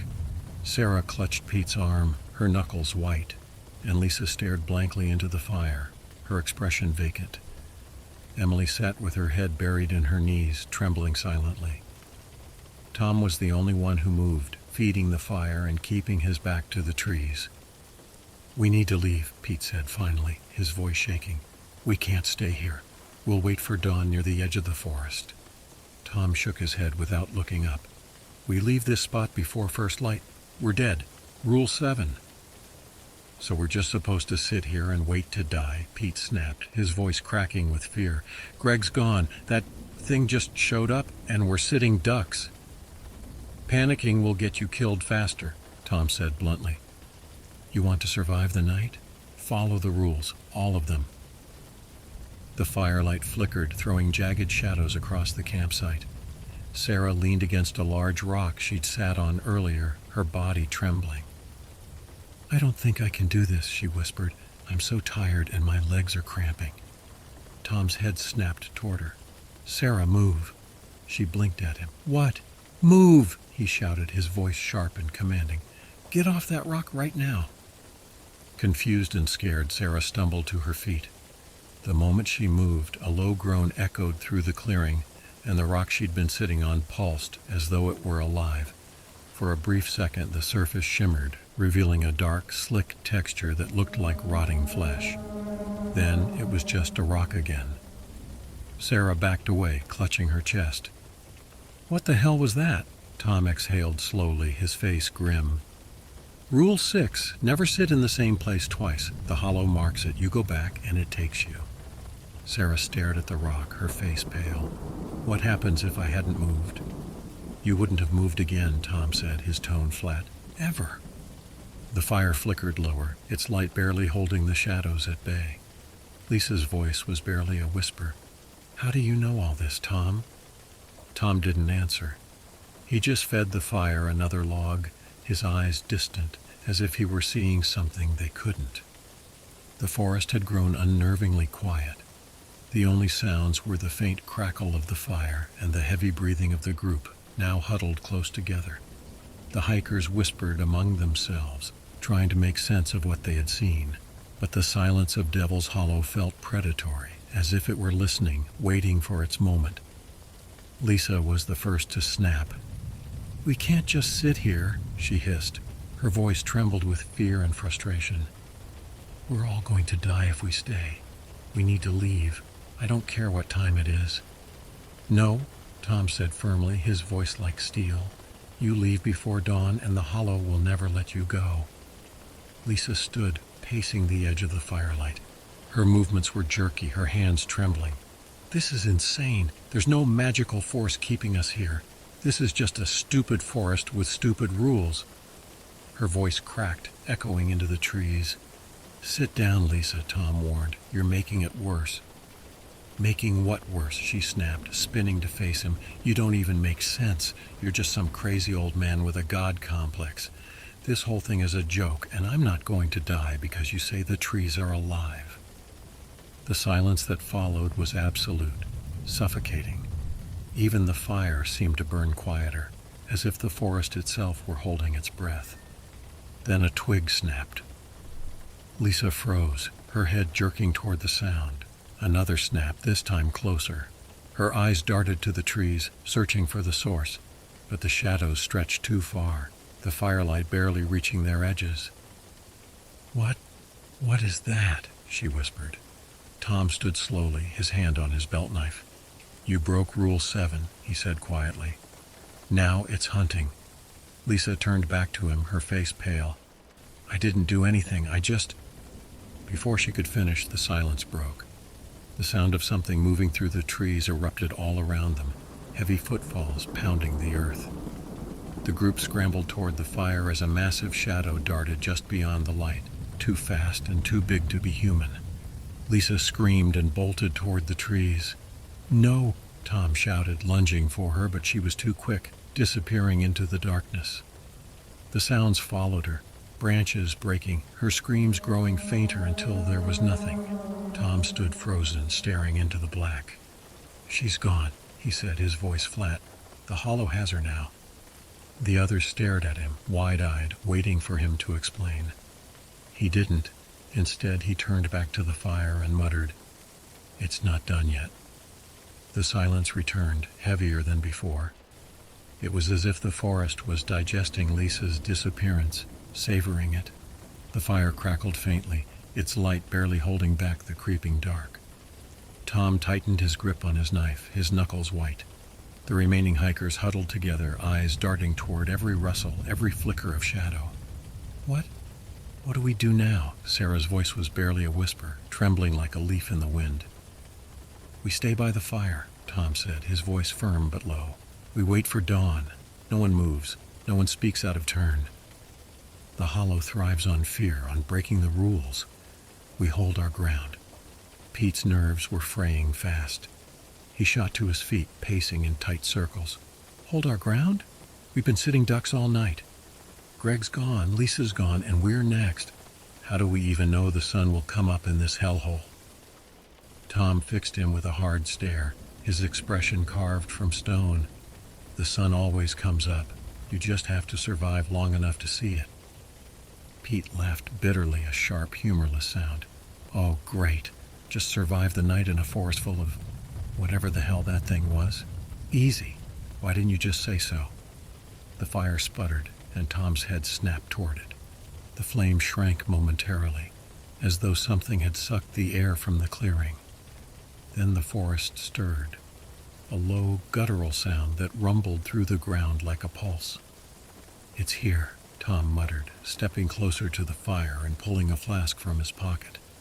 He uncapped it and poured a thick amber liquid onto the flames. The fire roared to life, surging upward with unnatural intensity. The hikers flinched, shielding their faces from the sudden heat. "What the hell are you doing?" Pete shouted. "Keeping it back," Tom replied, his voice tight. "The Hollow hates fire. It's the one thing it can't control." The ground trembled again, and something massive moved at the edge of the clearing. It wasn't a shadow. It was the absence of light, a void that swallowed the faint glow of the fire. The shape was impossible to define, its edges shifting like smoke, but its presence was overwhelming. Eyes, too many to count, gleamed in the dark, all fixed on the group. Tom stepped forward, holding his knife in one hand and a burning stick in the other. "Stay behind me," he growled. "No matter what you see, don't run. The Hollow wants you to scatter. That's how it wins." The void shifted, inching closer. A voice emerged from within, deep and layered, as though 100 throats were speaking at once. "You don't belong here, Ranger," it said, the words reverberating in their bones. Tom's jaw tightened. "Neither do you." He hurled the burning stick into the dark, and for a moment the thing recoiled, its form flickering. Then it surged forward, and the fight began. Tom's shouts were drowned out by the roar of the fire and the inhuman sound of the Hollow's entity. The thing lashed out with tendrils of shadow that struck the earth like thunder, scattering dirt and embers. Tom moved with precision, dodging, slashing, and throwing anything he could into the flames to keep them alive. The hikers clung to each other, too terrified to move.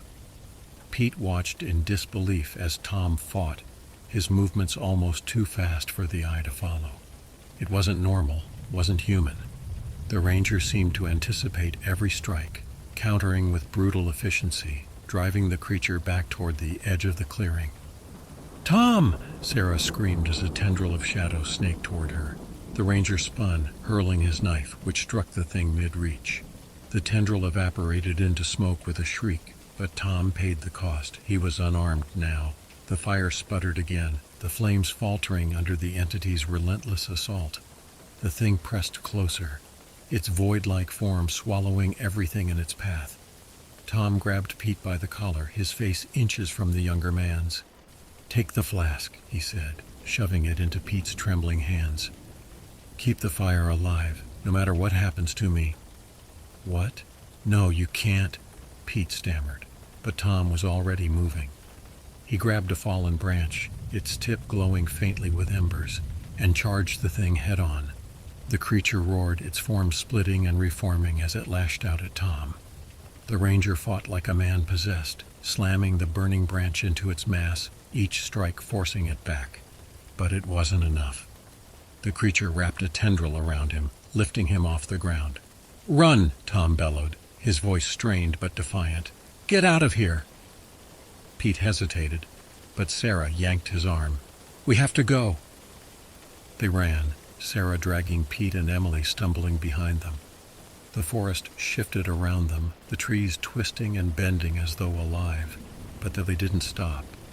Behind them, the fire roared one last time before being snuffed out. The sound of Tom's struggle faded into silence.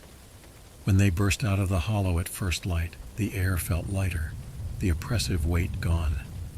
They collapsed onto the grass, gasping for breath. Pete turned back toward the forest, expecting to see Tom emerge. But the trees stood still, silent, as if the night's horrors had been a dream. A week later, Pete returned to Devil's Hollow with a search party. They found no trace of Tom Hollis, but the campsite was intact, the fire pit cold and lifeless. Carved into the log where Tom had once sat was a single message: "Follow the rules."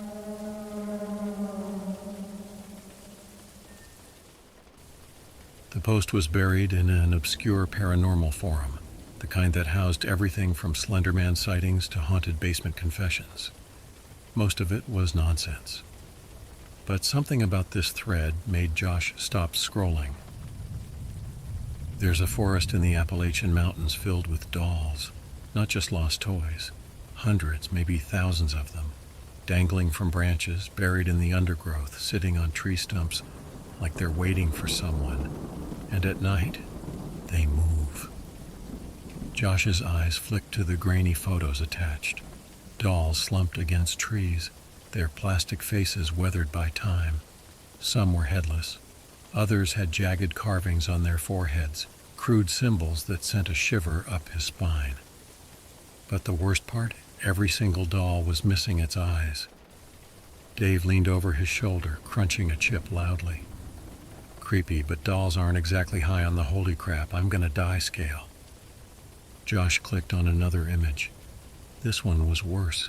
A clearing in the woods completely littered with dolls, all of them facing the same direction, toward the photographer. The poster says people go missing there, Josh said. A hiker vanished last year. Before that, a couple left their car on a back road and never came back. All their gear was found near the dolls, untouched. Dave snorted. So what, bears, psycho hillbillies, maybe a really aggressive doll collector? Josh ignored him and kept reading. Sometimes at night you can hear them whispering, and if you listen too long, they ask you to come play. For a long moment, neither of them spoke. Then Dave clapped his hands together. Well, sounds like we have our next case. Josh hesitated. Despite their channel, Beyond the Veil Investigations, being built on chasing the supernatural, there was something different about this one. But Dave was already grinning, pulling up a map of the Appalachian Range. Think about it, man, Dave said. If these dolls really do move, that's viral content, maybe even 1 million views. Josh exhaled sharply. He had a bad feeling about this, but still. Fine, he muttered, let's go find some dolls. They had no idea what was waiting for them. The road to the forest was barely a road at all, just a dirt path snaking through dense looming trees. Josh and Dave bumped along in their old SUV, the silence between them stretching as the signal bars on their phones disappeared one by one. No service, Josh muttered. Dave smirked. Perfect. Nothing like complete isolation to ramp up the horror factor. They arrived at the trailhead around midday. The air was thick, heavy with the scent of damp leaves and rotting wood. The forest was silent, no birds, no rustling. Just the faint buzz of insects like white noise in the background of something unnatural. Then they saw the first doll. It sat at the base of an oak tree, half buried in the dirt. Time had not been kind to it. Its once pink dress was stained brown, its plastic limbs weathered and cracked. But the worst part was its face. Its eyes were missing. Not just fallen out, gouged. 2 deep, uneven holes stared up at them. Okay, Dave said, stepping closer.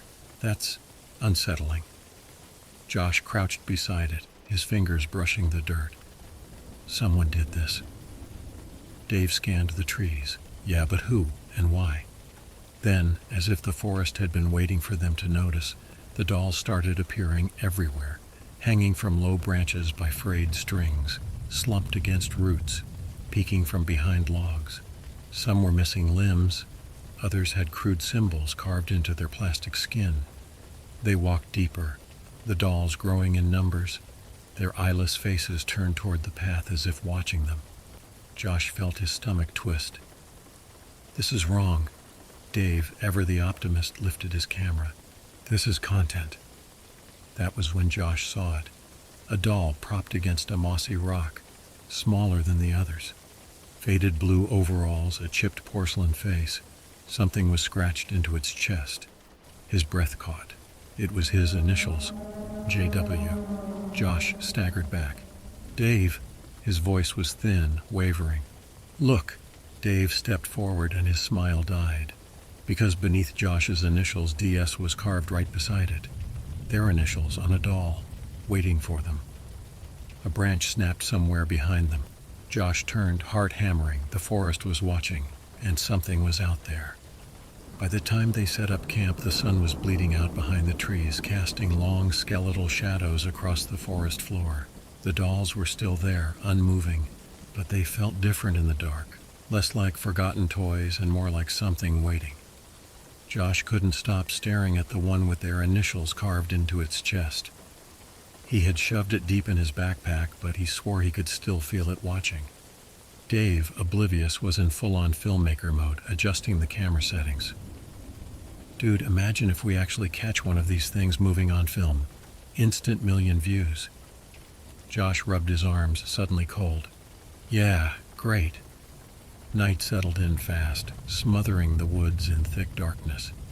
They sat by the fire, reviewing footage, eating protein bars. It should have been a normal night, but then the giggling started. It was faint at first, distant, like a child's laughter carried on the wind. Josh stiffened. Did you hear that? Dave frowned. Yeah, probably just rustling. Josh grabbed his flashlight and swung it toward the tree line. The beam cut through the darkness, revealing nothing, just trees. Then the fire flickered, and the dolls were standing up. Josh's stomach dropped. The ones that had been slumped against roots, hanging from trees, or half buried in the dirt, were now standing upright, forming a loose semicircle around their camp. Their tiny, eyeless faces were all turned toward them. Dave, Josh whispered. Dave had gone pale. His hands trembled as he raised the camera. Tell me you're seeing this. The fire crackled, casting shifting shadows across the dolls. They were motionless, but something about them felt wrong, like they were waiting for the right moment. Then, in perfect unison, the dolls tilted their heads. A small voice, soft, childlike, just behind them, whispered, "Come play." Josh and Dave ran. They crashed through the underbrush, flashlight beams bouncing wildly. The trees felt endless, stretching higher, pressing in on them. Behind them, the giggling grew louder. Then Josh tripped over something soft. He scrambled to his knees, shoving his light toward the ground, and his blood ran cold. It was a backpack, old and torn, and beside it was a shirt with dried bloodstains. This wasn't just a legend. People had died here, and if they didn't get out, they'd be next. Josh's breath came in sharp, ragged gasps as he scrambled away from the blood-stained shirt. His mind screamed at him to rationalize it. Maybe it was just old, maybe it belonged to a hunter, maybe... No. He knew better. Someone had died here. Behind them, the giggling twisted into something else, something neither of them wanted to name. The dolls hadn't followed them, at least not that they could see. But the sound did. It wove through the trees, too close, too many voices, too wrong. Dave grabbed Josh's arm. "We need to move, now!" They sprinted deeper into the woods, dodging low-hanging branches, their flashlight beams flickering wildly. The forest felt endless, stretching in all directions like a living thing intent on keeping them inside. Then Josh saw something ahead, a break in the trees, an open space. "Clearing, go!" he shouted. They burst through the underbrush, expecting open ground. Instead, they found more dolls, hundreds of them. The clearing was littered with them, scattered across the grass, slumped against tree stumps, hanging from makeshift nooses. Their tiny hands reached out toward the sky. Dave doubled over, hands on his knees.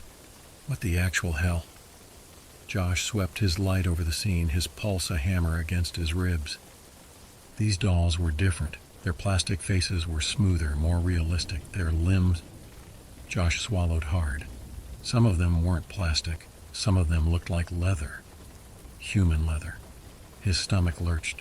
Then his beam landed on something worse. A partially formed doll lay propped against a log, its body unfinished, skin too soft, too fresh, like it had been peeled from something that hadn't been dead long enough. Its mouth was frozen in an agonized, almost pleading expression. Josh recoiled. Oh, God. Dave was staring at something else. Another doll, still in the process of being made. Its hair was human, dark, matted, real. Josh's mind raced. The missing hikers, the vanished campers. They hadn't disappeared. They had been turned into dolls. A high-pitched giggle sliced through the silence. Then tiny footsteps in the leaves. Josh's flashlight flickered out. Darkness swallowed them whole. The flashlight died, plunging them into pitch blackness. Josh's breath hitched. He slapped the side of the flashlight, his fingers numb with panic. Nothing. Just the sound of leaves shifting, like tiny hands skittering closer. Dave whispered, "Josh, they're moving." The moon broke through the canopy for just a second, silver light spilling over the clearing, and that was when Josh saw it. The dolls were standing up, all of them, hundreds of them. The ones on the ground, the ones leaning against trees, the ones hanging from branches. They were standing now, their tiny fingerless hands outstretched. And they weren't where they had been before. They were closer. Dave fumbled with his camera, hand shaking so badly the lens clicked against his rings. "We need proof." Josh grabbed him. "Screw proof. We need to get the hell out of here." Then the giggling stopped. Complete suffocating silence, and that was worse. Josh turned in a slow, shaky circle. The dolls weren't just standing, they were facing him. Something rustled behind them, a small, padded footstep. Josh turned and froze. There, half hidden behind a gnarled tree, was a figure. At first it looked like a child, small, slight, dressed in something ragged and gray. But as the moonlight shifted, so did the figure. Its arms were too long, its head tilted at an unnatural angle. Then Josh realized it wasn't standing, it was floating. He took a step back, his boot crunched on brittle leaves. The figure twitched, and then it moved. Not walked, glided, it didn't have feet. It stopped at the edge of the clearing, barely visible in the shadows, its shape shifting like a flickering candle. Then it spoke, not a whisper, not a giggle. A voice, small, sad, and cold as winter air. "They made me a monster."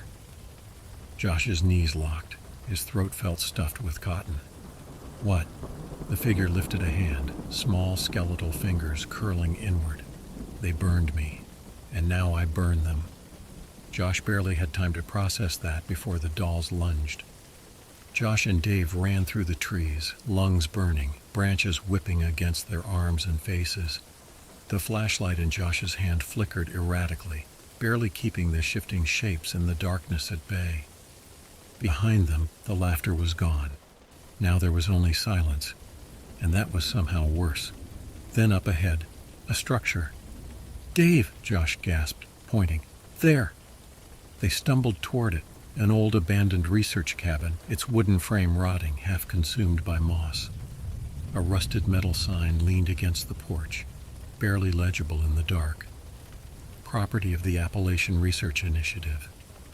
Josh didn't care who had built it. It was shelter. He shoved open the warped door, dragging Dave inside before slamming it shut. The moment the latch clicked, the air in the cabin changed. Colder, heavier. Josh braced his hands against his knees, sucking in sharp, ragged breaths. Dave leaned against the wall, gulping air. The cabin stank of mildew and something else, something dead. Josh swept his flashlight across the room. Inside, dust-covered shelves sagged under the weight of old books and journals, their spines warped from moisture.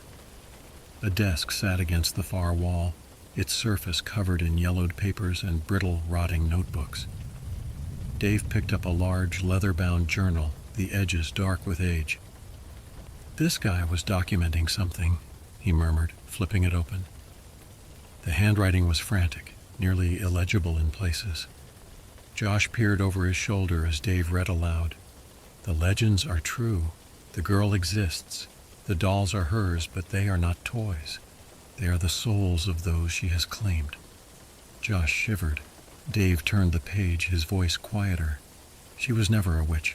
They burned her anyway. She cursed this place before the fire took her. She said her children would always be with her." Josh's fingers clenched. Children, not actual children, the dolls. "They're not just objects," Josh whispered. "They're people." Dave's hands trembled. He flipped another page. "I have seen what happens to those who stay too long. The dolls watch, then they whisper, then they take you." Josh's stomach lurched. A creak sounded outside the cabin. Josh turned, flashlight shaking. The window was fogging over like something was breathing against the glass. Then, just outside, a tiny silhouette appeared. The girl, watching, waiting. Then, she took a step forward. Josh's grip on the flashlight tightened as the girl moved closer. Her small, shadowed form hovered just beyond the fogged-up window, her head slightly tilted, like she was listening. The air inside the cabin grew thick, suffocating, like it had been pulled from their lungs. Dave took an unsteady step back, the journal still clutched in his hands. Josh tried to speak, but his throat was dry. He forced the words out. What do you want?" For a long moment, the girl didn't move. Then, slowly, she lifted a hand and pressed her burned skeletal fingers against the glass. The fog beneath them turned black, spreading like ink. Dave swallowed hard. "Josh, we need to—" Then the door creaked open on its own. A gust of frigid air swept through the cabin, carrying the scent of charred wood and something ancient, something wrong. The flashlight flickered. Then, a whisper. Not the childish giggling from before. This was one voice, small and hollow, drifting through the freezing air. "They burned me." Josh and Dave stiffened. The girl stepped inside. Her feet didn't touch the floor. She floated forward, the edges of her blackened dress frayed and shifting like smoke. Josh's chest felt like it was locking up. He wanted to run, to look away, but her hollow gaze pinned him in place. Dave trembled beside him. You weren't a witch," he stammered. "They killed you for nothing." The girl's head tilted sharply, her fingers twitching. Then the darkness in the room thickened, pressing against them like unseen hands. Josh's thoughts raced. The journal had said she didn't want revenge.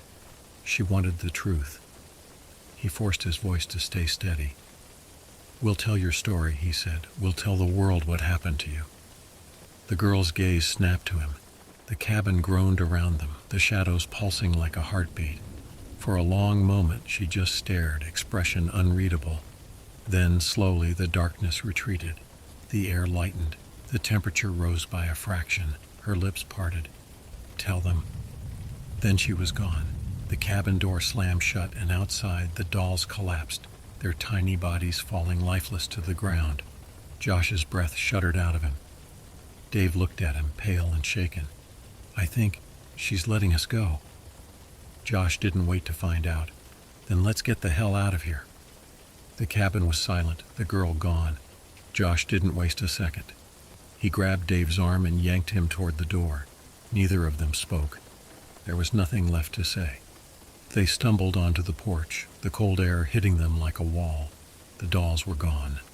The forest floor, once littered with their twisted, eyeless forms, was now empty. The ones hanging from trees, the ones slumped against logs, the ones that had surrounded their tent the night before, vanished. Dave let out a shuddering breath.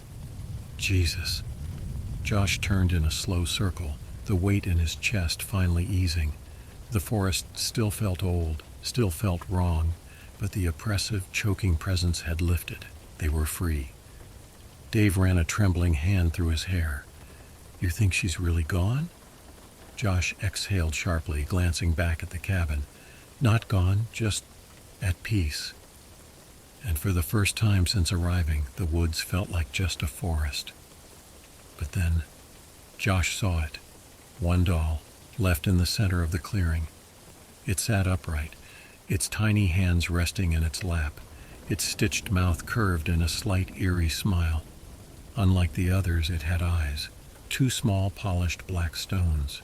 They were watching, and carved into its chest. J.W. D.S.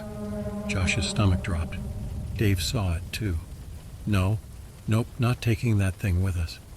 Josh's hands were clammy, his heart hammering against his ribs. "It's not meant for us," he said, voice barely above a whisper. Dave frowned. "Then why the hell is it here?"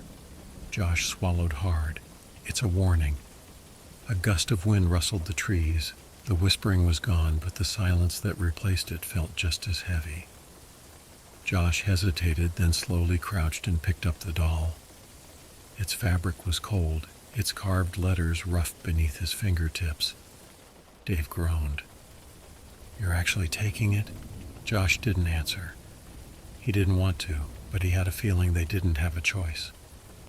Some stories don't end just because you walk away. They turned and made their way back toward the trailhead, their footsteps loud in the dead quiet. And the whole time Josh could feel the weight of the doll in his hands, like something still wasn't finished. The drive back was silent. Josh gripped the steering wheel like a lifeline, his eyes locked on the darkened road. Dave sat beside him, slumped against the window, arms crossed, his jaw tight. Neither of them spoke about the doll sitting in the back seat. Josh could feel it there, even without looking. The forest had let them go, but something about that final doll felt unfinished, like an open door they hadn't quite closed. They reached their apartment just before dawn. The world felt normal again, cars on the streets, lights in windows, the distant hum of life moving forward. But the feeling of being watched never faded. Josh carried the doll inside, setting it down carefully on the coffee table. It didn't move, didn't whisper, but it didn't need to. Dave stared at it from the kitchen. So, what now? Josh ran a hand down his face. He felt drained, like something inside him had been taken and not fully returned. "We keep our promise." Dave exhaled slowly. "You think that'll be enough?" Josh didn't answer. He didn't know. They spent the next few days piecing together the footage, editing the most disturbing moments, cutting together their final video. It was their most important upload yet. A warning, a story. The truth. They told everything, the dolls, the missing hikers, the girl who was never a witch, the curse that bound her to that place. They didn't embellish, they didn't need to. They posted it at midnight, and by morning it was everywhere. The comments poured in, skeptics, believers, people claiming to have heard the same legend but never dared to go looking. Some wanted to see the forest for themselves. Josh hoped they wouldn't. Then the emails started. People sending pictures, pictures of dolls, dolls that had started appearing in places they shouldn't be. One photo made Josh's blood run cold. A doll on a doorstep somewhere in another state. A tiny hand-stitched smile. 2 black stone eyes, and carved into its chest, JW, DS. Josh pushed away from his desk, his chair scraping against the floor. Behind him, Dave whispered, "Josh." Josh turned. The doll, the one they had brought back, the one that had been sitting on the coffee table all night, was gone. Outside something rustled, and for the first time since leaving the forest, they heard it again. A small voice. "Come play." Mark Evans had been a park ranger for 5 years, and in that time, he'd learned that the woods had their own kind of silence, the kind that made you feel like you were being watched. That was why, when the call came through on the old radio, just as he was about to clock out, something in his gut twisted. "Ranger HQ, this is..." The voice on the line crackled with static. "Emergency, please, it's coming back, I need..." The transmission cut out. Mark frowned, grabbing the receiver. "This is Ranger Evans. Who is this? What's your location?" Nothing but static. He leaned over the dispatch desk and checked the radio logs. No outgoing calls. His supervisor, Ranger Beckett, looked up from his coffee. "You hear that?" Mark asked. "Hear what?" There was a distress call. Beckett sighed, setting his cup down. "That old radio picks up all kinds of weird interference. Probably some local trucker's CB." "No," Mark insisted. "It was a ranger. I heard him." Beckett glanced at the clock. "Mark, your shift's over. Go home." Mark opened his map and punched in the coordinates from the garbled transmission. His brow furrowed. The location was deep in the forest, off any marked trails. More concerning, there was no ranger shack listed there. "Did we ever have a station out in this sector?" Mark asked. Beckett shook his head. "Never." Mark hesitated.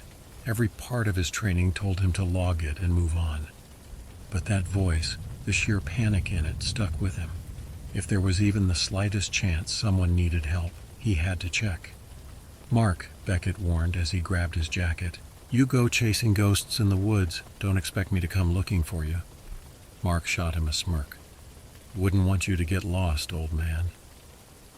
As he stepped outside, the cold evening air bit at his face. The sky had turned an eerie shade of purple, the last light of the sun bleeding into the treetops. He climbed into his truck, put the coordinates into his GPS, and frowned. No roads available. Mark exhaled sharply. Figures. It didn't matter. He knew these woods better than anyone. He'd just have to drive as far as he could and hike the rest. As he pulled onto the dirt road leading into the forest, his radio crackled again. A voice. His own voice. "You shouldn't have come." The drive stretched longer than it should have. The deeper Mark went, the more the road narrowed, as if the forest itself were trying to squeeze him out. His headlights cut through the thickening mist, illuminating the gnarled branches above, like skeletal fingers reaching for the sky. Finally, the road ended in a tangled mess of underbrush. He killed the engine, stepped out, and pulled out his flashlight. The air here felt different. Too still. Mark checked his GPS again. The coordinates were still another half-mile ahead. No trails, no paths, just trees. He pressed forward, boots crunching against the damp earth. With each step, the woods seemed to tighten around him. The trees grew closer, their trunks twisted in unnatural ways. The silence was absolute. No wind, no chirping insects. Even his own footsteps sounded muffled. Then he saw it, the shack.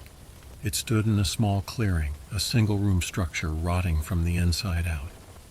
The wooden planks were warped with age, the roof sagging, as if the forest had long since tried to reclaim it.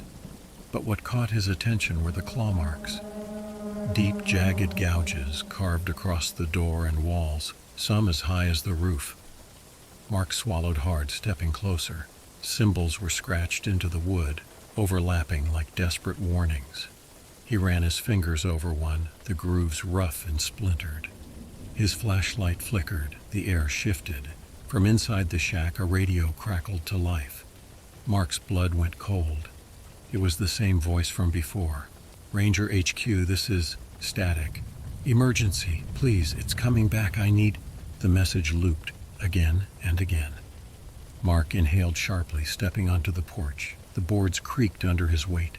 He reached for the doorknob, hesitated, then pushed inside. The smell hit him first, a mix of damp wood, rust, and something sour, like meat left too long in the sun. The room was small and empty except for an old cot in the corner and a dust-covered desk. The radio sat on top, its speaker crackling. Mark stepped closer.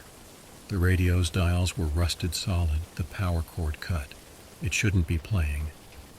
And yet, the message continued. Then it changed. "If you found this, you're already too late." The looping stopped. The radio clicked off. And outside something moved. Mark froze.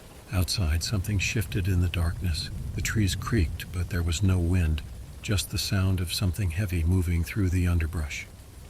His grip tightened on his flashlight as he swept the beam across the shack's interior. Dust floated through the air, disturbed by his presence. He turned back toward the radio, his heart thudding against his ribs. That voice, it had changed. The first part was the distress call, but that last sentence, that was for him. Mark swallowed hard and forced himself to focus. There had to be a record of whoever was stationed here, a reason for the call. His eyes landed on a wooden desk pushed against the far wall. Yellowed papers were scattered across it. Some crumbled at the edges, others warped from moisture. He picked one up and squinted at the handwriting. Ranger Log, October 3rd, 1971. "Something's wrong. It comes at night. I don't know how long I've been here. The maps were wrong, the roads..." The rest of the page had been scratched out.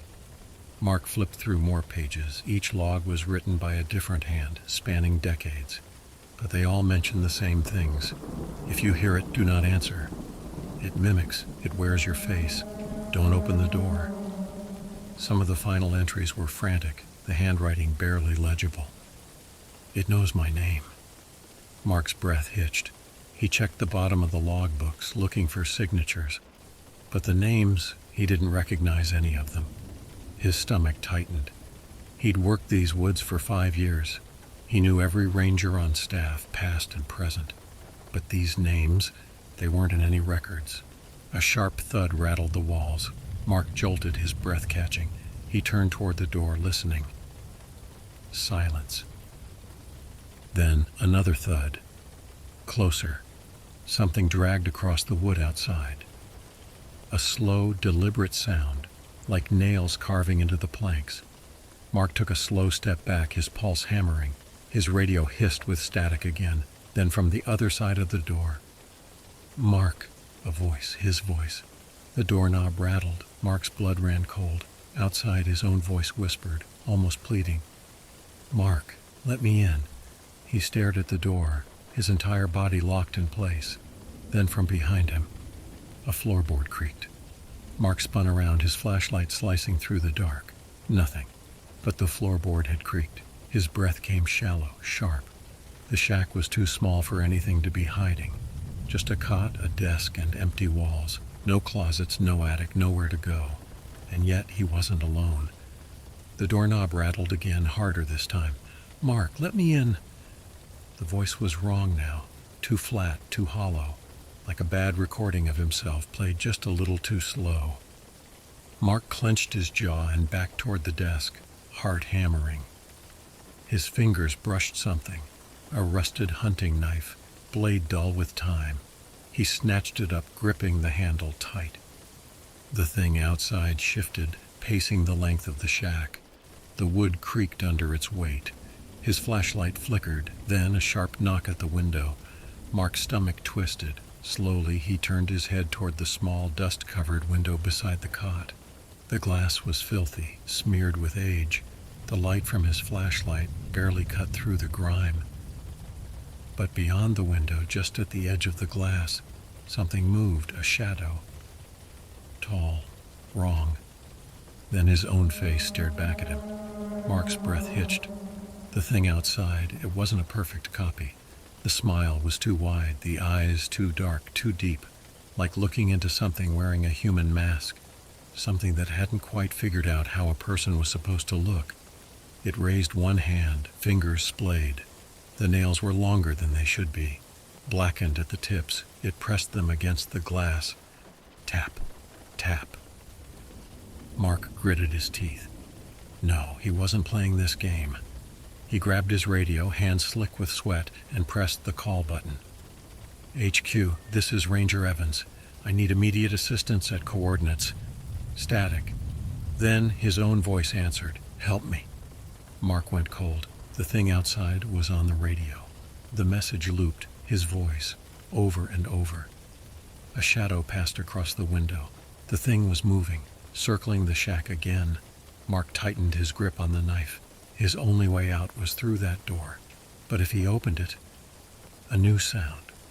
From the ceiling, a slow, deliberate scratch. It was above him. Mark's breath came fast and shallow. The scratching above him, slow, deliberate, sent ice crawling up his spine. The shack was old, but the roof wasn't that high. Something was up there, something big. He turned his flashlight toward the ceiling. The old wooden planks groaned, bowing inward slightly as if something heavy was shifting its weight. Then a single knock. Not on the door, not on the window, from inside the ceiling. Mark swallowed the bile rising in his throat. Every instinct screamed at him to get out, but where? The door led to the thing outside. The only window was too small to squeeze through. His radio crackled again. "Help me." His own voice. Mark clenched his teeth. No, it wasn't him. It wasn't real. Then, a whisper right above his head. "Which one of us gets to leave?"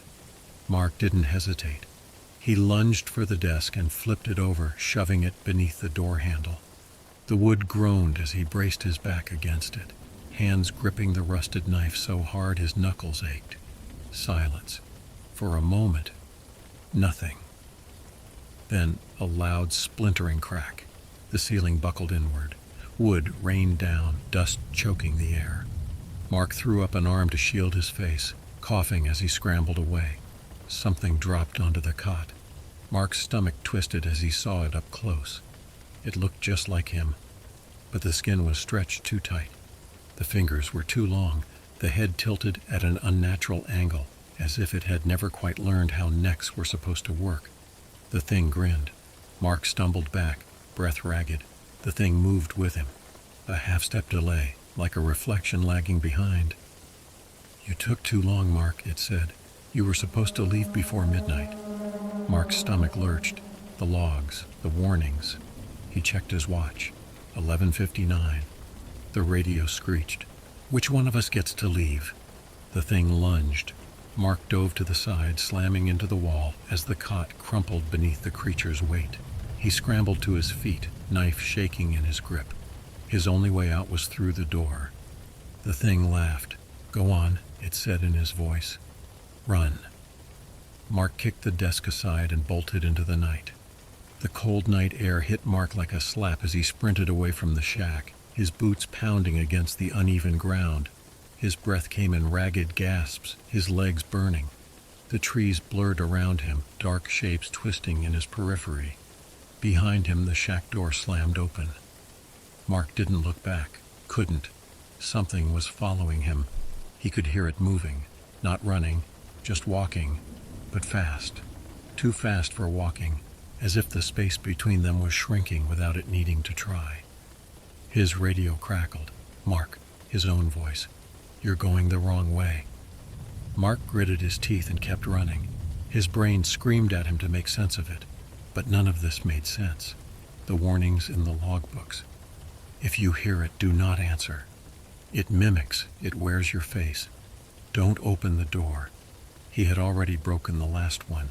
His foot caught on a root, and he crashed forward, hitting the ground hard. His flashlight flew from his grip, bouncing once before rolling to a stop in the dirt, its beam pointing toward the trees. Mark groaned, pushing himself up. His arms were scraped, his knees screaming in protest. He reached for the flashlight. A boot stepped into the beam of light. Mark's breath hitched. The leg attached to the boot was his. The torn ranger pants, the same scuffed-up work boots. Slowly, he lifted his gaze. There he was, his own face, staring down at him, a smile stretched too wide. "Tired?" it asked. Mark scrambled back, kicking away from the thing wearing his skin. The creature tilted its head in that unnatural way, watching him. Mark's shaking fingers found the handle of the rusted knife. "You know the rules," the thing said, stepping closer. Its voice had a slight distortion, like a recording being played on an old tape. "Only one of us gets to leave." Mark's fingers tightened around the knife. The thing crouched, its face inches from his. "Make it count." Then it lunged. Mark rolled aside, the creature's hand slamming into the dirt where he had been. He pushed to his feet and ran again, but this time he wasn't just running blind. The old ranger logs, there had to be more, a way to survive. His only option was to get back to the shack and find out what the last ranger did to escape. Mark didn't stop running. His lungs burned, legs screamed, but he didn't dare slow down. His thoughts raced, trying to make sense of what was happening. The shack, the warnings, the thing wearing his face, and the voice, his own voice, crackling through the radio like an echo from somewhere he wasn't supposed to hear. Ahead, through the thick trees, the shack reappeared. His stomach twisted. He had just run away from it. It should be miles behind him. But there it was, waiting. The thing was toying with him. Mark skidded to a stop, panting. Behind him, the forest was silent. No footsteps, no movement. He wasn't stupid. That thing was still out there, watching. Mark gritted his teeth and forced himself forward. The rules, he had to find them, had to know what the last ranger did to escape. He stepped onto the porch and pushed the door open. The shack was different. Before it had been empty. Now the desk was upright again. The papers were neatly stacked, the radio silent. The only thing out of place was the smell. A new scent, coppery, blood. Mark's pulse pounded in his ears as he moved toward the desk. The logs were open to the last page. His eyes scanned the page, heart hammering. "I didn't make it out." The words froze him in place. Then below that, in a different hand, written in bold, jagged letters, "Only one of us gets to leave." Mark staggered back, stomach twisting. No, that wasn't possible. A thump sounded behind him. He turned. The thing was inside. It stood in the doorway, hunched like it had to squeeze its two long limbs through. Its grin was too wide, too human trying to be human. Mark raised the knife. The thing laughed, a sound like his own laugh, but wrong. "That won't help," it said. Mark's grip tightened. The thing stepped closer. Mark backed up until his legs hit the desk. The papers fluttered. Then he saw it. A final, hastily scribbled note. "If it looks like you don't fight, you'll lose. But if you see it first..." The rest was smeared in blood.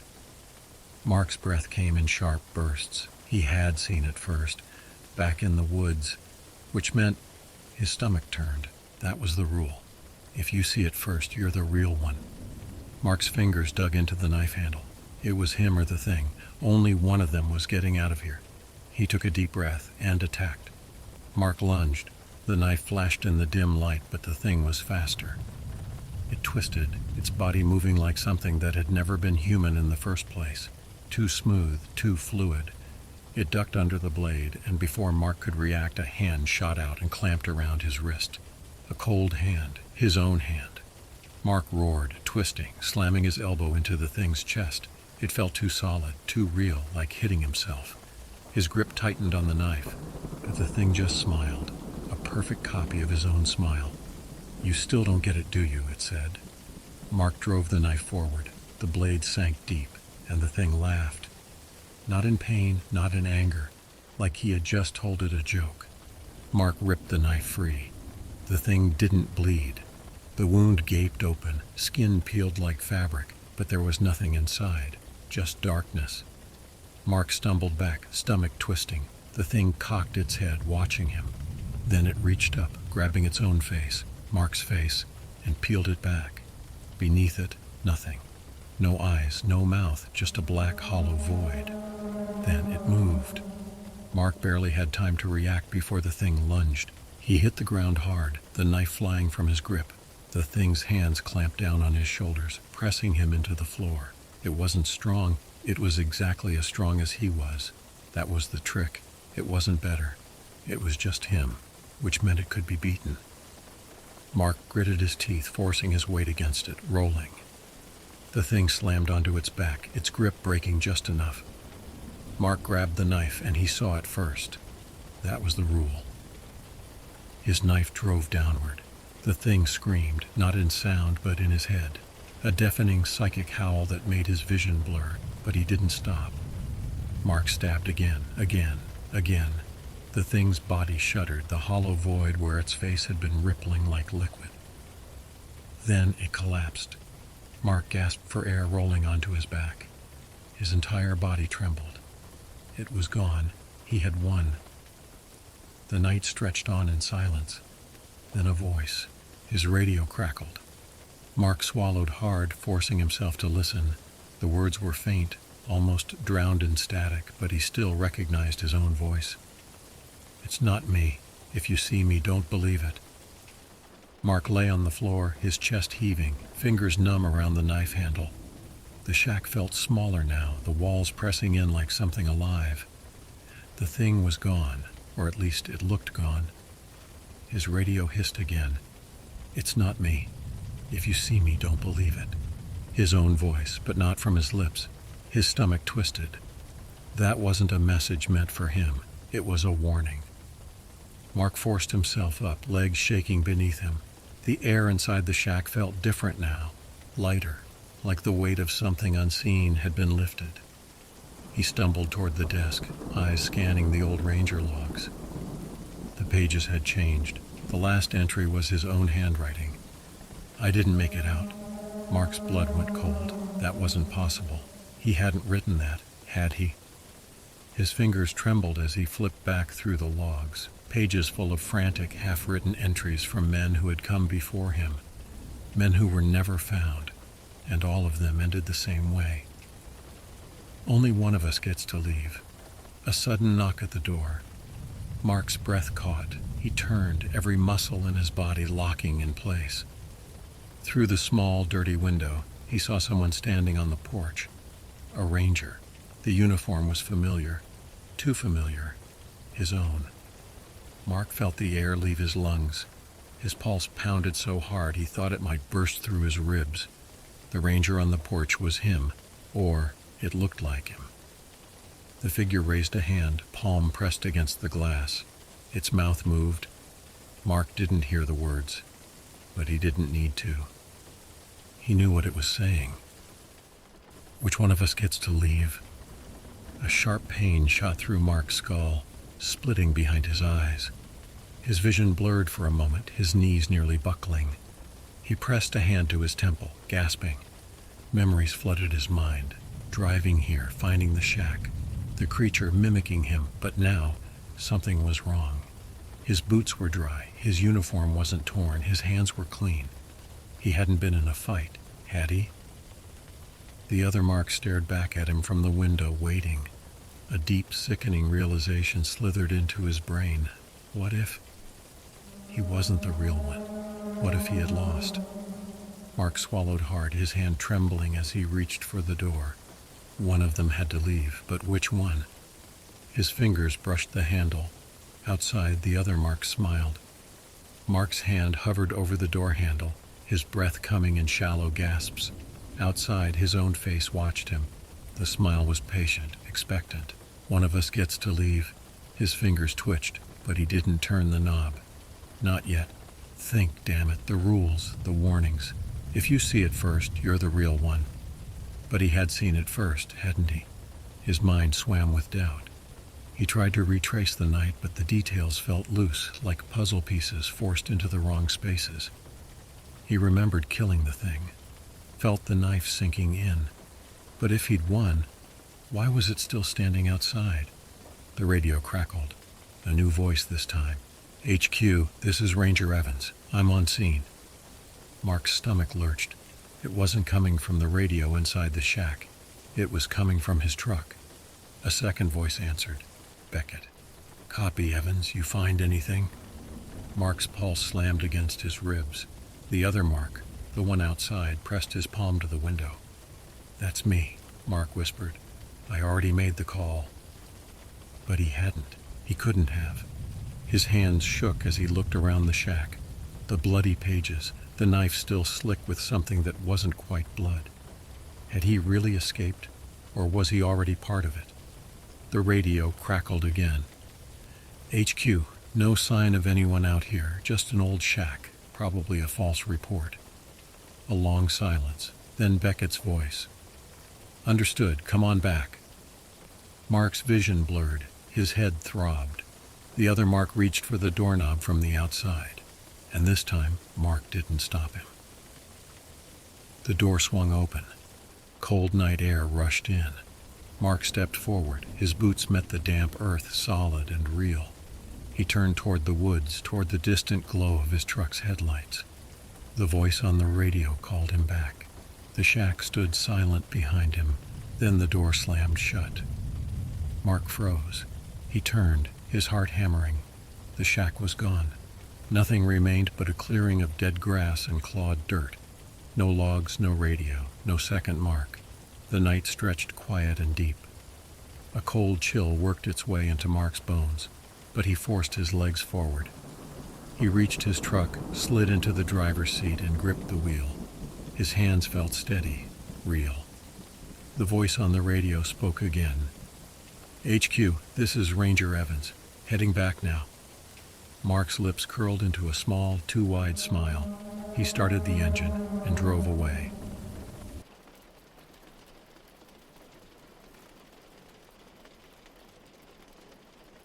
I never expected that a single click could change my life forever. I was 22 at the time, a curious college student with a penchant for exploring the strange corners of the internet. The dark web, with its reputation for hidden secrets and forbidden knowledge, always intrigued me. I'd heard all the warnings, of course, stories of people stumbling onto illegal sites, finding things they shouldn't, and then disappearing without a trace. But I told myself that those were just stories, exaggerated to keep people like me away. One night, fueled by a mix of boredom and curiosity, I decided to dive in. I'd read enough to know how to access the dark web safely. Or so I thought. I used a VPN, masked my IP address, and entered through the usual channels. It was a strange feeling being in a place where the usual rules of the internet didn't apply. Everything was darker, more sinister. Links were cryptic, sites required passwords, and everything felt shrouded in mystery. After browsing through a few forums and markets, I found myself in a chat room. It wasn't anything special at first, just people discussing conspiracy theories, trading illegal goods, and sharing secrets they claimed were true. I didn't participate, I just watched. It was like being in the shadows, observing a world that most people never knew existed. That's when I saw it. A message popped up directed at me, though I hadn't typed a single word. Curiosity killed the cat. I remember staring at the screen, my heart skipping a beat. It was probably just someone messing around, I thought. But before I could react, another message appeared. Do you want to know what happens next? I didn't respond. I should have closed my laptop right then and there, but I didn't. Something about the message felt like a challenge, and my curiosity got the better of me. I clicked on the user's name, expecting to find some sort of profile or more information, but all I got was a blank screen. Then my screen flashed red for a second, just a blink, but enough to make me flinch. When everything settled, I noticed something new in my inbox. There was a single email, no subject, just a red X as the sender. I opened it, feeling the hairs on the back of my neck stand up. The email was empty, except for an attachment, a single image. It was a photo of my apartment building, taken from the street. The perspective was low, like it had been snapped from inside a car. My heart pounded in my chest as I scanned the photo. There was no mistake. It was my building, my street. I remember standing up from my desk, going to the window, and looking out. Everything seemed normal. No strange cars, no one lingering on the sidewalk. Just the quiet, sleepy neighborhood I'd always known. But that's when it hit me. I had never given out my address, not online, not to anyone in that chat room. I didn't even know how someone could have found it. My stomach churned with a mix of fear and disbelief. It had to be some kind of sick joke, right? Maybe someone hacked into my webcam. Maybe they were messing with me. But even then, the photo was too precise, too deliberate. I shut my laptop and paced around my apartment. I told myself to calm down, to think rationally. Maybe it was a coincidence, or maybe it was a prank by someone who knew me. But as the minutes ticked by, the anxiety only grew. What if it wasn't a joke? What if someone was really watching me? That night, I barely slept. Every little sound made me jump. Every creak in the floorboard sent my mind racing. The image of that red X burned in my brain. I tried to tell myself it was nothing, that I was overreacting. But deep down, I knew something was wrong. The next morning, I decided to take a different route to campus. I wasn't sure what I was looking for, but I kept my eyes peeled for anything out of the ordinary. A black sedan passed me as I walked, moving slowly, almost too slowly. My heart pounded in my chest, but I forced myself to keep walking, to act natural. When I got to class, I couldn't focus. My mind kept wandering back to that email, that photo. I kept checking my phone, expecting another message, but nothing came. By the time I got home, I was a nervous wreck. I checked my inbox again, half expecting to see another red X, but there was nothing. Just silence. For a few days, things seemed to return to normal. I convinced myself that it was just a prank, that whoever had sent that email had moved on. But I couldn't shake the feeling that I was being watched. Every time I left my apartment, I felt like eyes were on me. I started changing my routine, avoiding my usual haunts, trying to be unpredictable. And then, about a week later, I found another email. This time, there was no photo, just a message. "You've been marked." My blood ran cold. I didn't know what it meant, but it felt like a death sentence. Marked for what? By whom? I tried to think of anyone who might want to harm me, but no one came to mind. I was just a college student, nobody special, nobody with enemies. But then again, the dark web was full of people with twisted agendas, people who wouldn't think twice about targeting a stranger just for fun. I spent the next few days in a daze, constantly looking over my shoulder, jumping at every little noise. I knew I was being paranoid, but I couldn't help it. I felt like I was living in a nightmare, one that I couldn't wake up from. And then, one night, I heard it, a knock on my door. It was late, way past midnight, and I wasn't expecting anyone. My heart raced as I tiptoed to the door, peeking through the peephole. But there was no one there, just the empty hallway. I was about to turn away when I saw it, another red X, this time drawn on a piece of paper taped to my door. My hands trembled as I ripped it down, my mind racing with fear. This wasn't a prank. Someone was really out there, someone who knew where I lived, someone who wanted me to know they were watching. I didn't sleep at all that night. I sat in my living room, lights on, clutching a baseball bat like it could protect me. But no one came. The hours ticked by, and the sun eventually rose, but the fear didn't fade. I knew I couldn't stay there, couldn't live in constant fear, waiting for something terrible to happen. The next day, I packed a bag and left. I didn't tell anyone where I was going. I didn't even know myself. I just needed to get away, to disappear. I've been on the run ever since, never staying in one place for too long, always looking over my shoulder. It's been 20 years now, and I'm still running. I don't know who they are or why they chose me, but I know they haven't stopped. The red X still haunts me, a constant reminder that I can never go back to the life I once knew. And sometimes, late at night, I wonder if this will ever end or if I'll be running forever.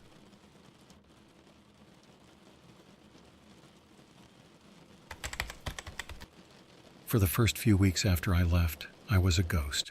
I didn't have a plan, didn't have any real idea of where I was going. I just drove, putting as much distance between me and that red X as possible.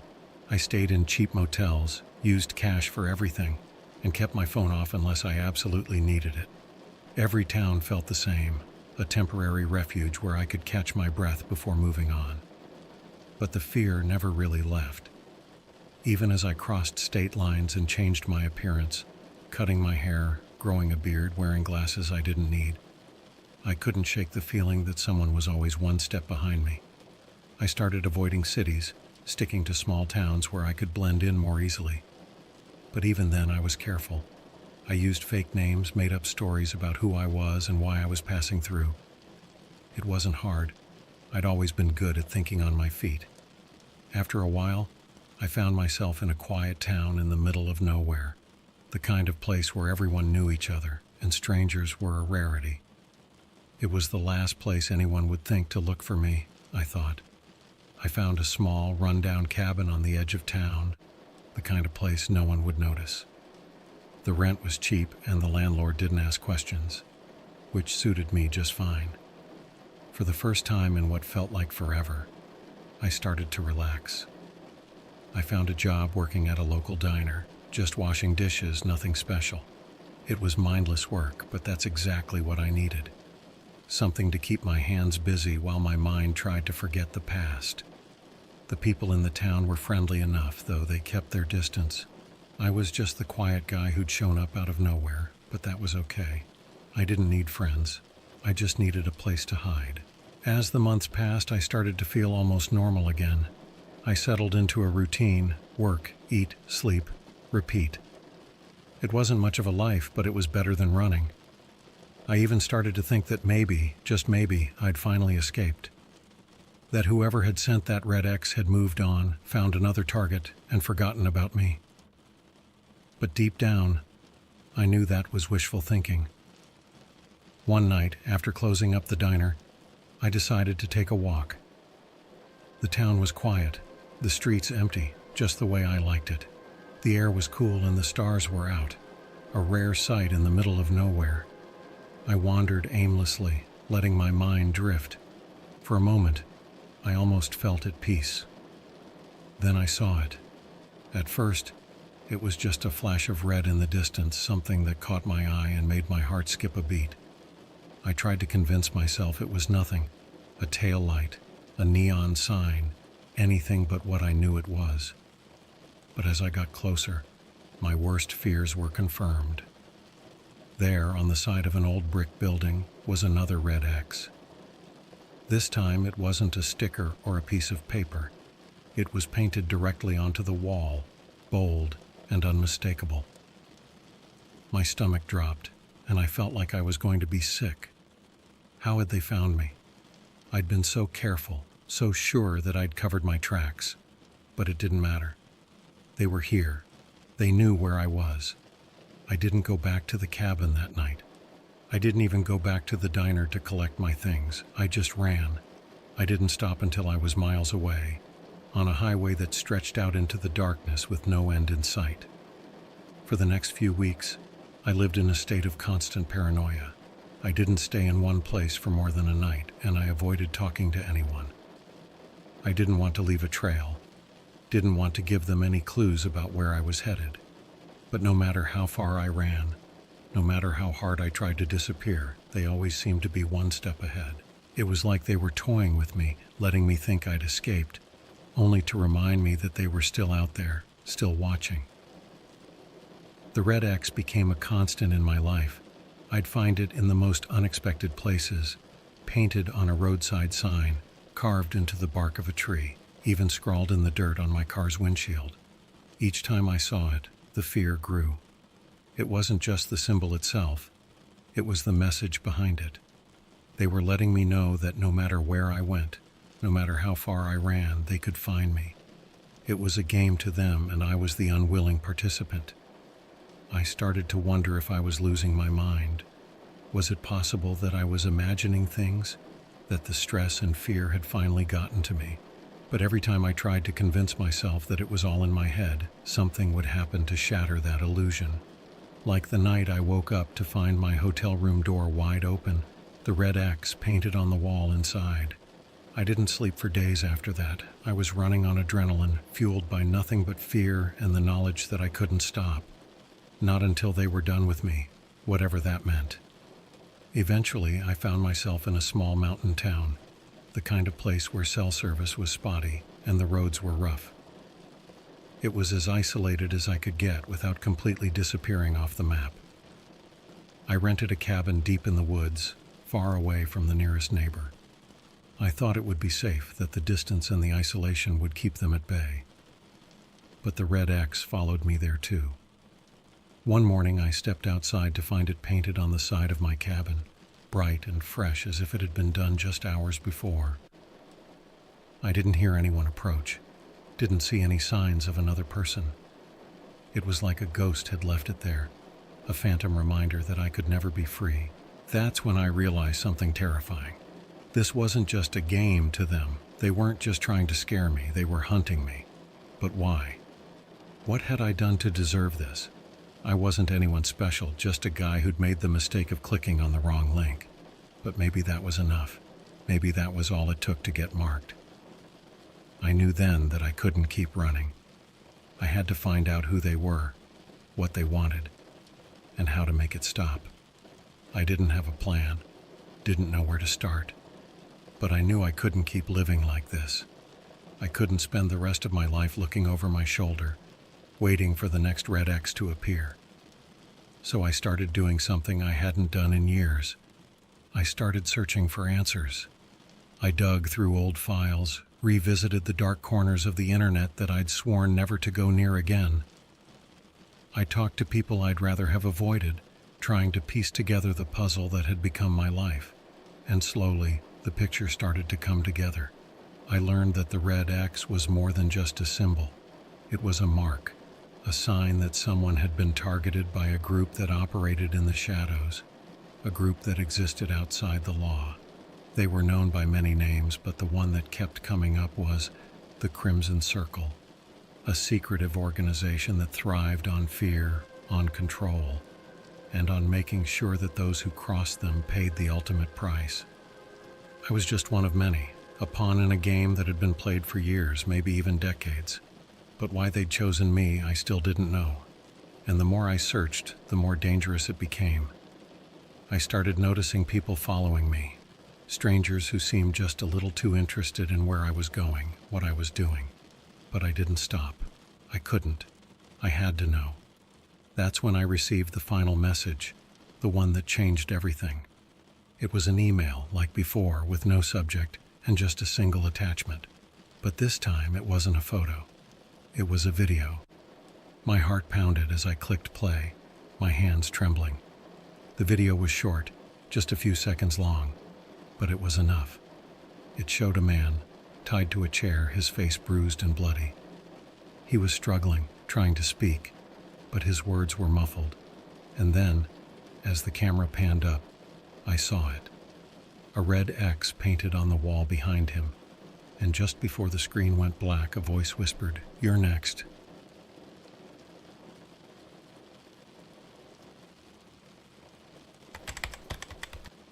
I remember staring at that video, frozen in place. My mind raced, trying to make sense of what I had just seen. The man in the chair, who was he? And why had they sent this to me? The implications were clear enough. Whoever he was their latest victim. And if I didn't act, I'd be next. But act how? I was out of options, out of places to run. Every lead I'd chased, every piece of information I'd gathered about the Crimson Circle had only led to more questions, more dead ends. It was like trying to grasp smoke. Every time I thought I had something, it slipped right through my fingers. For days after receiving the video, I barely slept. I was too scared to stay in one place for too long, too paranoid to trust anyone. I kept my bags packed, ready to leave at a moment's notice, but where could I go? The red X had followed me to the ends of the earth, and I knew it would find me again, no matter where I hid. But something was different now. The video wasn't just a threat, it was a warning. They were giving me a glimpse of my fate if I didn't do something to stop it. I had to figure out who the man was, why he'd been targeted, and what connection, if any, he had to me. I started by trying to identify the man in the video.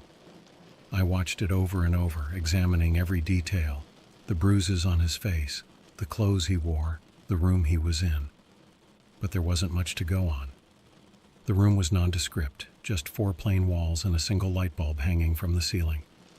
The man's face was too battered to recognize, and his clothes were simple, the kind anyone could wear. I reached out to a few people I'd met during my search, people who were familiar with the darker side of the internet. Most of them didn't want to talk to me. They knew better than to get involved with something like this. But one guy, an old hacker who went by the name Ghost, agreed to help. He was the kind of person who thrived on mystery and danger, and the Crimson Circle was a challenge he couldn't resist.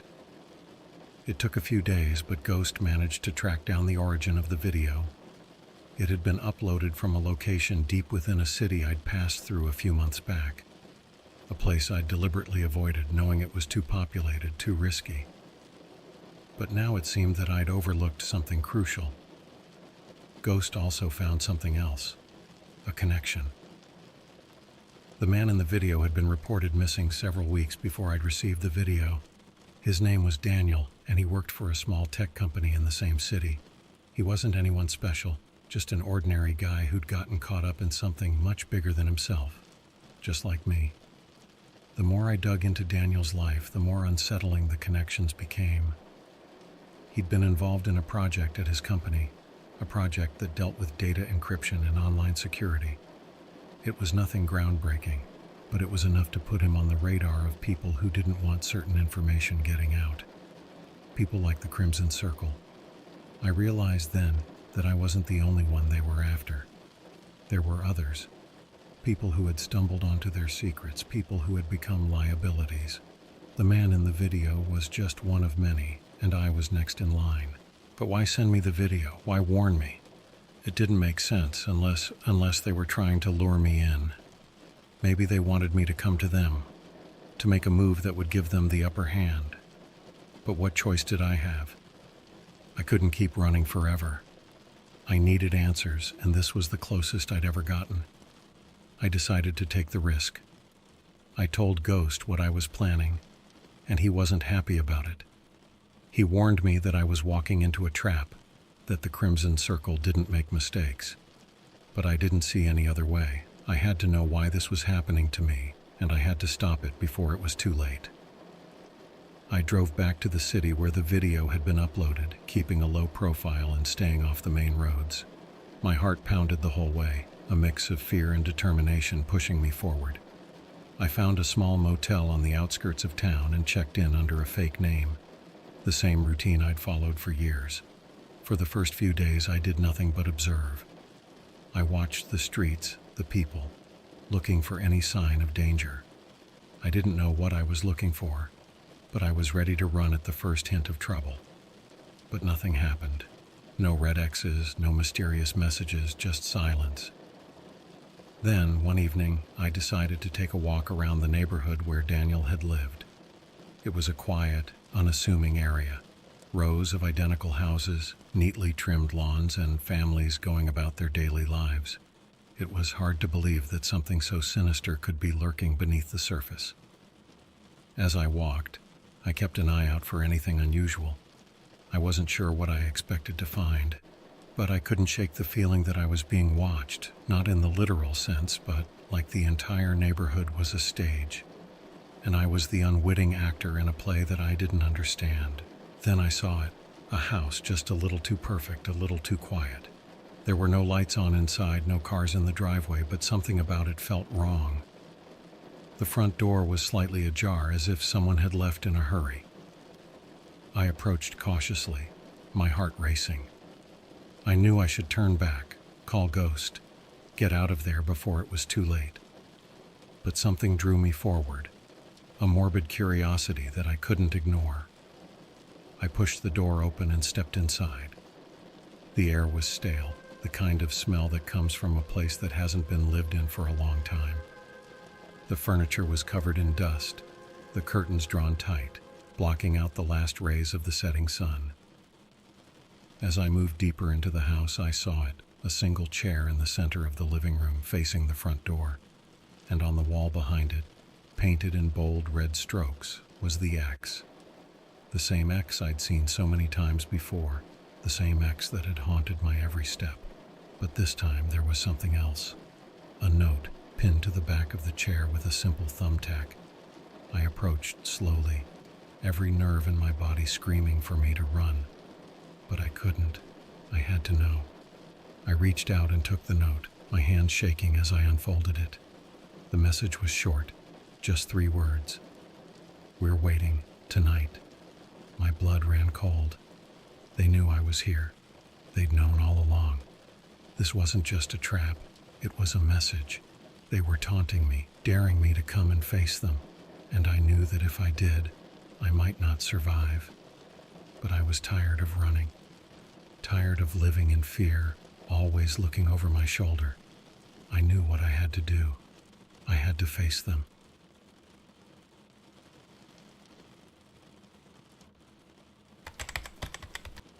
I stared at the note in my trembling hands, the words burning into my mind. "We're waiting, tonight." It was an invitation, plain and simple. A dare to step into the lion's den. Every instinct told me to turn around, to run as far and as fast as I could. But where would I go? I'd been running for years, and it had gotten me nowhere. The truth was, I was tired. Tired of the fear, the uncertainty, the endless cycle of hiding. I knew that if I didn't confront them now, I'd spend the rest of my life looking over my shoulder, waiting for the next red X to appear. It was time to end this, one way or another. I left the house in a daze, my thoughts racing as I tried to come up with a plan. But I had nothing. No weapons, no backup, just the clothes on my back and a determination born from desperation. The only thing I knew for certain was that tonight, I'd face them. and I had to be ready for whatever was coming. I made my way back to the motel, my mind swirling with 1,000 possibilities. Who were they? What did they want from me? And more importantly, how had I gotten involved in something so dark, so dangerous, without even realizing it? But the answers wouldn't come, not until I confronted them head on. As the hours passed, I tried to rest, but sleep was impossible. Every noise outside my door made me jump. Every shadow seemed to hide a threat. My heart pounded in my chest, my thoughts spiraling into worst-case scenarios, but I forced myself to stay calm. Panic wouldn't help me now. Finally, as the sky darkened and night fell, I knew it was time. I grabbed my jacket and slipped out of the motel, my nerves on edge. The streets were quiet, the air cool against my skin. I walked with purpose, every step bringing me closer to what could be my final confrontation. The address I was given led me to an abandoned warehouse on the outskirts of town. It was the kind of place you wouldn't notice unless you were looking for it. Tucked away behind a line of trees, its windows broken, the paint peeling from the walls, the building loomed in the darkness, a silent witness to whatever was about to unfold. I approached cautiously, my senses on high alert. The air around the warehouse was still, too still, as if the entire world was holding its breath. I reached the entrance, a large rusted door that creaked ominously as I pushed it open. Inside, the air was thick with dust and the faint smell of oil, a reminder of the building's long abandoned purpose. The darkness inside was nearly absolute, broken only by a faint glow coming from deep within the warehouse. I followed the light, my footsteps echoing eerily in the empty space. Every fiber of my being screamed at me to turn back, but I pressed on, driven by a mix of fear and a strange, inexplicable resolve. As I rounded a corner, I saw them. 3 figures stood in the center of the warehouse, bathed in the dim light of a single hanging bulb. They were dressed in dark clothing, their faces obscured by shadows, but there was no mistaking who they were. The Crimson Circle, my tormentors, my hunters. They had been waiting for me. I stopped a few feet away, my heart pounding so loudly I was sure they could hear it. For a moment, no one spoke. The silence was suffocating, charged with the weight of everything that had led to this moment. Then, one of them stepped forward, a tall figure with an air of authority. He didn't remove his hood, but I could feel his eyes on me, studying me. When he spoke, his voice was calm, almost polite, a chilling contrast to the fear that gripped me. "You've been running for a long time," he said, his tone conversational as if we were discussing the weather. "Longer than most." I didn't respond. What was there to say? I'd spent years on the run, years living in fear of these faceless enemies, and now I was standing before them with nothing left to lose. "You must have questions," the man continued, his voice smooth and measured. "Why you? Why the red X? Why now?" He was right, of course. I had questions, so many questions, but the words wouldn't come. My throat felt dry, my mind blank as I stood there, paralyzed by the reality of the situation. The man seemed to sense my hesitation. "Let me make it simple for you," he said, taking another step closer. "We chose you because you were curious, because you looked where you shouldn't have, and because you stumbled onto something you weren't meant to see."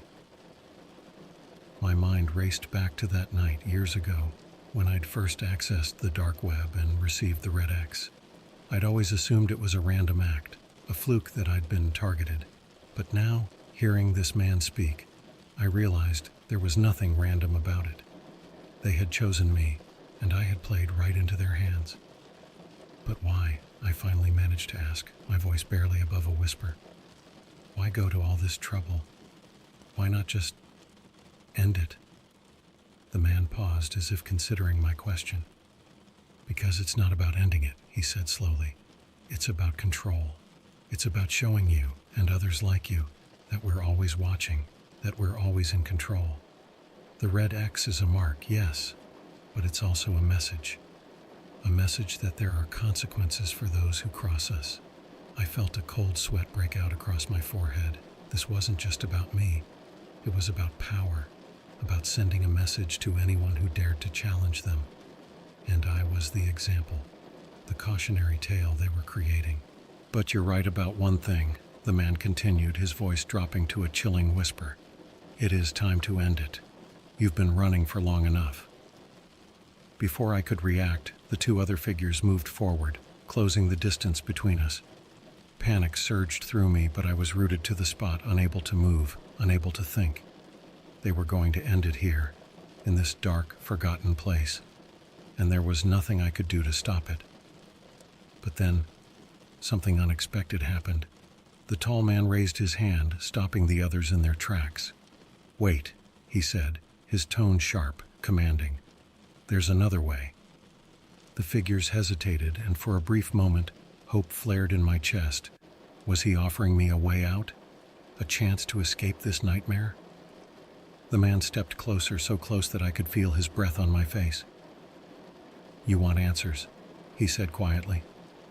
"You want this to be over, and we can give you that, under one condition." I swallowed hard, trying to steady my voice. "What condition?" "You help us," he said simply. "You help us find others like you, others who've seen too much, who've strayed too far. You bring them to us, and in return we'll let you go. No more running, no more fear. You'll be free." The offer hung in the air, heavy with implications. They were asking me to become one of them, to betray others like me in exchange for my own freedom. It was a deal with the devil, plain and simple. But what choice did I have? If I refused, they'd end it here, and my life would be nothing more than a cautionary tale, a forgotten victim of the Crimson Circle. But if I accepted, I'd be condemning others to the same fate I'd been trying to escape for years. I stood there, torn between two impossible choices, as the man waited for my answer.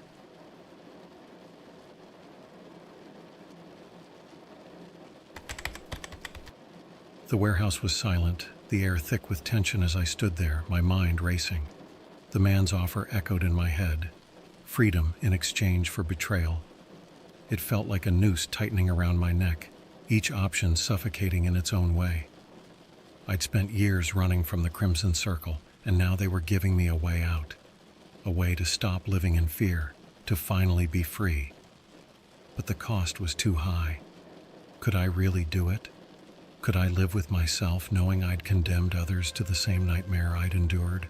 The man's gaze bore into me, his eyes hidden in shadow, but his presence overwhelming. "What's it going to be?" he asked, his voice low and controlled. "Choose wisely. This is your only chance." My heart pounded in my chest as I considered his words. I thought about the years I'd spent looking over my shoulder, the sleepless nights, the constant fear that had become my reality. I thought about the people I'd met along the way, those who had helped me, and those who had suffered because of me.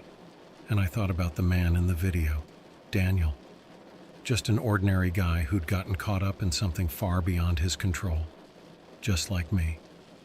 I knew what they were asking of me. They wanted me to become part of their web, to lure others into the same trap I'd fallen into. They wanted me to be the bait, the one who would lead unsuspecting people to their doom. It was a cruel irony, offering me freedom by turning me into the very thing I'd been running from. But as I stood there, a strange sense of clarity washed over me. I realized that despite everything, I still had a choice. It wasn't much of a choice, but it was mine to make. And in that moment, I knew I couldn't do it. I couldn't condemn others to this life, no matter what it cost me. I'd rather face whatever was coming than lose myself in the process.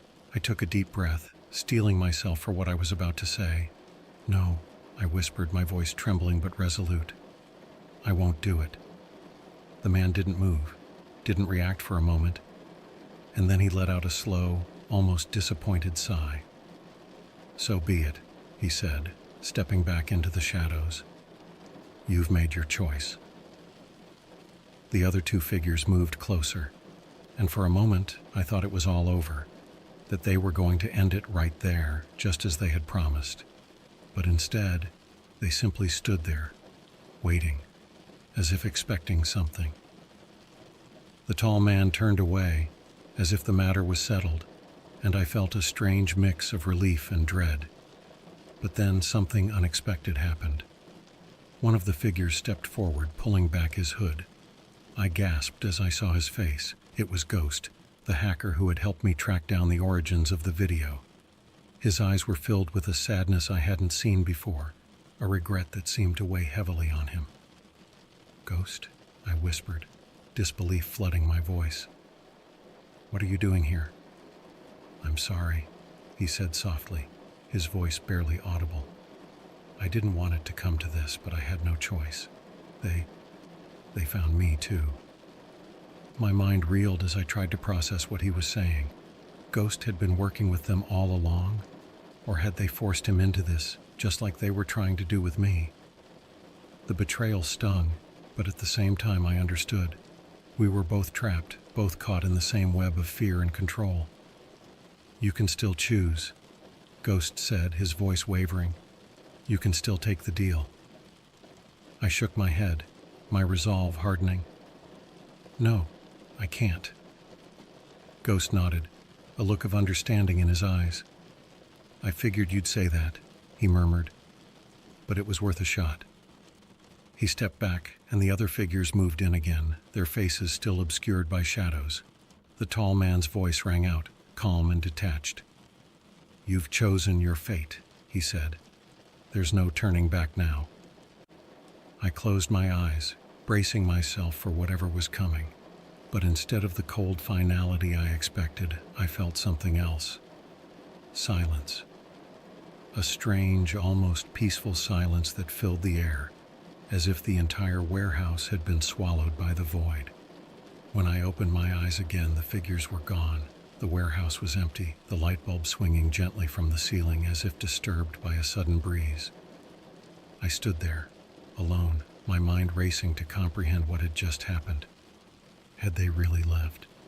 Had they decided to spare me? Or was this just another part of their twisted game?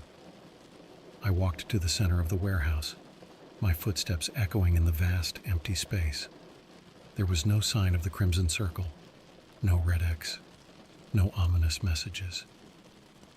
Just silence. For a moment, I didn't know what to do. I had spent so long running, so long living in fear, that I didn't know how to be anything else. But as I stood there, the reality of the situation began to sink in. They had let me go, whether it was because of my refusal to take their offer or because they had some other plan in mind, I didn't know. But for the first time in years, I felt a strange sense of relief. The nightmare wasn't over, not by a long shot, but I had made my choice. I had kept my integrity, my humanity, and in the end, that was all that mattered. I left the warehouse that night, not as a man who had defeated his enemies, but as someone who had finally taken control of his own destiny. The fear was still there, lurking in the back of my mind, but it no longer ruled me. I knew that the Crimson Circle was still out there, that they could come for me at any time. But I also knew that I had faced them and made the hardest decision of my life, and for now that was enough. As I walked away from that dark, forgotten place, I realized something important. I wasn't running anymore. I was walking toward something, toward a future that was uncertain, yes, but one that I would face on my own terms. And no matter what happened next, I knew I'd find a way to survive. The red X was still a part of my past, a mark that would never fully disappear. But it didn't define me, not anymore. And that was how I found my freedom.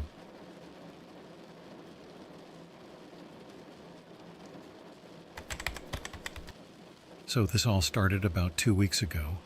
I was sitting in my apartment, scrolling through Reddit, as I usually do after work. It was a normal evening, nothing out of the ordinary.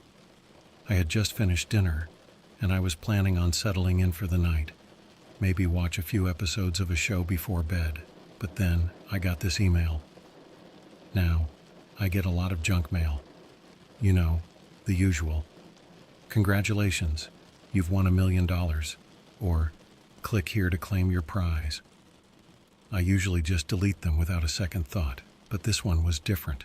The subject line was simple. Mission accepted. I probably wouldn't have opened it if it wasn't for that little voice in the back of my head telling me to check it out, so I clicked on it. The email was short, just a few lines. Congratulations on accepting the mission. You've been selected for a special task. Further details will be provided soon. Prepare yourself. I stared at the screen for a moment, trying to make sense of it. I hadn't signed up for anything. I hadn't even done anything unusual online. My life was pretty boring, to be honest. Work, home, repeat. I wasn't into any weird stuff. Definitely not the dark web, which I knew about only through horror stories. But here was this email, saying I'd accepted a mission. At first I thought it was a scam. Maybe someone trying to fish for information or something. But then I noticed something that made my blood run cold. At the bottom of the email, in small print, there was a list of details, my full name, my address, my phone number, even my work schedule. It was all there, like someone had been watching me for a while. I immediately closed my laptop and checked my phone just to make sure nothing was hacked or compromised. Everything seemed fine, but I couldn't shake the feeling that something was seriously wrong. I tried to rationalize it. Maybe it was some kind of prank. Or maybe someone had gotten hold of my info through one of those data breaches that seem to happen all the time. But the idea of someone having all that information about me, it just didn't sit right. That night, I barely slept. I kept thinking about the email, going over it in my head. I thought about deleting it, but some gut instinct told me to hang on to it, just in case. The next morning, I woke up groggy and out of sorts, still thinking about that email. But I had to go to work, so I pushed it to the back of my mind. I work in IT, so I'm always dealing with weird online stuff, but nothing like this. The day went by in a blur, and by the time I got home, I had almost convinced myself that it was just a scam, nothing to worry about. Then, just as I was about to sit down and relax, my phone buzzed. It was a text message from an unknown number. We see you're ready.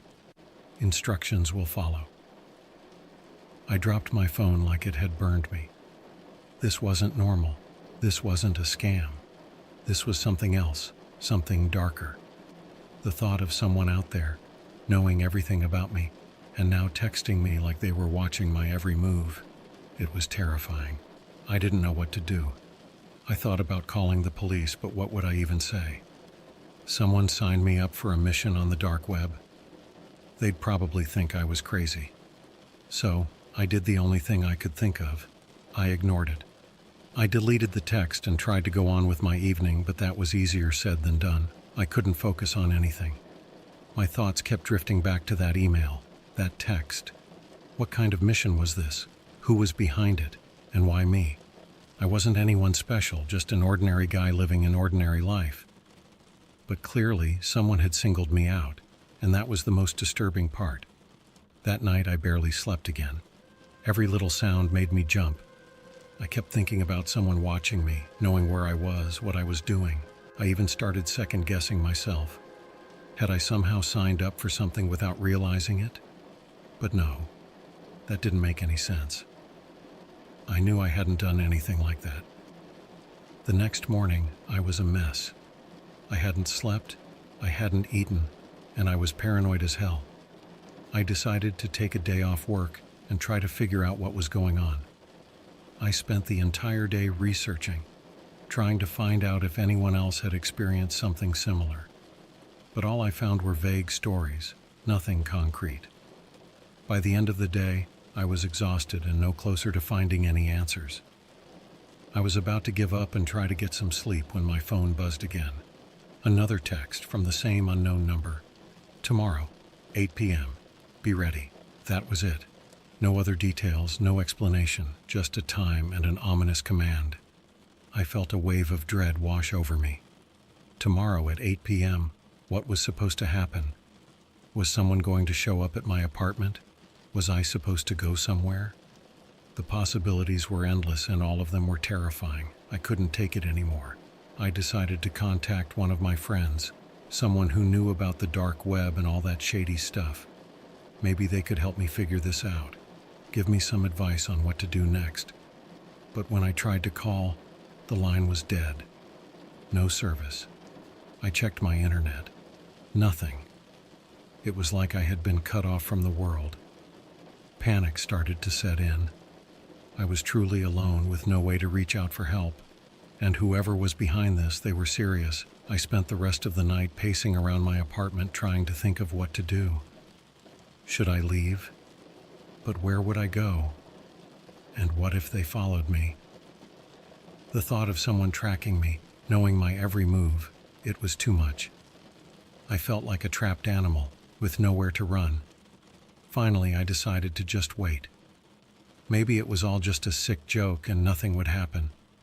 Maybe this would all blow over and I'd laugh about it later, but deep down I knew that wasn't going to happen. Tomorrow at 8 p.m., I had no idea what was coming, but I knew it wasn't going to be good.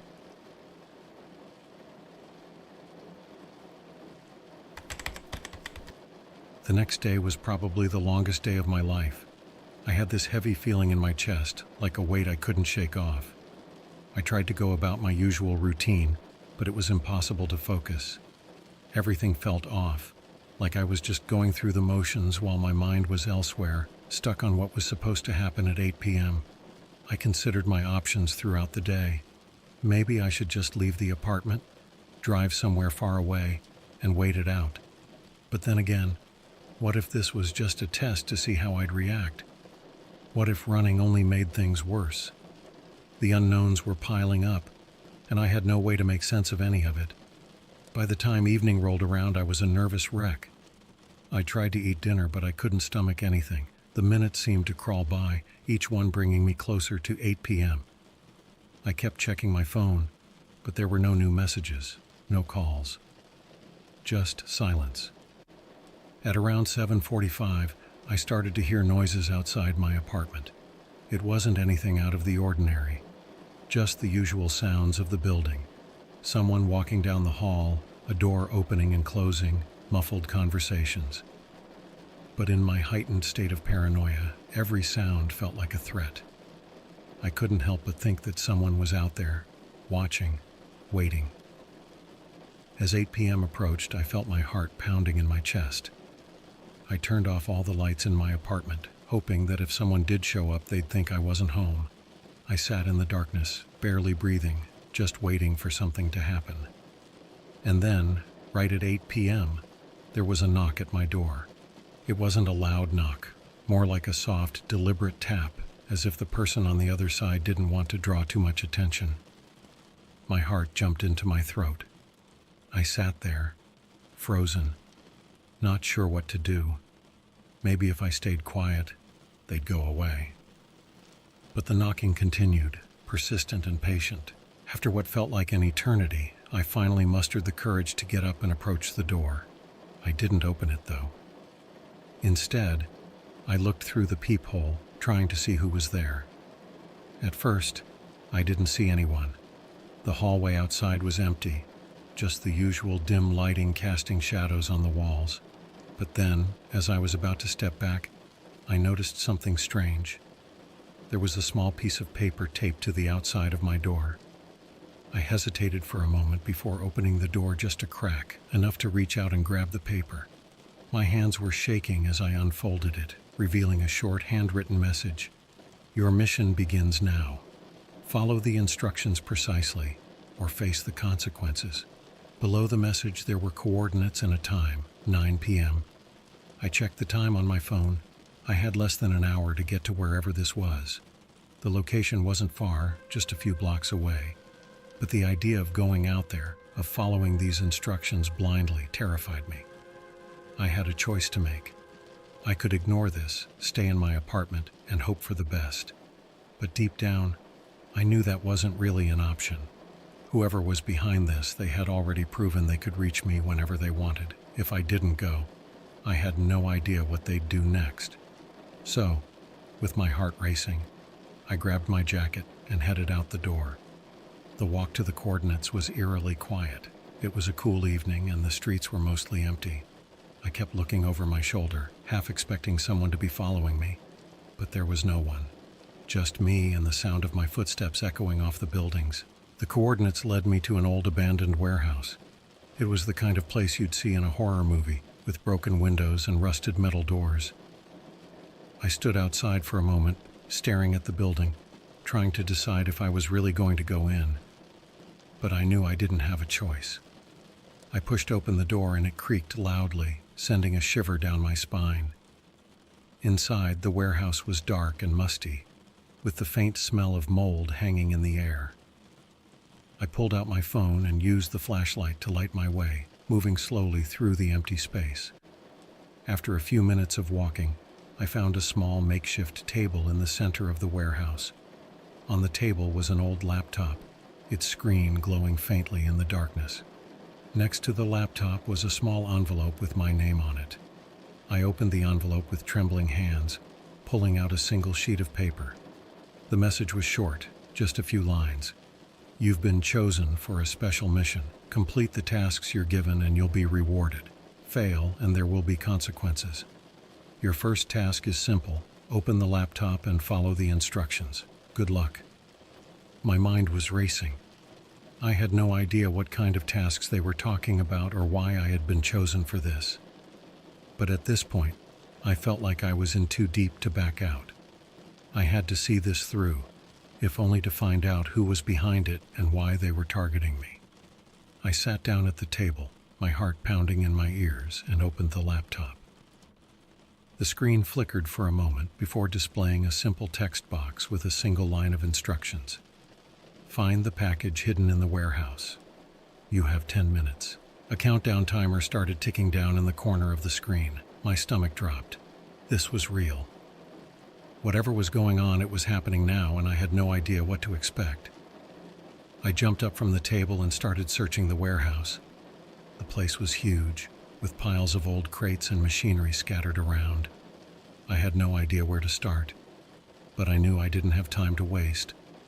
I opened crate after crate, checking every corner, every shadow. The seconds were ticking away and I could feel the pressure mounting. What would happen if I didn't find the package? What were these consequences they kept talking about? Just when I was starting to lose hope, I saw something out of the corner of my eye.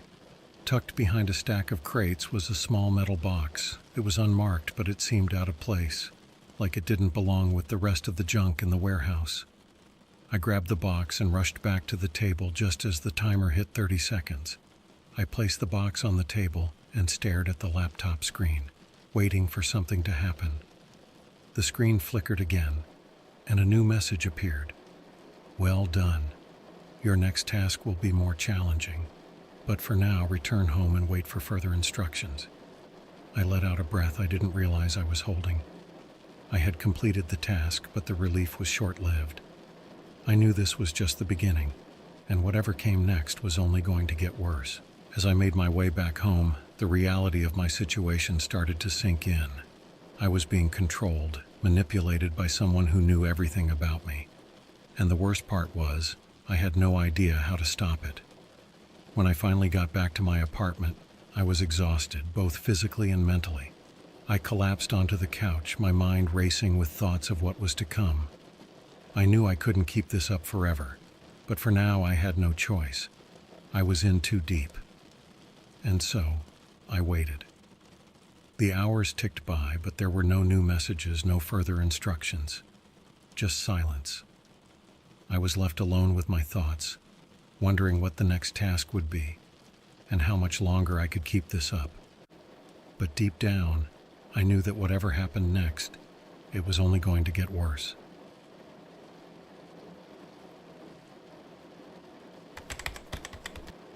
The days following that night were some of the most unsettling of my life. I went back to work, trying to act normal, but it was impossible to focus.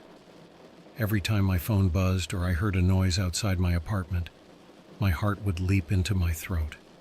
I was living in a state of constant anxiety, waiting for the next task, the next demand. But the worst part was the not knowing. Who was behind this? and why were they doing it? For a few days there was nothing. No messages, no emails, no strange knocks at my door. It was almost like nothing had happened. But I knew better than to relax. I knew something was coming, and it was only a matter of time. Then, one evening, just as I was starting to think maybe they'd forgotten about me, my phone buzzed. This time it wasn't a text or an email. It was a notification from a messaging app I'd never installed.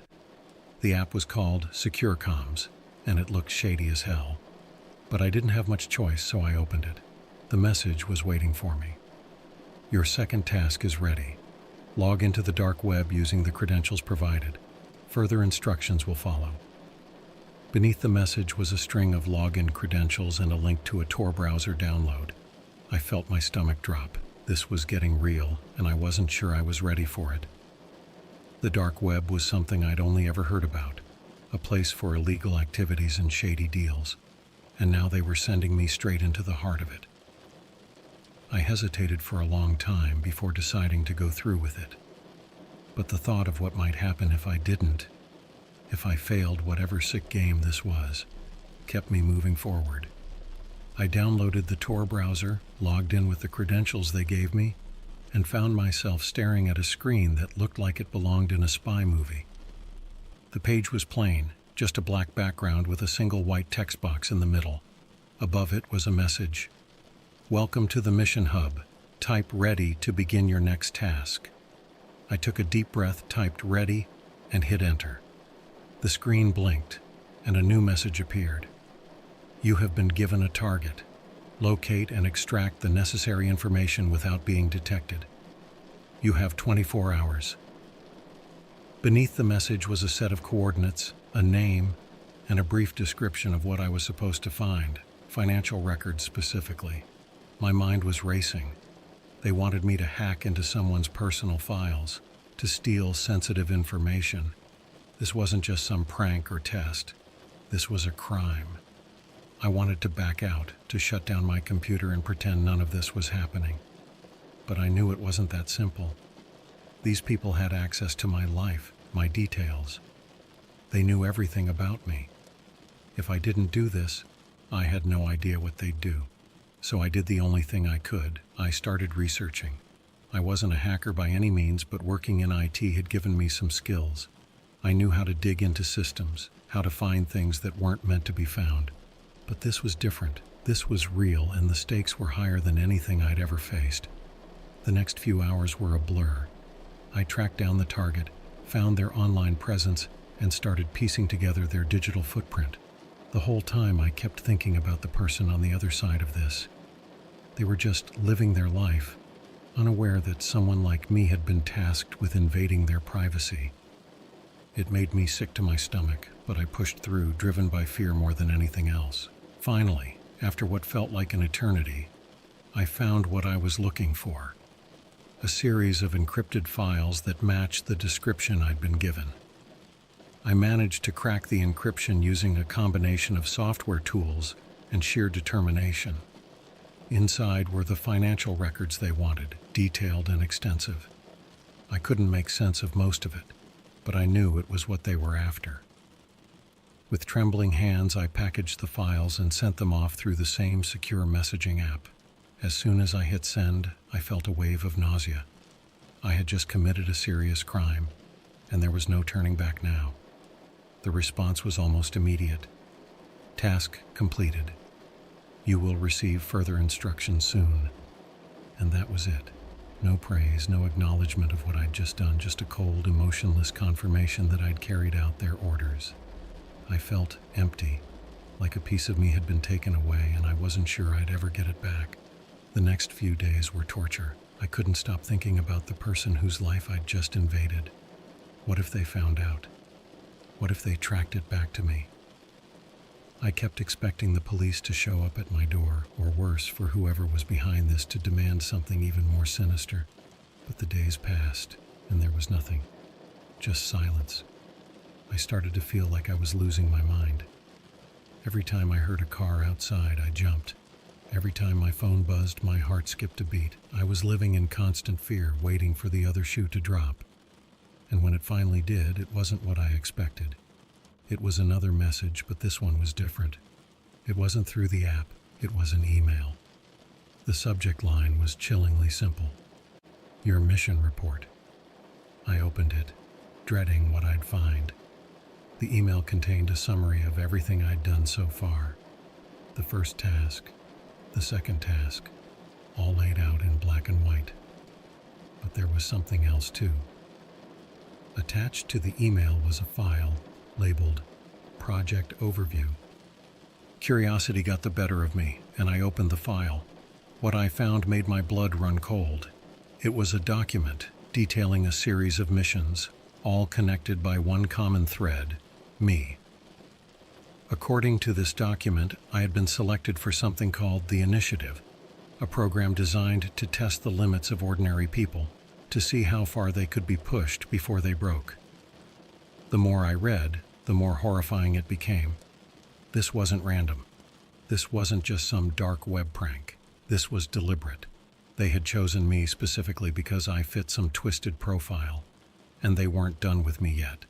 The document outlined more tasks, each more dangerous and morally compromising than the last. I felt sick. I wanted to throw my laptop out the window, to disconnect from everything and disappear. But I knew it wouldn't matter. They would find me, no matter where I went. They had already proven that. So here I am, stuck in this nightmare with no way out. I don't know what's going to happen next, or how much longer I can keep this up. But one thing is clear. Whoever is behind this, they're not going to stop until I've completed every task, no matter the cost. And the worst part, I'm starting to think that even if I make it through, I'll never be the same person again.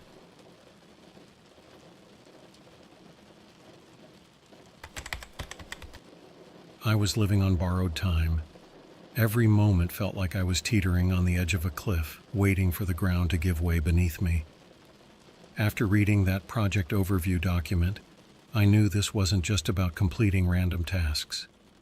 This was a game, a twisted psychological experiment, and I was the unwilling participant. For the next few days, I tried to go about my life as usual, but nothing felt normal anymore. Every glance in the mirror showed a version of myself that seemed more hollow, more distant. My friends noticed something was off, but I couldn't tell them the truth. How could I explain that I was being manipulated by some faceless entity on the dark web? How could I admit that I'd already committed crimes and had no idea what was coming next? The waiting was the worst part. There was no pattern to the messages, no way to predict when the next task would arrive. I couldn't shake the feeling that they were watching me, studying how I reacted to the pressure. It was like being stalked by an invisible predator, one that knew exactly when to strike to keep me on edge. Then, one night, just as I was starting to convince myself that maybe it was over, my phone buzzed. The screen lit up with a notification from that same Secure Comms app. My heart sank as I opened it, knowing that whatever came next, it wasn't going to be easy. The message was simple, but it sent chills down my spine. It's time to connect with your fellow participants. Meet them at the location provided. Trust no one. Beneath the message were coordinates, just like before.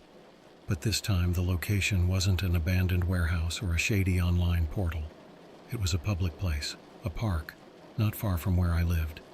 The idea of meeting other people who were caught up in this made my skin crawl. What kind of people were they? Were they just like me, or were they something worse? I knew I didn't have a choice. Ignoring the message wasn't an option, not after everything I'd already been through, so I grabbed my jacket and headed out, trying to stay calm even as my mind raced with possibilities.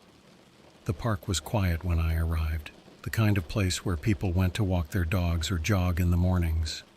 But at this time of night, it was almost deserted, with only a few scattered lights casting long shadows on the path.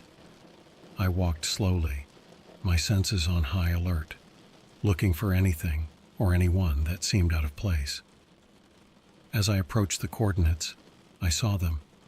3 figures, standing in a small clearing near a cluster of trees. They were spaced apart, not talking, just standing there like they were waiting for something. I hesitated for a moment, my instincts screaming at me to turn around and leave.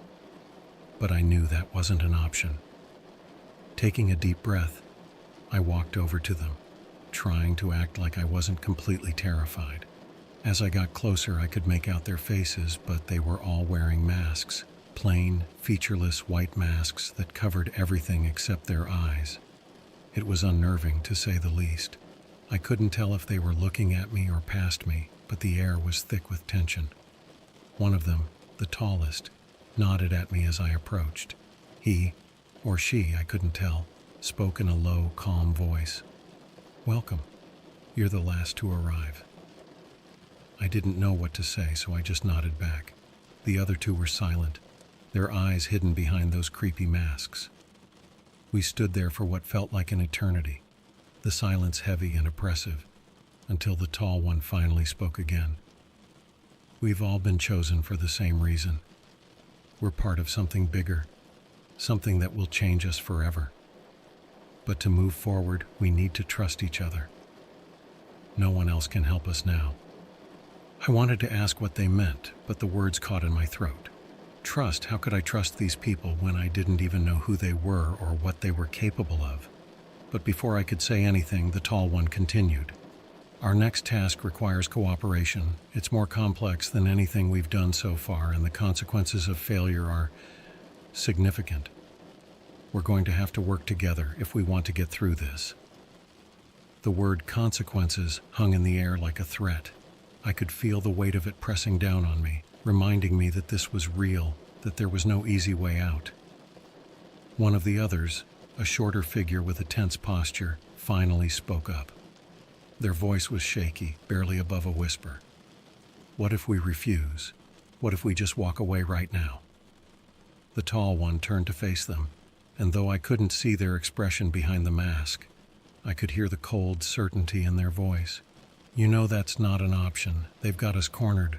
The only way out is to keep going, to see this through to the end. If we walk away, we're done for." The shorter figure didn't respond, just looked down at the ground, defeated.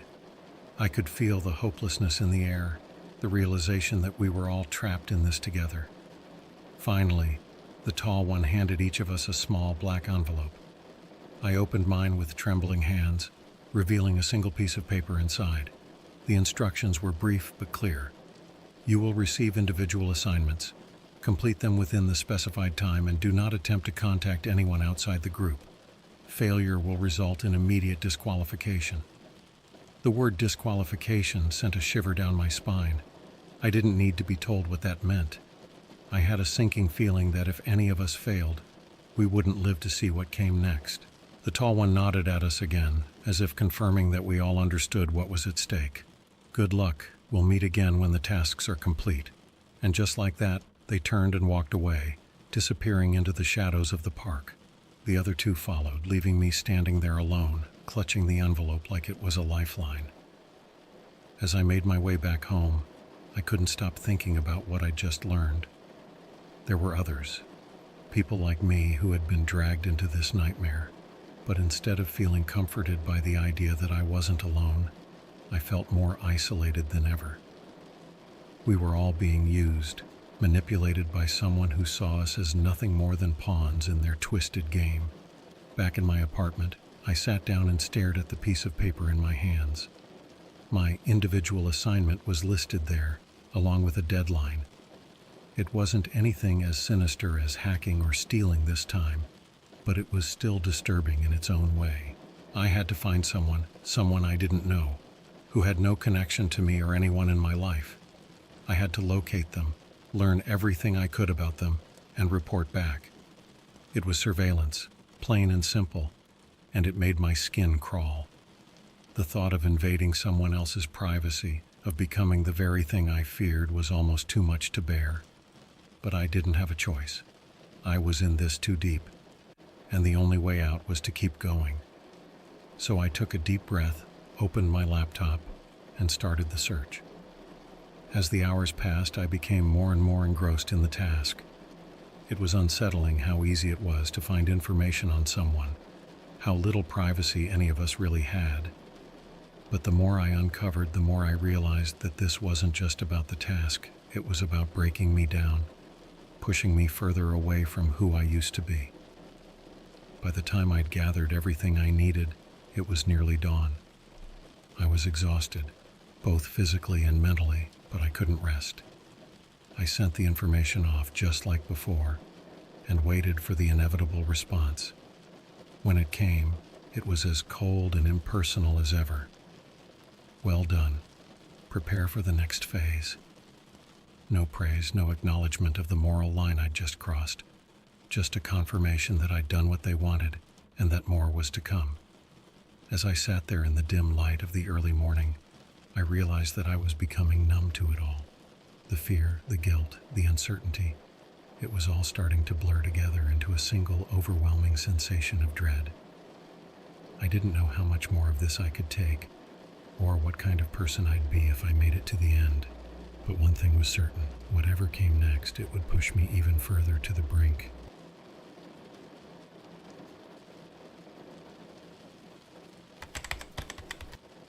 The days leading up to the final task were a blur. I was sleep-deprived, anxious, and constantly on edge. Every time my phone buzzed, my heart skipped a beat, knowing it could be the message that would push me over the edge.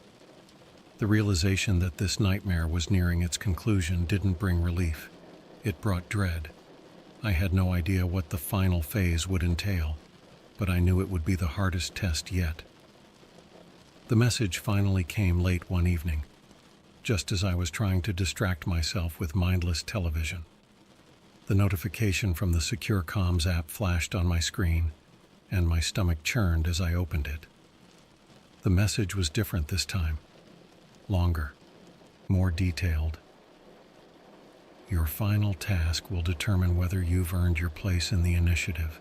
It requires precision, decisiveness, and the ability to follow orders without hesitation.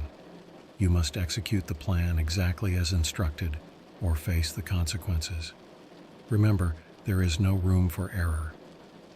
Attached to the message was a set of detailed instructions, along with a time and location. Midnight, at an abandoned building on the outskirts of town. The building was a relic from another era, long since forgotten and left to decay. The very thought of going there sent a shiver down my spine, but I knew I had no choice. This was it, the final test. I spent the next few hours preparing, trying to psych myself up for whatever was coming. I kept telling myself that I could do this, that I'd come this far and couldn't back out now. But deep down, I was terrified. The tasks had been escalating, each one more invasive and morally compromising than the last. I couldn't imagine what they had in store for me this time. When the time came, I left my apartment and drove to the location.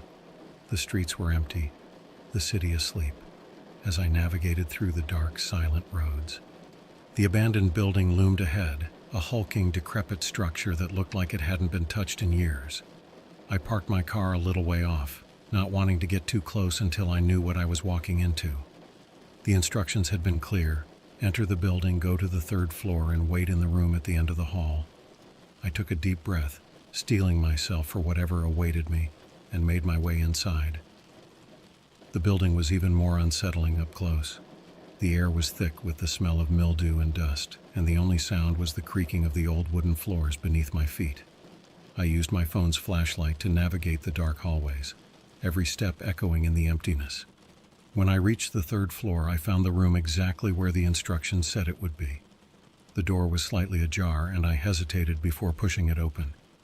Inside, the room was bare, except for a single chair in the center. On the chair was a small black box. My heart pounded as I approached the box, half expecting it to be some kind of trap. But when I opened it, I found something even more disturbing. A small device, like a pager, with a single red button on it. Beneath the device was a note, written in the same neat, precise handwriting as the previous instructions. Press the button when instructed. Do not press it before or after. Timing is everything. Your success depends on your ability to follow this command without hesitation. I picked up the device, my hand shaking. The implications were clear. Whatever this button controlled, it was the key to passing the final test. but I had no idea what pressing it would do, and that uncertainty gnawed at me. I sat in that room for what felt like hours, waiting for the signal. The silence was oppressive, the darkness around me closing in like a vice. I kept glancing at the device, the red button glowing faintly in the dim light, wondering what would happen when I finally pressed it. Then, just as the clock struck midnight, my phone buzzed with a new message. "Press the button. Now." I stared at the screen, my heart racing. This was it, the moment of truth. But something inside me hesitated. What if pressing the button triggered something terrible? What if this was all a setup, a way to test my willingness to do something truly awful without question? But then I thought about everything that had led me here, the tasks, the fear, the manipulation. I was already in too deep. If I didn't follow through, I knew the consequences would be severe. They had already shown me that there was no room for mistakes. Taking a deep breath, I closed my eyes and pressed the button. For a moment, nothing happened. The room was silent, the tension unbearable. I opened my eyes, half expecting some catastrophic event to unfold. But there was nothing. Just the same empty room, the same silence. Then, my phone buzzed again. Another message, short and to the point. "Well done. You've completed your final task. You are free to go." I stared at the screen, barely able to comprehend the words. Free to go? Was that it? Was this nightmare finally over? I wanted to believe it, but something didn't feel right. There had to be more to it than this. Cautiously, I left the room and made my way back through the building, half expecting some last-minute twist. But there was nothing, no one waiting for me, no hidden dangers. I reached my car and drove home, my mind spinning with questions. When I got back to my apartment, I collapsed onto the couch, exhausted and confused. I had done everything they asked, followed every instruction to the letter. But instead of feeling relieved, I felt empty, like something had been taken from me.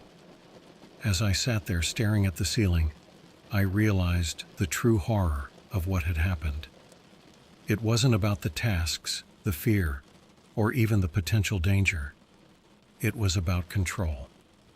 They had taken control of my life, piece by piece, and in the process, they had stripped away who I was. I had become a pawn in their game, willing to do whatever they asked just to survive.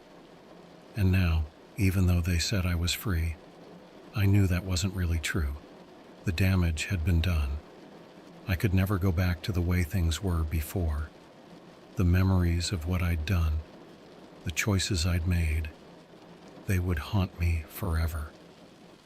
In the days that followed, I tried to return to some semblance of normalcy. I went back to work, saw friends, and tried to forget about what had happened. But the feeling of being watched, of being under someone else's control, never fully went away. Every time my phone buzzed, I flinched, expecting another message, another task. But there were no more messages, just silence. Eventually, I stopped looking over my shoulder. I tried to move on, to convince myself that it was really over. But deep down, I knew that I was changed. The person I used to be was gone, replaced by someone who had seen the darkest corners of the internet, who had been tested and found willing to follow orders, no matter the cost. And as I lay awake at night staring at the ceiling, I couldn't help but wonder, how many others were out there, going through the same thing? How many more would be drawn into this twisted game, their lives turned upside down just like mine? Because if there was one thing I'd learned, it was that the dark web was a place where anything could happen, where anyone could be chosen. And once you were in, there was no way out. The only thing you could do was survive.